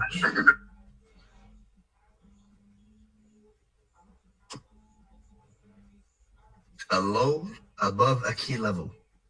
Month 12, core content, right? A low above a key level. And for those of you who are really interested in turtle soup, watch it. In addition to the other episodes I recommended, watch month 12, excuse me. So, you're bearish down here? Really? And why? Give me a logical reason why.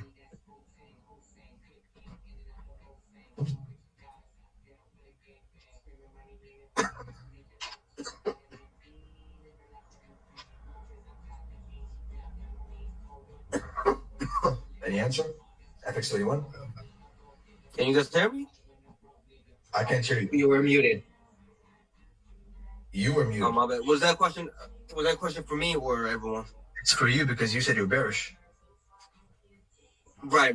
I said if I was looking at this by myself, I would still be bearish. Why?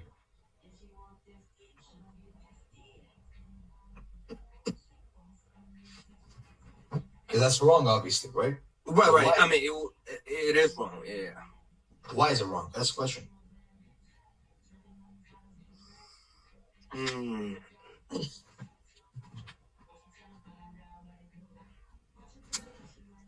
Could I help? Yeah. I don't have an answer for that, to be honest. I would have seen like the bullish order block being broken and fair monthly BISIs being broken, and also recent bearish order blocks being respected. So you're bearish right now, right? So I would have been bearish. So what's your condition to be bullish then?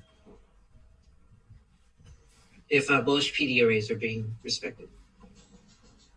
Okay, so we're at one right now.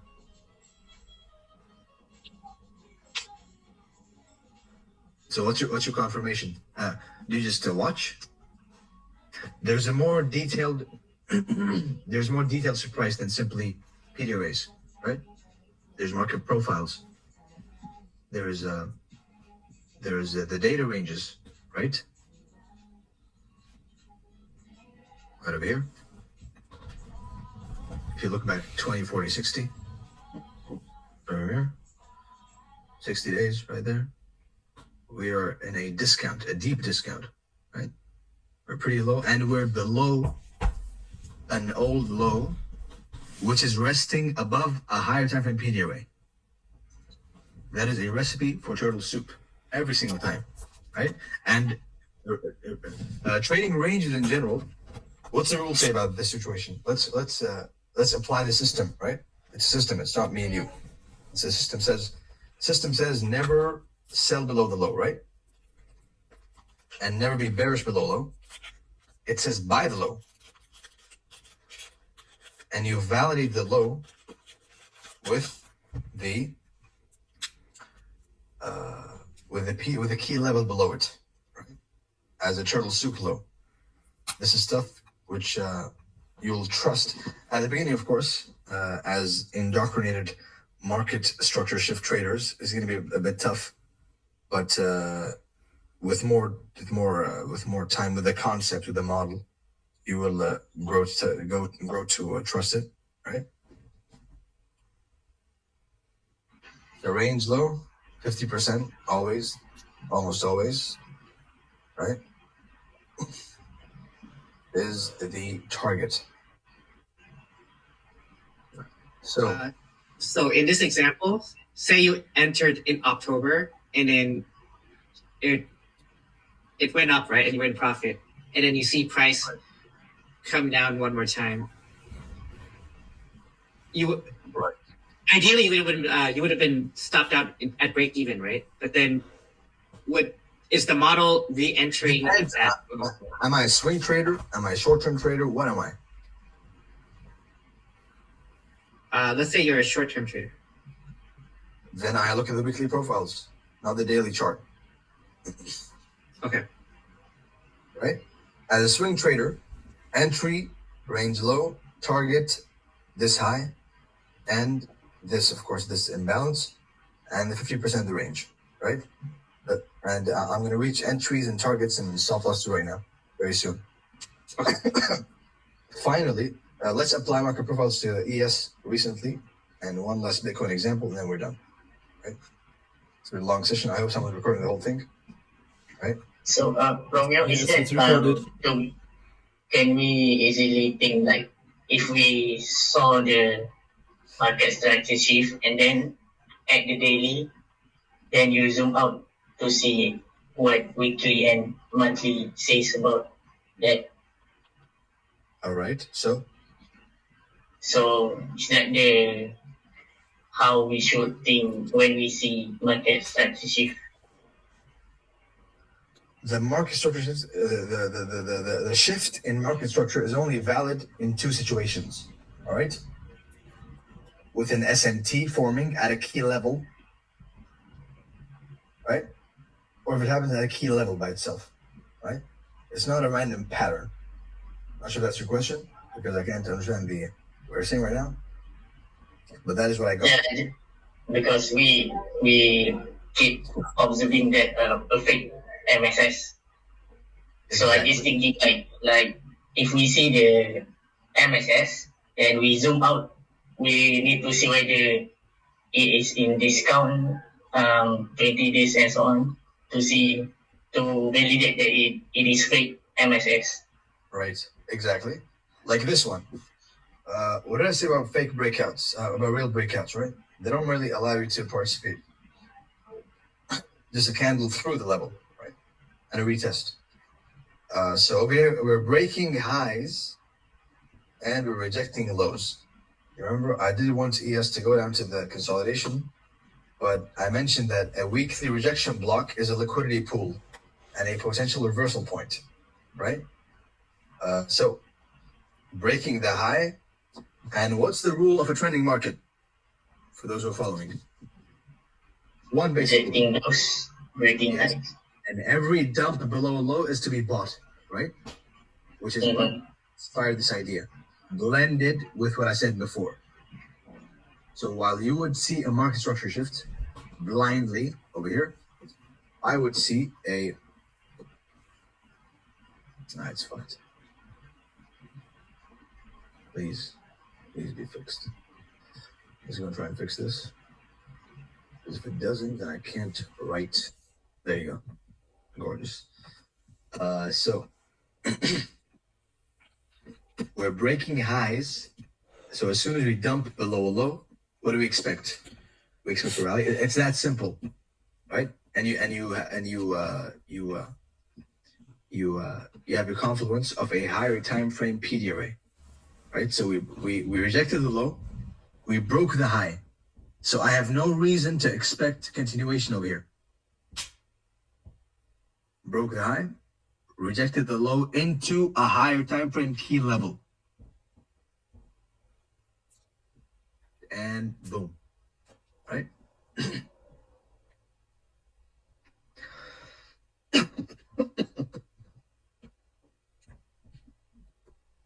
Final example, Bitcoin.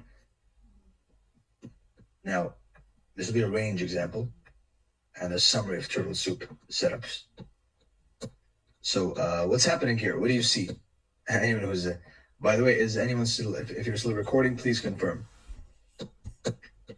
Yes, the recording is still on, 5 hours and 20 minutes. Full HD? ZHO, yes. Yes. Excellent. Full HD, yes. Yeah, mine's 7 hours. So you got the pre-market analysis discussions. A little bit, not very much. No, not to worry. For all that are watching, all the topics were already discussed, so it's all good. Yeah. I just hope that the people who watch later don't miss anything, right? No, they don't. All right. So right here we have a range. FX21. This is for you, huh? Right here we have a range, correct?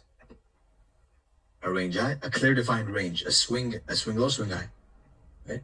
And you will get to know these ranges more by trial and error, right? There's no the closest I can tell you is market profiles, higher time from period area, and time, right?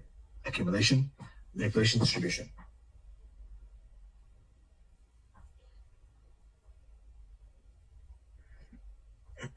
Was the previous chart that you're showing me, was that ES? I'm running on fumes here, so I couldn't answer the question. Yeah, no, it's all good. It was ES. But this is a Bitcoin. So we have a clear defined range, right? So what's the logic of what's happening over here?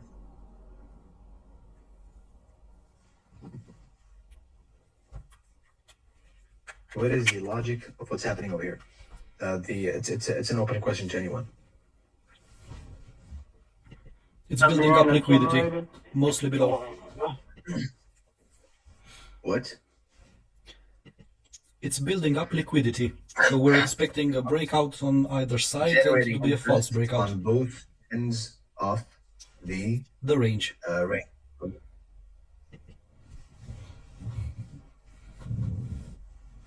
Now we have someone going crazy in the DMs. I'm gonna have to ignore them right now. Yeah, there's even person, there's even trading. What are you saying? There's even the equal for the He's saying, why did you delete me? I didn't do anything about what questions 10 times. Why did you delete me? I didn't do anything but try asking questions. Why did you delete me? I didn't do anything but try asking questions 10 times. And then asshole. So we can ignore that right now. That's not important, right? Oh my god.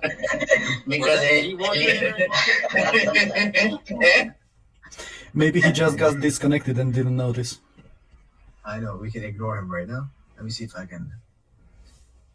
There he is. And you didn't pay to talk, my friend. You paid to take the information, all right? As I mentioned in the group, you paid to get the information. To sit down and get some information. That's all there is to it. So I don't owe you anything. I owe you the information, and I gave you more than 4 hours. I've been here for like 6-7 hours, right? So have some respect. So back to Bitcoin. Well, I wanted to know, had some questions for the information that you provided. Exactly. Is that usually one? Yeah. All right. Anyway, for the questions I've mentioned, there'll be an FAQ for the most relevant questions. All right. Is that clear? Yes, very clear, mate. All right. It is. So,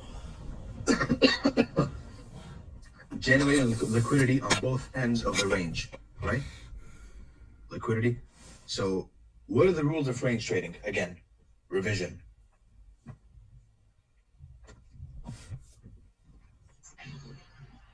Rules of range trading. And this is an art in itself. If you try and half-ass a range, you'll get fucked, right? You have to perfect ranges to the point which you can choose the correct range, right? It's ranges are a model by themselves. So if you're trying to half-ass any model, you'll get fucked. So don't try and half-ass turtle soup. Don't try and half-ass any ICT concept. Don't try and half-ass anything you do, right? In the charts. If you do, you will get wrecked. When does the range start and end? Accumulation, manipulation. Is that usually one, by the way? Yes. All right. We'll get to that in the FAQ, right? But visually, Z1, when there's a swing low, right, and a swing high, so price does this. It's very characteristic action of a top or bottom, right? So the key level over here, right? So price is rallying, and then it has a swing low and a swing high, and then it goes short of the key level and starts chopping around. That's a range, right? Accumulation. You wait for manipulation and distribution. Power of 3, right? From the lens of ranges. Can I interrupt? No. Rules of ranges. Rule number 1. I mean, if it's an important question, you can go ahead. Yeah, that's an intermediate high. You're saying. What do you mean? You said earlier in your tweets back in the day that intermediate high can be taken like a turtle soup, but it can be run. Intermediate term highs are also a tool to measure order flow, to probe order flow, right? Same as order blocks, FVGs, and highs and lows. Can I provide an example? Sure. On UJ the last week, the intermediate high was taken, but not the high of the week. But yeah, it was. See, a high or low is either rejected or broken, right? A high or low is either rejected or broken. So which high? Tell me times. It's the hold on. Let me get on my computer. I'll show you. All right. Meanwhile, that's kind of a customized question, Z1. So we proceed with the teaching, and we can answer the question later on, right? So rules of trading ranges. What is it? Buy range low, sell range high, right?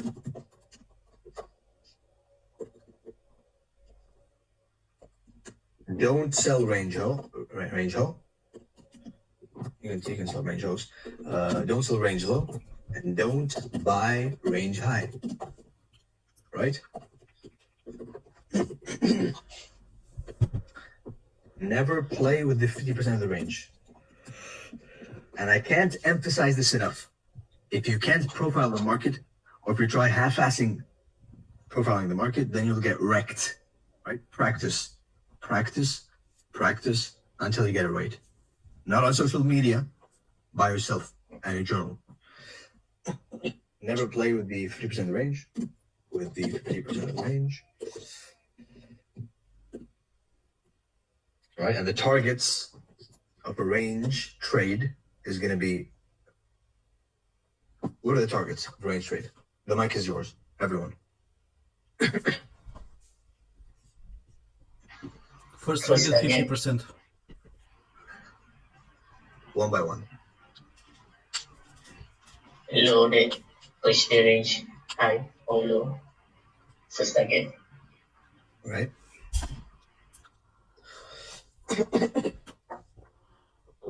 Target 1 is, it's kind of a minus answer, but it's okay.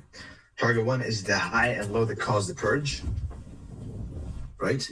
Target 2 is the 50% off the range. Target 3 is the opposing end of the range. Correct?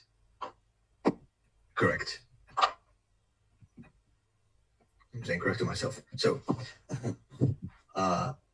we're generating interest as market makers above this high and below this low. We go and break one end of the range. Everyone and their mother is bearish down here. But if you think of it, we've been accumulating for 4 months, generating interest. And usually, another rule, my bad, the most important one is the first breakout of a range is usually a false one. Right? Manipulation, accumulation, manipulation. So when you see this, you see a shift, and I see logic. You see shift in structure. I see accumulation, manipulation, generating interest, liquidity pools, right? And time, gathering stops from here. Target 1 is this. Target 2 is this. Target 3 is this. Right? At least. And of course, target 4, which I'll let you figure out, is up here. Was up here from down here. Imagine. So from down here, I'm saying we're gonna go to 32K. How? Go figure. Right? From this range low, the target and the eye was on these highs. Everyone, of course, became bullish when we broke the structure. But I had my eyes on that level since 16K. Why? Good luck finding out, right? But as a range trade, right? As a range, it's not difficult. Can you tell us why? It's a liquidity. Is that Z1 again? Yeah. All right. Liquidity pools, my friend. Go and watch month 5. The answer is there, right? So gather the liquidity from down here and distribute it to here and here. And of course, as expected, nothing out of the ordinary. Nothing out of the ordinary. Now, everyone would be selling this as a FPG, yes or no? You guys? Most everyone. Yes. Except those who trade logic and narrative, not patterns. Logic is saying we've been accumulating and generating interest on both ends. The first breakout is usually false, right? So I was not bearish at here, not even one. I was trying to be bearish. Right? I'm seeing everyone saying 10K, 10K. I'm trying to reason with them, but it's not how price moves. Again, it goes back to intuition, right? It's not how price moves. It can't continue downwards. Range low. All that happened was nothing out of the ordinary, as expected, right? And there you go. So this is classic range trading, which is my bread and butter, right? And here's a little, check this out. Go to the monthly. We said stop runs happen at what level? Stop runs, they happen at the equilibrium. Exactly. Stop runs for what? For continuation, correct? So let's look at the monthly expansion leg. Again, notice most of the work I'm doing is in the higher time frame because that's the key. That allows you to enter on the lower time frame. So you have this parallel channel, probably something you haven't seen before. Now, where did the stop run happen? 50%, right? So we had a fake bottom, a false bottom. The same logic I showed you in the beginning in a drawing, and then Z1 told me to show him the chart, and I did, and it's here again, right? Fake bottom, false breakout at 50% in the monthly FVG. That in itself is a model, a turtle soup at 50%, right? Turtle soup, 50% continuation. So that was the reason why, well, one of the many reasons, not the only reason, obviously. There is plenty. There's a lot. There's a lot. So the point being, range, right? Clear defined range right here, right? Look at this. This is a classic range. Right? Just chopping around with a clear high and with an obvious high and a high over here and an obvious low. Generating liquidity on both ends. Transferring liquidity using the range rules from range low to range high.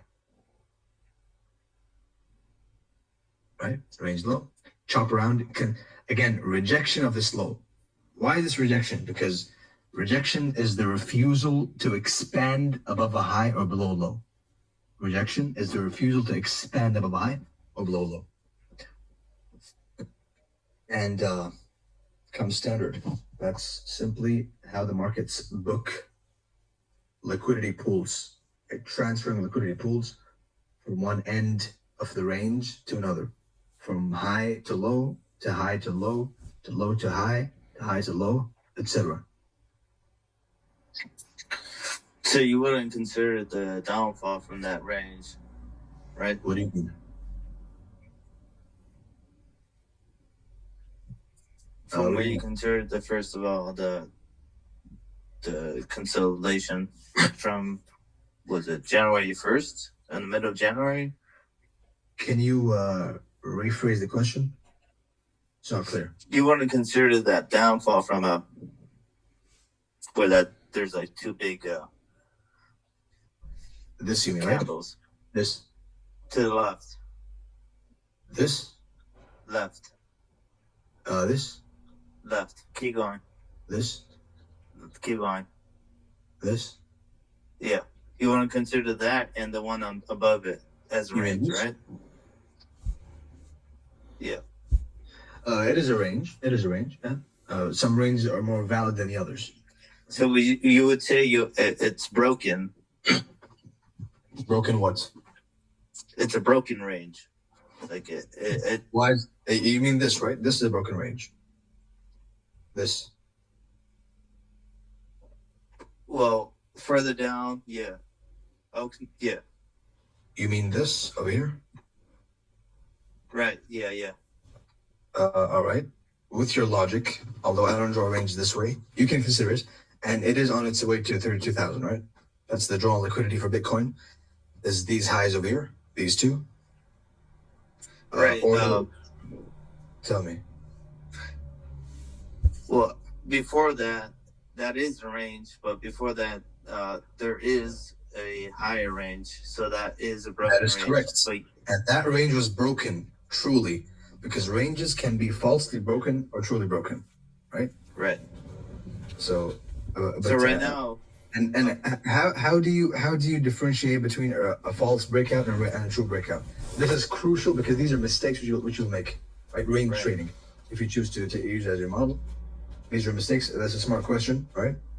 If only you call me an asshole, right? That'd be nicer. But I'm sorry. No, it's all good. But mistakes you make during trading ranges is simply market profiles, right? So over here, the profile is bearish, right? Rejecting highs, breaking lows. Yes. So this should be no different. Breaking.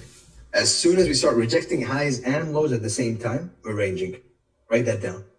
Right? As soon as we reject highs and break lows at the same time, we are ranging. Right, here's a visual. As soon as we reject highs and break lows, as happened in this range, right? Rejecting highs and lows. Yes or no? That is a range. So I will make some YouTube videos, I think, to solidify the concept in your heads, because you'll have the inner workings of the concept, right? And you can watch them and practice with them. But this is the main idea, right? Accumulation, a logic accumulation, interest up and below. Because every 3 months, every 3 to 4 months, there's a shift, a quarterly shift. And the purpose of the quarterly shift is, it's not random. It's to provoke and invoke sentiment change. This is what happened to me. That's what I was thinking as we dug below this range low at the time, right? And of course, the callers on Twitter. I'm not going to be tagging this one, but this range low, this turtle soup right here. This is a turtle soup, right? I'm saying range this, range that. Turtle soup, right? Range low. Boom. Call on Twitter right here. Right. And again, another turtle soup down here also. And this turtle soup from this range high to the mid range, we said that the stop runs occur at 50%, right? 50% of the range is the stop run zone. So we have one stop run here. Boom, false breakout. And that is also a reason why I anticipated the stop run right here. 50%, stop run, continuation. That in itself is a model. So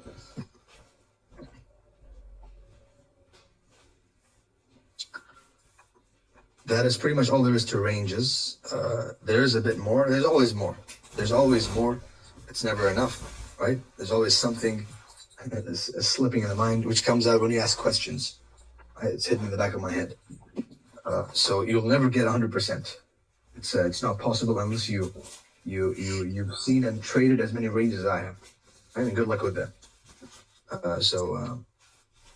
Hey Romeo, so that range that you're using, what time frame is that? Because it seems like it's like a 2-day that you're using. Is that like a monthly range or weekly? One day, take, be happy. How's that? One day. It's a ranging. It's a market profile range, right? Ranging profile. Simply, visually, only price wise, with no time involved, right? So you drew that out before it took the low, right? Of course, it's like this. See, if you've been following on Twitter, any of you, then you've seen me call ranges, right? I'll post some. Let me see if I can post what it looks like before and after, right? Eyeing it.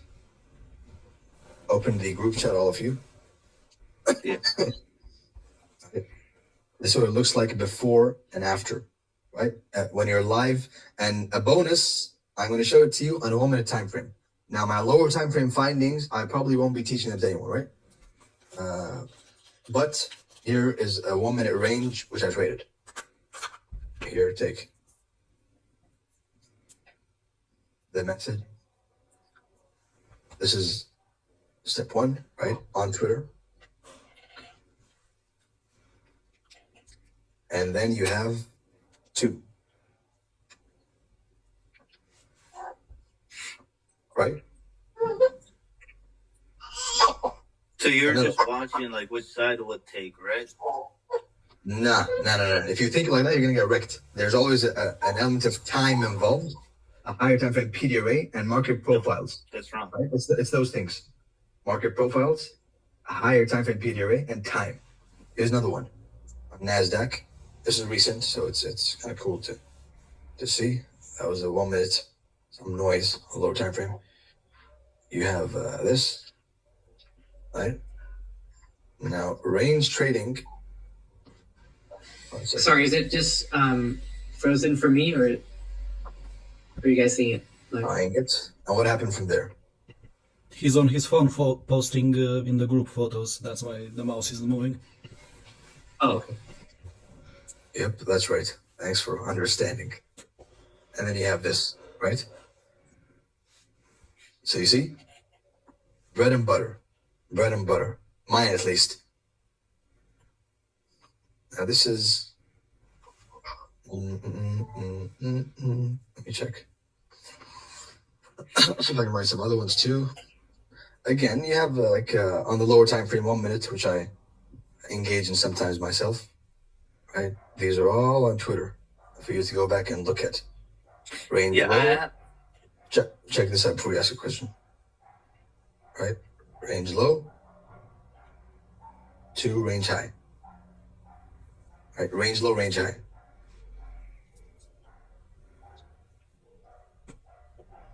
Right? I'm not sure how that ended, of course. But just popped up. Yeah, I wondered how you did it low time frame, because I always see you do it high time frame. Lower time frame, the same thing, but a bit more precision element with the time of day.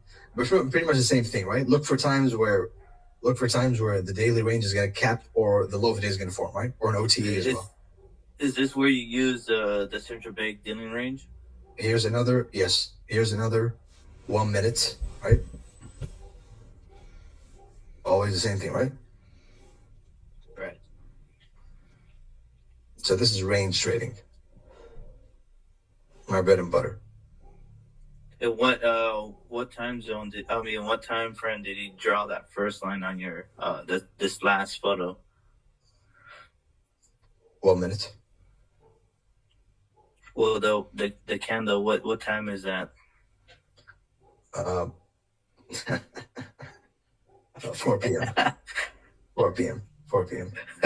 So are you using intervals of like 2 a.m., 4 a.m., 2 p.m. You can use a bunch 4 of p.m. stuff. See, I'll give you some. The same thing which I say on Twitter, which is I look for 3 turtle soups a day at least, right? One at 3 to 5 for the daily range. Now that you asked, 3 to 5, 1:30, and 4 p.m. Right? If I get it, good. If I don't get it, then great. But the confluence has to be the market structure, aka profile, right?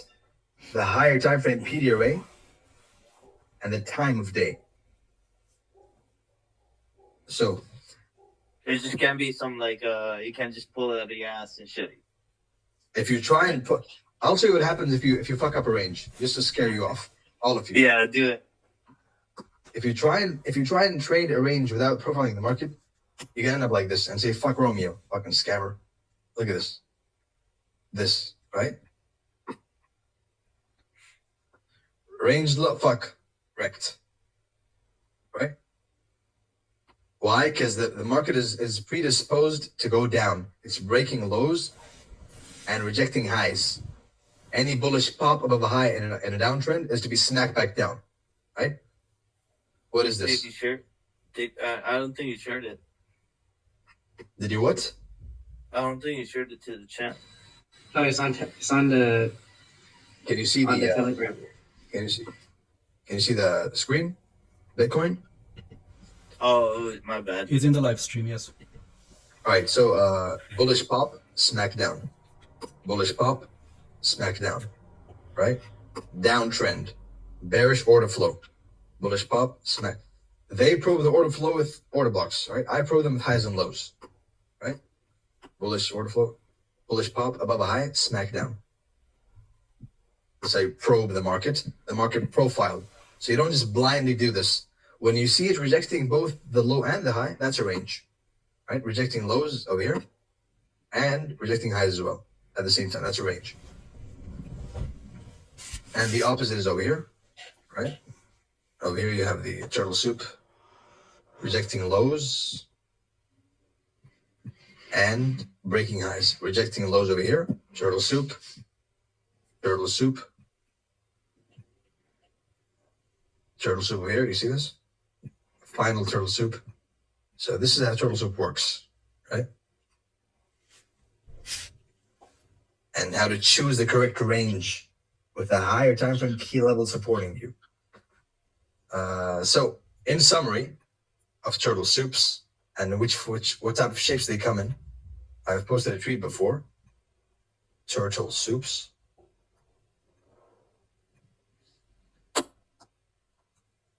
God damn, that's a lot of hours. But whatever, who cares? The important thing is the information gets to you and you leak it, as some of you are going to do. Turtle soups, they come in 3 shapes. 1, a continuation, right, of the trend market profile. 2, a range. So there's always an opportunity somewhere, right? A range. And 3, a reversal. Horrible 3. 3 is a reversal.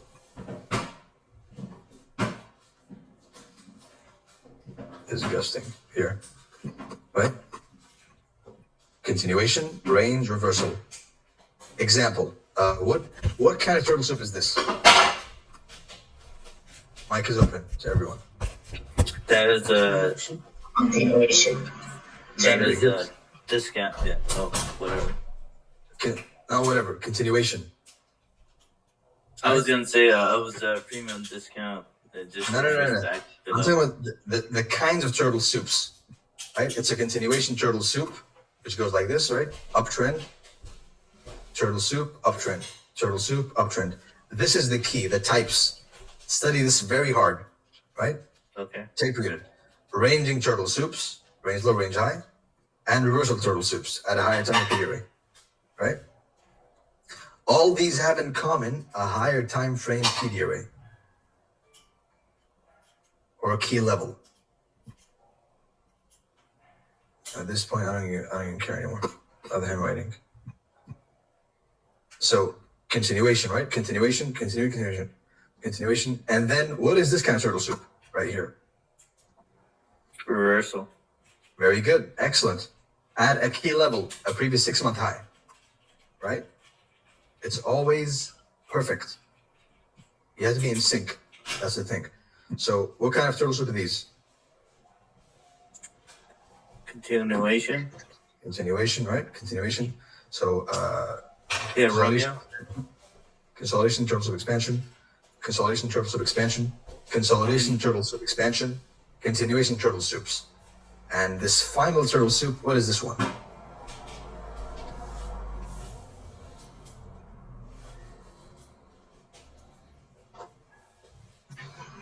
What is this one? Rejection. Reversal. Range. A reversal / range, right? But this one is a clear, obvious range. So I would classify this one as a range turtle soup. Now, the thing is, all of these are ranges. Range, yes or no? Range high, range low. Range high, range low. Range high, range low. Range high, range low. Kind of fucked up range over there. Range high, range low. Right, range high, range low. All of these are ranges. Go back test this. Go see what it gives you. There's always trend range, trend range, trend range, trend range. Consolidation, turtle soup expansion. Consolidation, turtle soup expansion. Consolidation, turtle soup expansion. Reversal, right? And then consolidation, turtle soup expansion. Consolidation, turtle soup expansion. Consolidation, turtle soup, my entry, expansion. Right? What you're Consolidation, talking about right now is core content, right? turtle soup expansion. I don't know where it is, but see when he speaks about this, I don't know. I don't think I haven't heard him mention. He's mentioned the states of the market. Obviously, consolidation, reversal. Yeah. Exactly, but this is different. This is the market is always in consolidation or expansion, one of the two, right? Consolidation, expansion, consolidation, and so on, right? So the point is not to memorize, but to realize the kinds of turtle soups that happen, right? I'll show you one on the lower time frame, just for for niceness sake. I have a question. Tell me before I go. What's up? Around BTC around that 32,000-34,000 range. Right. In order for you to confirm that confirm a turtle soup, what would you want to see in that area? Because in this case, it's a consolidation, manipulation, and expansion on the downside. But what, in order for you to say that it's a turtle soup, what would you have seen on the downside? Because it took out the significant low, 6 months low on the left hand side. You mean so? Very good. So you're talking about this one here, right? This one here, right? This one? Yeah. It took out So the you're significant, You're asking why did the range low not give a bounce? Yeah. All right. A range is either broken or turtle souped, right? That's how you know. It's either truly broken or falsely broken. So you have to be aware of that when you're trying to trade a range. When you reach an extremity of a range, then you can expect it to be either broken falsely or truly. How do you differentiate? Chart time, PD array, and the reaction of and the market profiles, right? The reason why I got this question is, it looks like the same like we saw around that 69 area. It took out the significant high, and again it manipulated the high. And here's one more thing. Ranges don't range forever. That's an important thing, a mistake you'll make. You expect this to range forever, right? This is a distributive top. This is a distribution top, right? So they accumulate for all these years, on years, or a couple of months, right? Almost a year. They're gathering positions, humongous positions, right? Creating a distributive top, right? Which I'll talk about later on. There's no time for it right now. Distributing and accumulating, manipulating. All the positions are fucked up here. They load the bags, and boom, right? So at some point, a range is going to break, my friend. That's for you to find out using market profiles, a higher time frame PD array, in this case, a breaker, by the way, right? If you look at the higher time frame, the weekly, it always goes back and circles back to a higher time frame key level, always, right? A breaker FVG, yes or no? We're closing below the body. That's not a good sign, is it? Right here, right? Yeah. When in doubt, zoom out.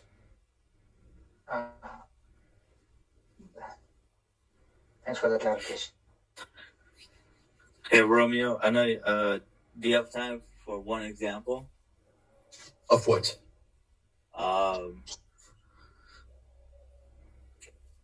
Like you said, like in your tweets back in the day, you said intermediate highs can't be turtle soup, but they can be taken. They can be turtle souped, but they can't be broken if you're bullish. Here's an example, right here. What is this high right here? That rebalanced the FVG. Intermediate term high, right? Yeah. What happened to a turtle soup? That's the concept.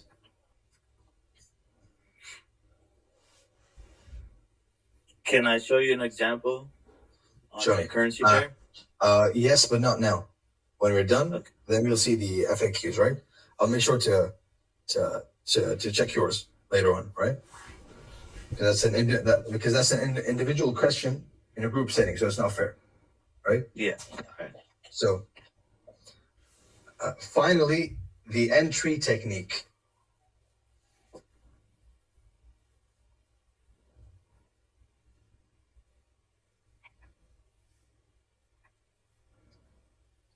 But the time's up, so you'll get it. You'll get the entry technique. How long this game has been, by the way? 10, 11, 1, 2... 6 hours on the official lecture. Gorgeous. Plus the 3 hours before, right? Yes, I've been yes. going for 9 hours straight. I can go for 11 hours. You're trying to get us divorced. Hey, I gave you double the time, huh? It was 4 hours, and I still haven't gone through half the content. So whatever. Yeah. I'll give you the summary, right? The summary is what you've seen. It's a 9 hour summary. But if you read between the lines, then you'll notice what I'm talking about, right? It's not hidden. It's not being hidden on purpose. It's right there. The 3 types of turtle soups is what I'm looking for all the time. That's the summary, right? Three kinds of turtle soup. Continuation turtle soups, within the correct market profile, reversal turtle soups, and they're all connected, by the way. Reversal turtle souped, and finally, arranging turtle soup, which happens all the time in between trend range, right? Now, I will show you one example for the entry technique, because we're running out of time. I wish I could show more, but there's it's all over my Twitter anyway. But for the sake of the 4 hours, which became 9 hours, you can have an example. If you remember the low of the week that I called the week before this week, so the low of the week, not this week, previous week, on ES. The entry technique, you have 5 entry techniques, all right? You have 1, you have 2, you have 3,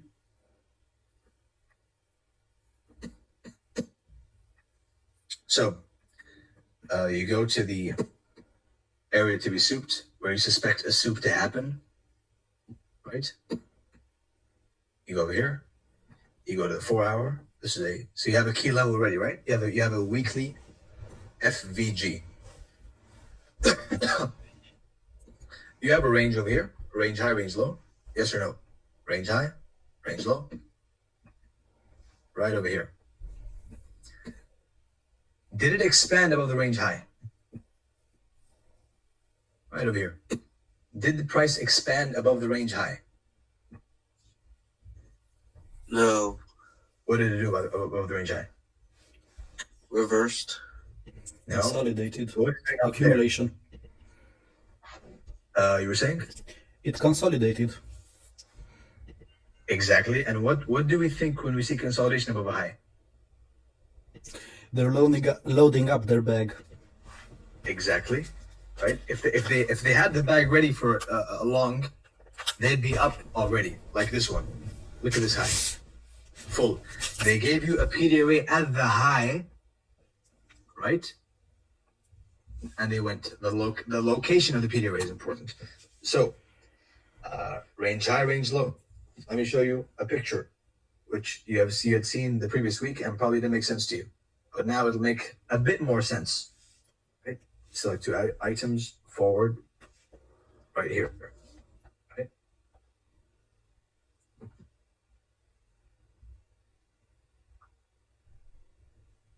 Range high, range low. Yes, the same exact chart over here in front of you. Now, when did I find the entry? That's a question, isn't it? And how can you enter? I mean, personally, I would enter at the first spike. You have 5 different entry techniques.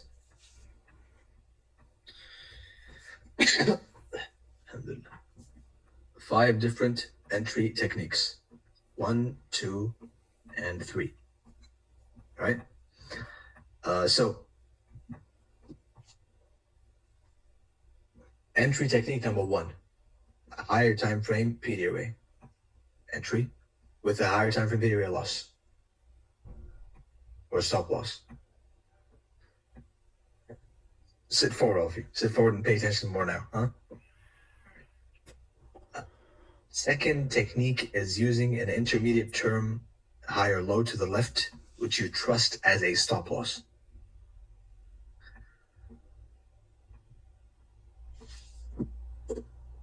Third technique is a lower time frame change in the state of delivery. Right? So basically, we saw order flow. You probe order flow in lower time frame, and you enter. Because if you look at it, there's always a turtle soup somewhere, right? Turtle soup here, yes or no? Turtle soup, right? Turtle soup here, turtle soup here. So how can you enter this move? Turtle soup here, right? There's always a turtle soup somewhere in the chart. Turtle soup here, right?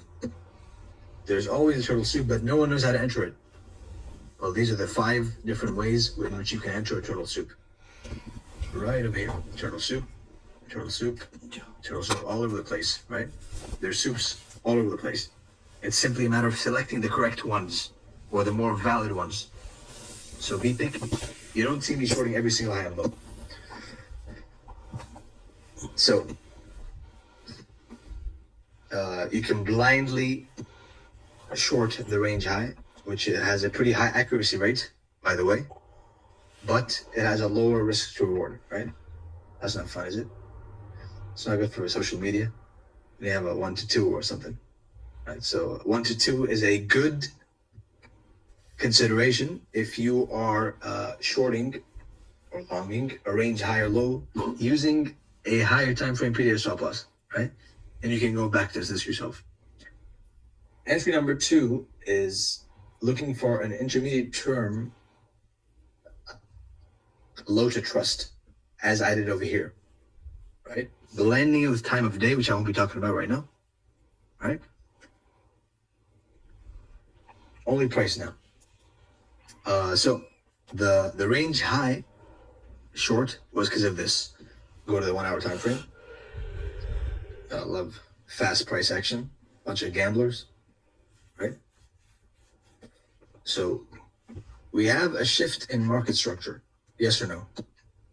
Do you see it? After the Yes. last. Do you see the valid shift in market structure? Yes. All right. So we're breaking highs, and then we start rejecting highs, and we break a low market profile. Right. If you watch my last video on YouTube, it is exactly this trade, right? With the same logic. Break the low, break the low. The rule of the bullish profile is any of the bearish profile is any pop above a high is to be retrace. Smack back down, right? In a bullish market, you buy below lows. In a bearish market, you sell above highs, right? And this was my entry right here. Stop loss was over here, right? And FPG candle high, and collapse completely. Right, that's entry number 2. Entry number 3 is you go up there and look for a 1 minute to change, which I'm not going to go through. Right, that's the least favorite. Entry number 4 and 5 belong to me. I'm sorry. So, but these are good enough. These are more than enough. You stated 4 and 5 on your Twitter. I didn't. You didn't. Okay. I thought. They belong to me, my friend. Okay. So, but these are good enough, right? So let's look at the weekly low I called over here, right? Quick question. Before we finish, let me just show the example, right? And then you can ask. Just give me 1 minute.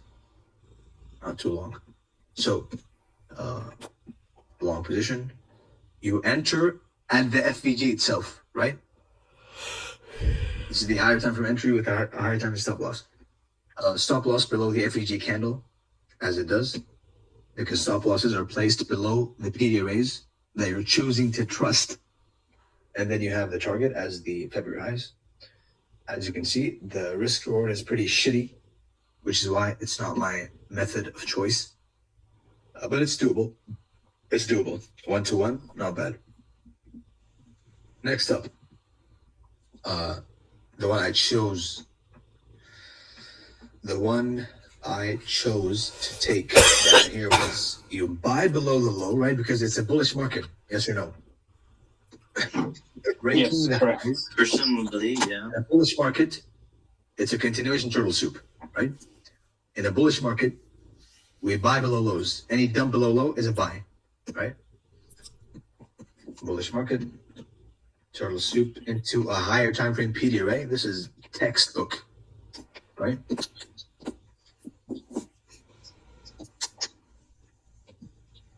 Textbook.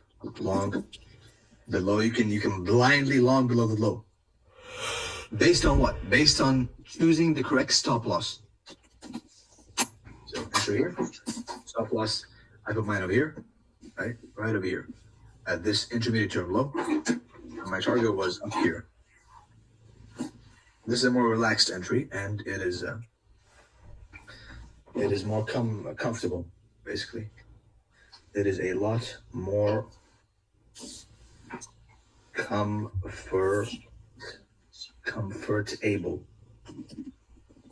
right? And the final entry, of course, is the lower time frame 1-2 minute entry. Right, you can do that if you want. You can do that if you want, but I don't. I prefer entry 4 and 5, and this one. My favorite are this 4 and 5. You can do whatever you want. I'm not gonna stick Romeo. To one of my ways. Tell me what's up. For the intermediate term lower high that you trust, does it have to be on the same time frame? No, that's 3, not 4. I'm asking you for 4 and 5. I don't want to ruin it for everybody. For yourself. Is that number 3? Counting candles. 4 and 5, my friend, will be discussed. Maybe someday. Maybe someday. Oh, are you saying if I choose a lower time frame, intermediate term high to trust, that's not number 3? That is number 3. Right? Right. So intermediate term. So this is exactly to the tick almost. Based on what same logic? Breaking highs, turtle soup continuation, right? Turtle soup continuation trade based on the same logic I'm telling you. The second one is an intermediate term high or low to trust. Third one is a 1 minute shift in market structure, the correct way, not the memorized parrot way, right?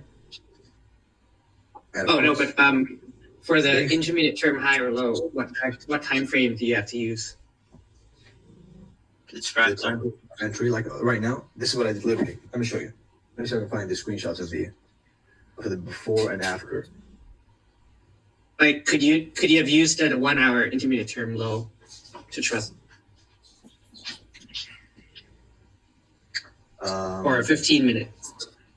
Again, this one's gonna go down to you and your experience, right? In my experience, what I trust personally, because you can't trust except something you've seen a bunch of times, right? Even people, right? You trust things you're familiar with. So a concept, when it's new to you, it's foreign to you, you don't trust it. You have to try it, fail, try, fail, try, fail. You'll know exactly which one. You'll know why I didn't choose this one, for example, and this one instead, right? That's the question. Why did I choose this one? This one instead. That comes to you and your own chart time and the way you see it, right? But generally speaking, an intermediate term low should hold or be turtle suit, right? So if you're really conservative, you can go down here. You can go down there. What day was this? This was on the Wednesday, the 26th. Let me see. I have a screenshot of the entry at the time of the entry with the stop loss placement. If I don't, then unlucky. Wouldn't that be a breaker? What's a breaker? To the where that wick is. This. To the left. This. Yeah. Maybe. I prefer breakers to be a thick, bulky green candle before a downwards purge, right? Or vice versa. I'd say random candles. That's just me. Yeah. Hey Romeo, could you show us some examples on the 5 minutes like you do on your YouTube videos? A 5 minute what? Entry? Yeah, like this is all on higher time frame. Like most of us here would be on scalp. If you don't know how to deal with higher time frame, then you have no business going to the lower time frames, right? You just don't. If you're not confident in your higher time frame analysis, then you shouldn't be playing around with the lower time frames. No, I'm asking the concepts that you thought right now. We could use this for precise entries on the lower time frames, right? Of course. It's all fractal. Everything is fractal. The market profile is fractal. The higher time frame relative to the current time frame is fractal. Everything's fractal. Fractal. Right? Hey, Romeo, before you go, can we go back to the question I had about UJ? Let me see if there's anything left. 1 second. Let me go and see through the notebook.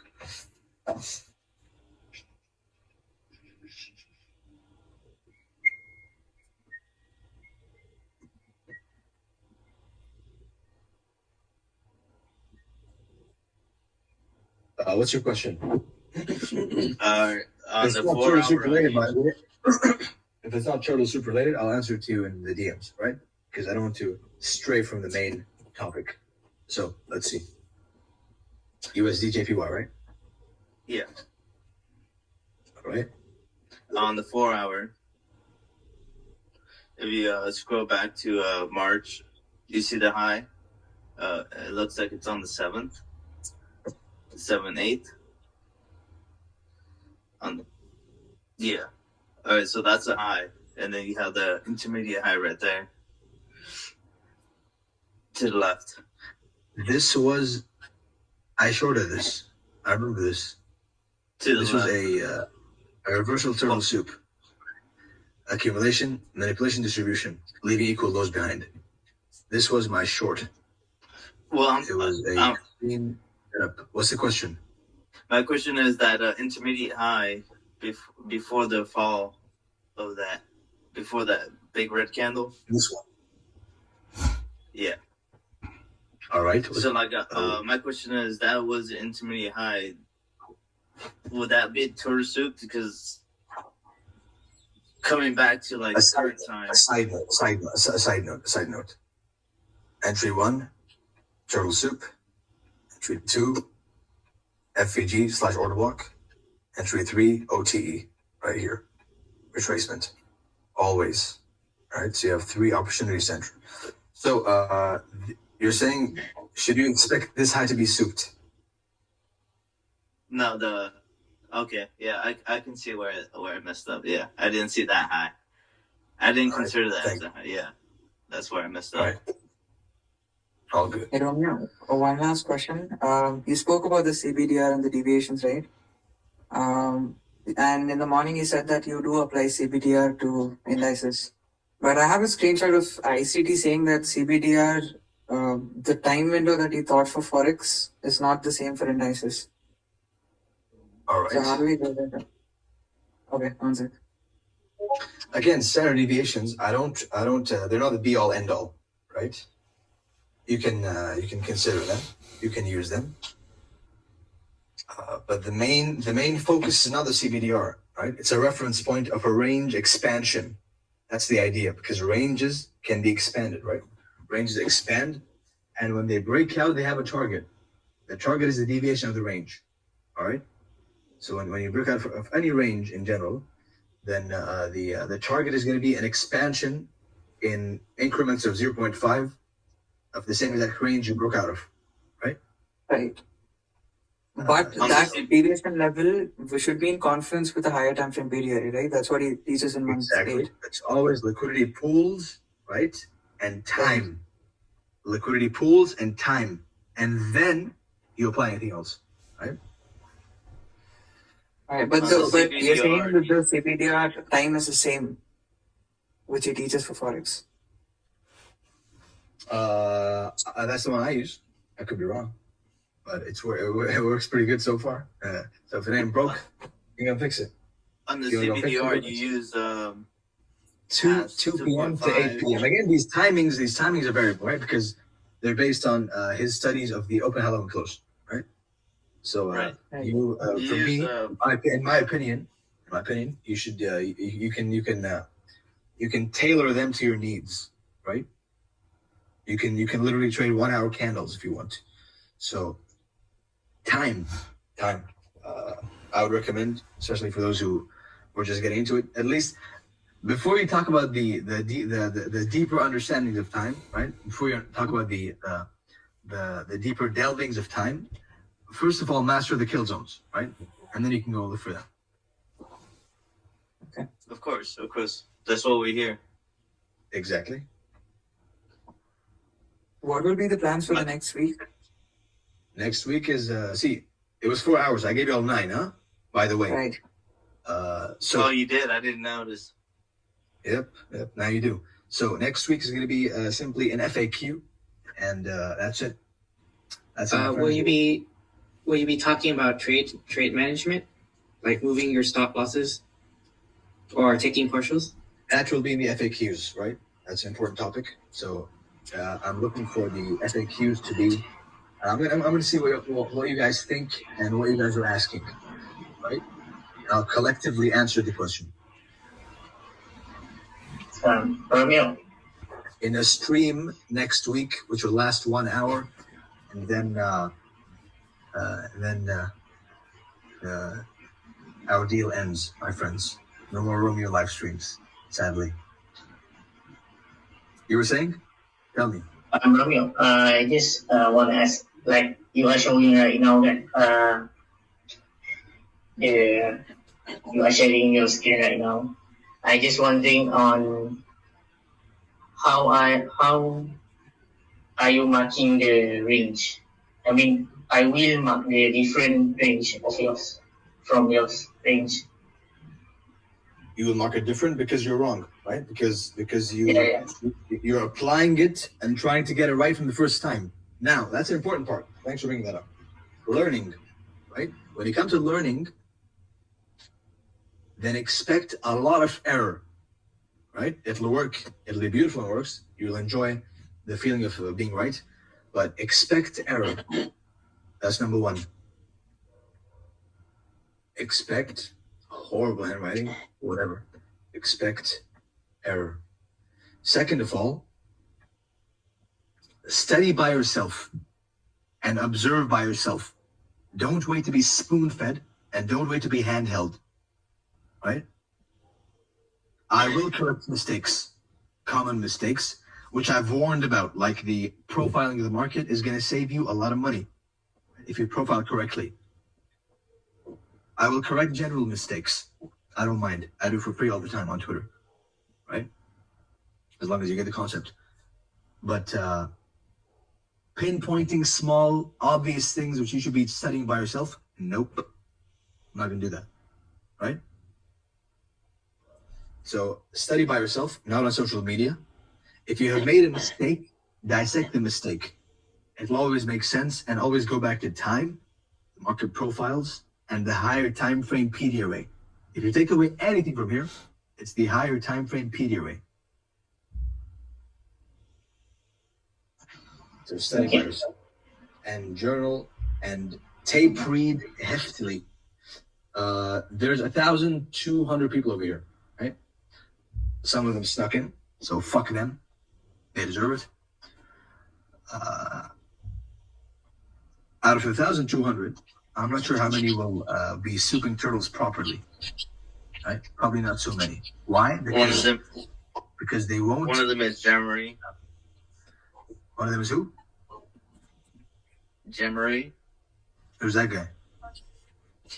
That fool from Twitter. I have no idea. Jemery? Who's Jemery? Jemery. Who's that? I think it's Jeremy. The fucking guy with that posted a pic. Jeremy. Not Jemery. Jeremy. He's here somewhere. I mean, if he's white, he didn't confirm payment. So if he's watching, then fuck you, Jeremy. So, I kind of like him. He's a cool dude, so it's fine. So, study, and those of you who tape reads the turtle soups more will perform better, right? If you try and enter with max slot because Romeo said it, so let me enter it. Nope. Those who tape read the most will learn the most. All right.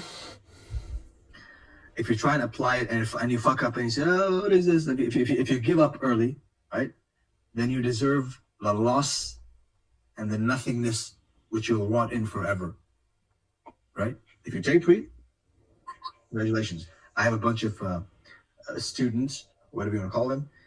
They're souping pretty much like me, right? Almost. Of course, you can't soup like me, but I have some of them who are souping pretty much the same entries, more or less like me. They're simply working hard. That's all they're doing. Tape reading again and again, understanding the higher time frame and the different types of turtle soups. So write that down.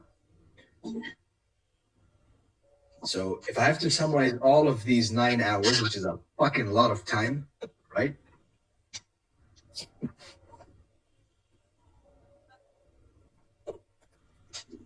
Rule number 1.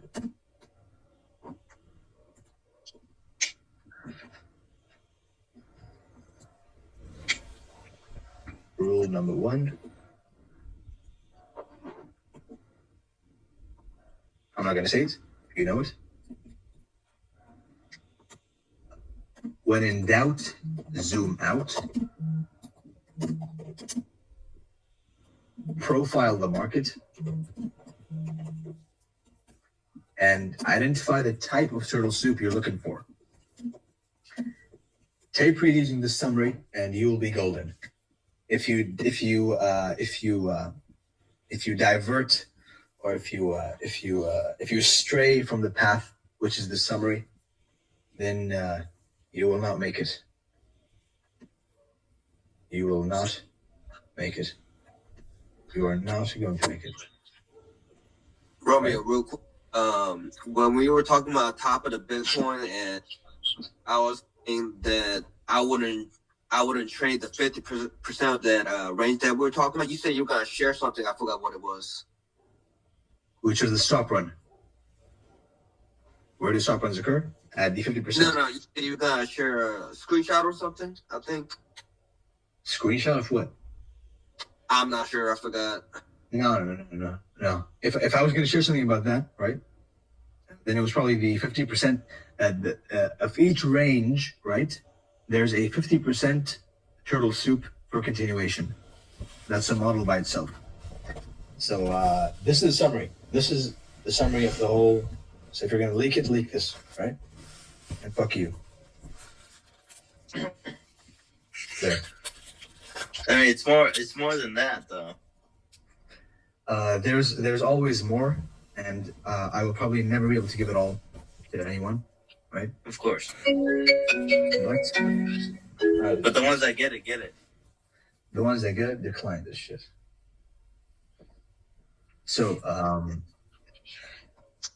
yes, the ones that get it, but probably no one's gonna get it the way I do. Sadly, turtle soup especially.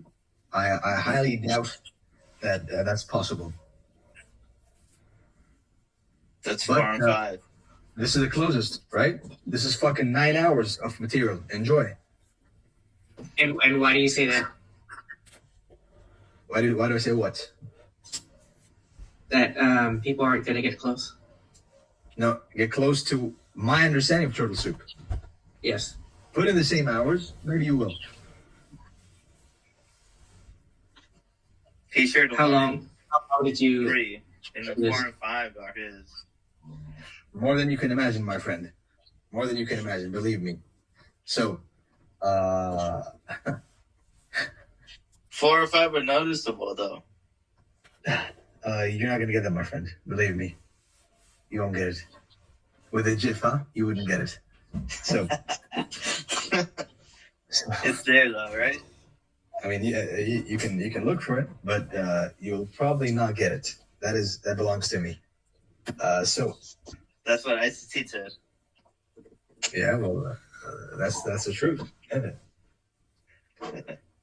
So, that's all, folks. I hope you found that insightful and useful. You got double what you paid for, right? And 1 hour extra next week.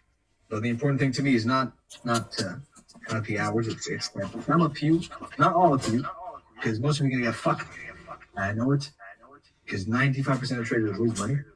But if some of you turn out to be good turtle supers, especially with this 9 hour content, then that will be enough for me. Hey, before you go, can you not close the group so we can chat amongst ourselves? You cannot chat amongst yourselves. That is forbidden. Okay. Yeah, thank you very much for the presentation, Romeo. Maybe for the FAQ, I'll open up a very good chat. We'll see. I'll let you guys know, right? Thank you so much, Romeo. Enjoyed that, man. I hope you found it insightful. I hope you enjoyed the content, and I hope you put it to work. If you don't put it to work, it's pretty much useless. A waste of your time, your money, and my time and my throat, my voice. That would be such a disrespect. I know, right? So you better go into soup and turtles right now. Let's see. Let's make some money. It's turtle soup on Bitcoin right now on a 5-minute chart. I just got in. Again, study in private. Never study publicly. That's the best way to get wrecked. Study in private. When it's ready, show it. And that's all for now, folks. That's a long ass. I hope someone has a recording, by the way. I hope one of you has a recording. Yes, we have. Before you go. We have. Okay, can you please send me the recording to my DM, right? And I'll give you an extra entry of that. Yes, of course. You'll get it. Yeah, I have it too. And please let it be an HD recording. All right. Something clear. I will choose the clearest recording, right, and upload it to the group. Before you go, you are using the CBDR. Yes. I hope we find it useful, guys. I hope you enjoy the method. Not A to Z, to be honest. That was a misleading title. More like A to X, A to Y. And looking forward to seeing you guys in the future somewhere. Who knows? So take care. Get on the beach. Take care. Thank you so much, Romeo. See you, mate. Thanks. Bye. Bye. Bye. Bye.